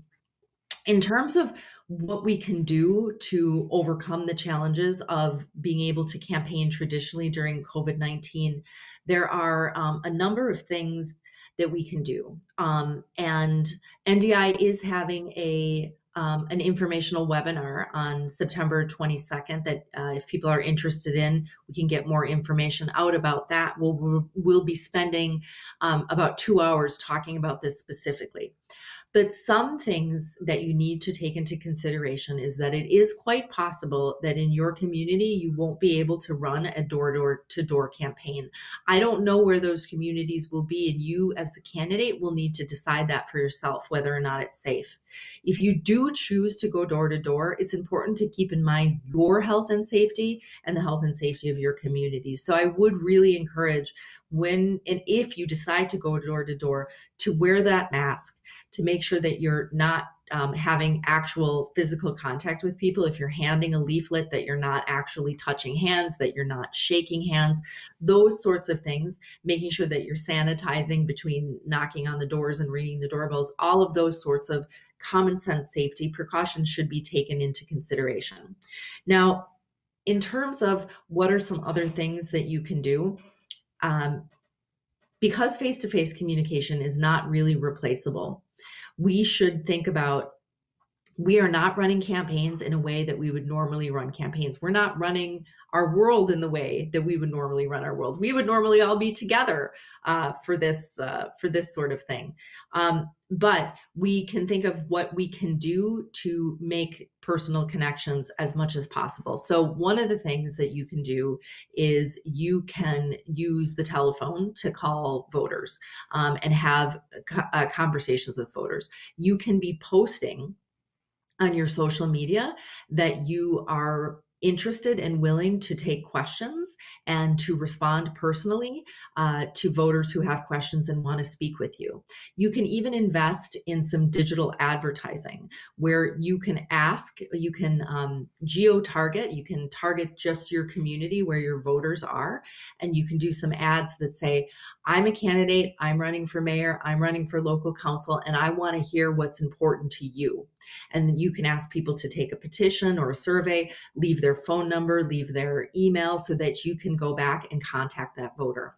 Another thing that you can do is use live video events. So in addition to a format like Zoom, or a Google Hangout or other things like that, you can also do Facebook Live events. So you can use Facebook advertising, you can use your social media network, you can ask your party's social media network to advertise, I'm Michelle, I'm running for mayor, I'm going to be doing a Facebook Live chat from 3 to 5 o'clock on this afternoon. I encourage you to join in, send me messages, I'll respond to those messages in real time. Another thing that I would say that is important during this time is because we're not going to be able to be out in the communities as much talking to people, is just visibility.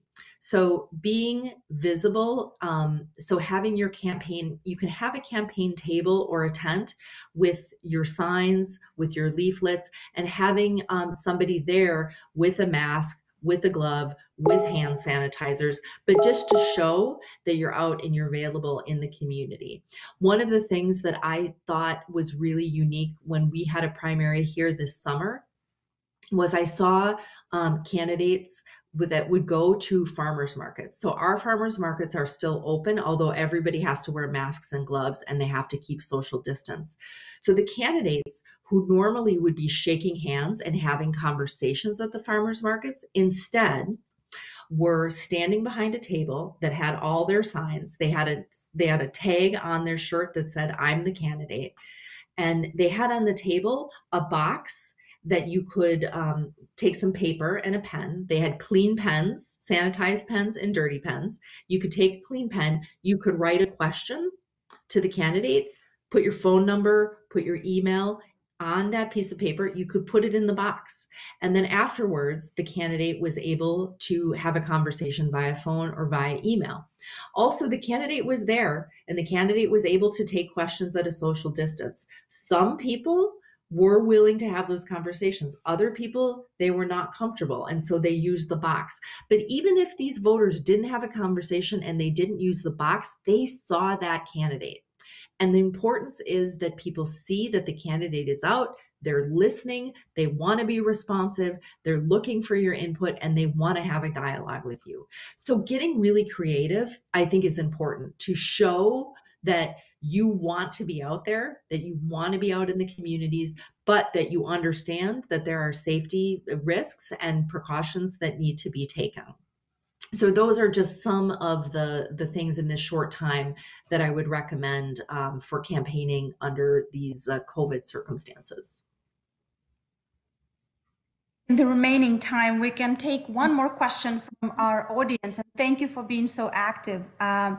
So while there are no legal gender quotas in the US, the participants who are watching us, they are interested in your view about this mechanism of ensuring gender equality in politics.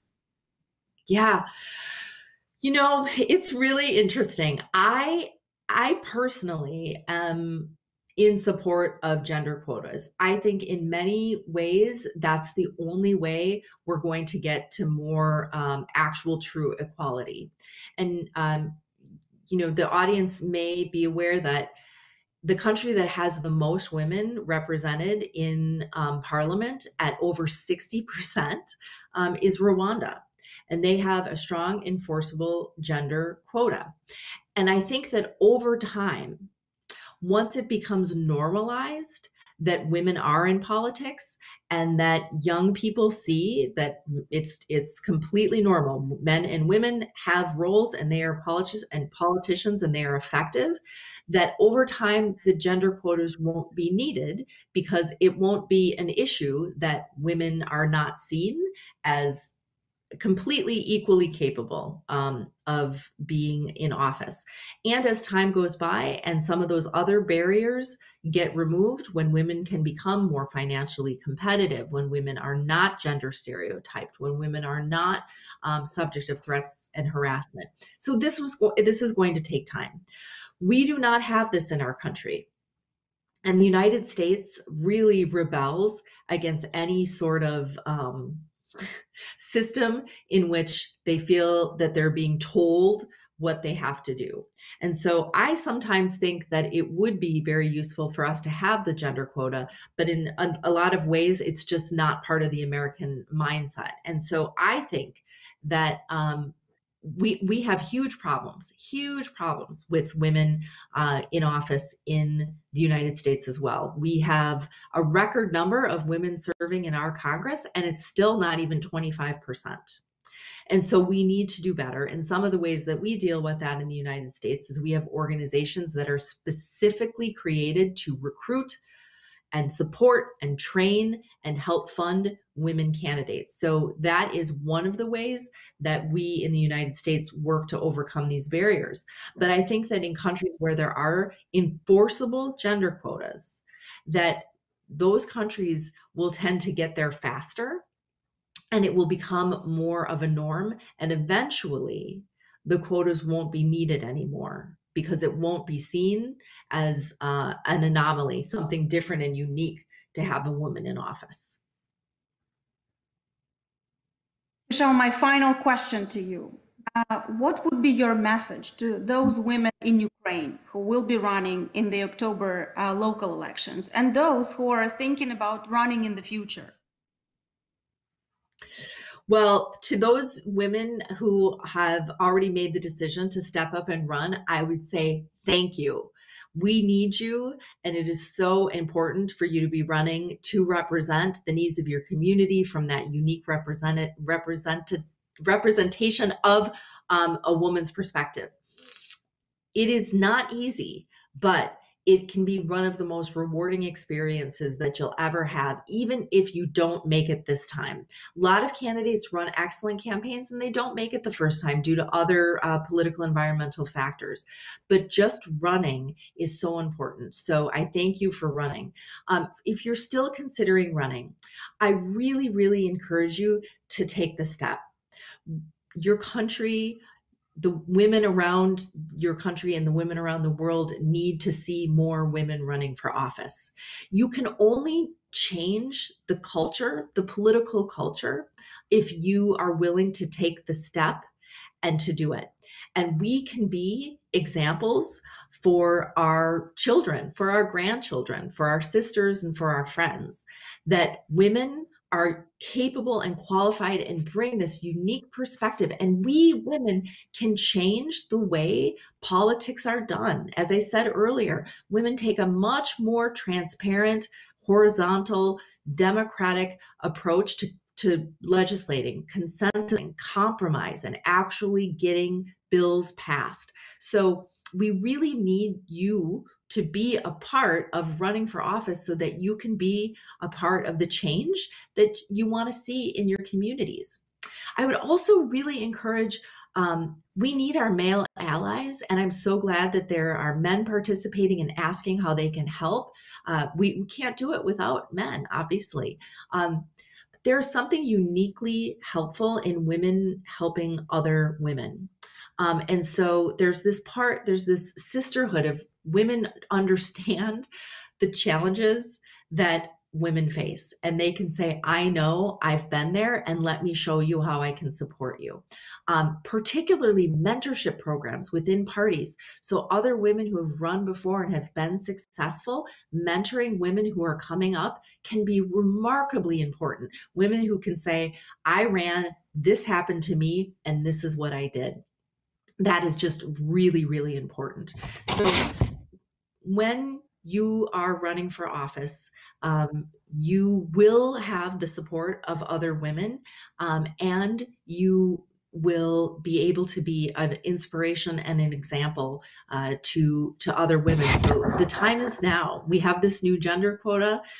It is hopefully going to bring about some much needed change, and we really need you. So I encourage you to run, and to those of you who are already running, I wish you the best of luck, and you're truly an inspiration to all of the women who are coming up and looking up to you. And there's a phrase, you can't be what you can't see. And so once our young girls and young women start seeing more women in public office and in leadership roles, they can envision themselves, and that will give them the confidence to become our country's next leaders. Thank you so much, Michelle, for sharing this inspiring story of Satya with us and giving some great advice and motivation to women who are going to run this fall in Ukraine. Thank you so much. Thank you. It was great to be here. Bye-bye.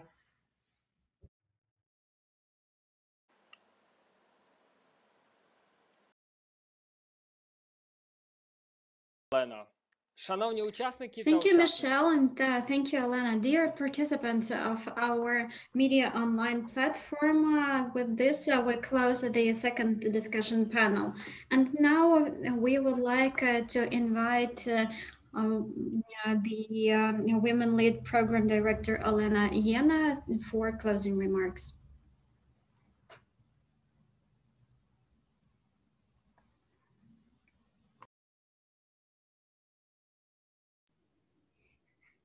Thank you, Maxim. Dear participants of our online marathon, I would like to thank you for spending this time with us and for taking part in this discussion that is very important for Ukraine at the moment. Since depending on how many women we will have in elected offices, we would see the change in the life of our community. I think that the discussions we've heard today show that the full-fledged participation of women in politics would improve the quality of that politics in Ukraine. The challenges that women have to address are the difficult electoral campaign, unequal access to resources, pressure and intimidation. And in cases when women are actually invited to party lists, they are warned that they would have to resign and to endorse their male party fellows. And you know, this is not the exhaustive list of the challenges women have to face. But you know, women could overcome these challenges together with the civil society, and that would help us in having the record number of women in power. And this is what Ukrainian society wants. As it was mentioned today, 66% of Ukrainians would like to see more women in political life of Ukraine. Ukraine is making great steps in terms of closing gender gap in Ukraine.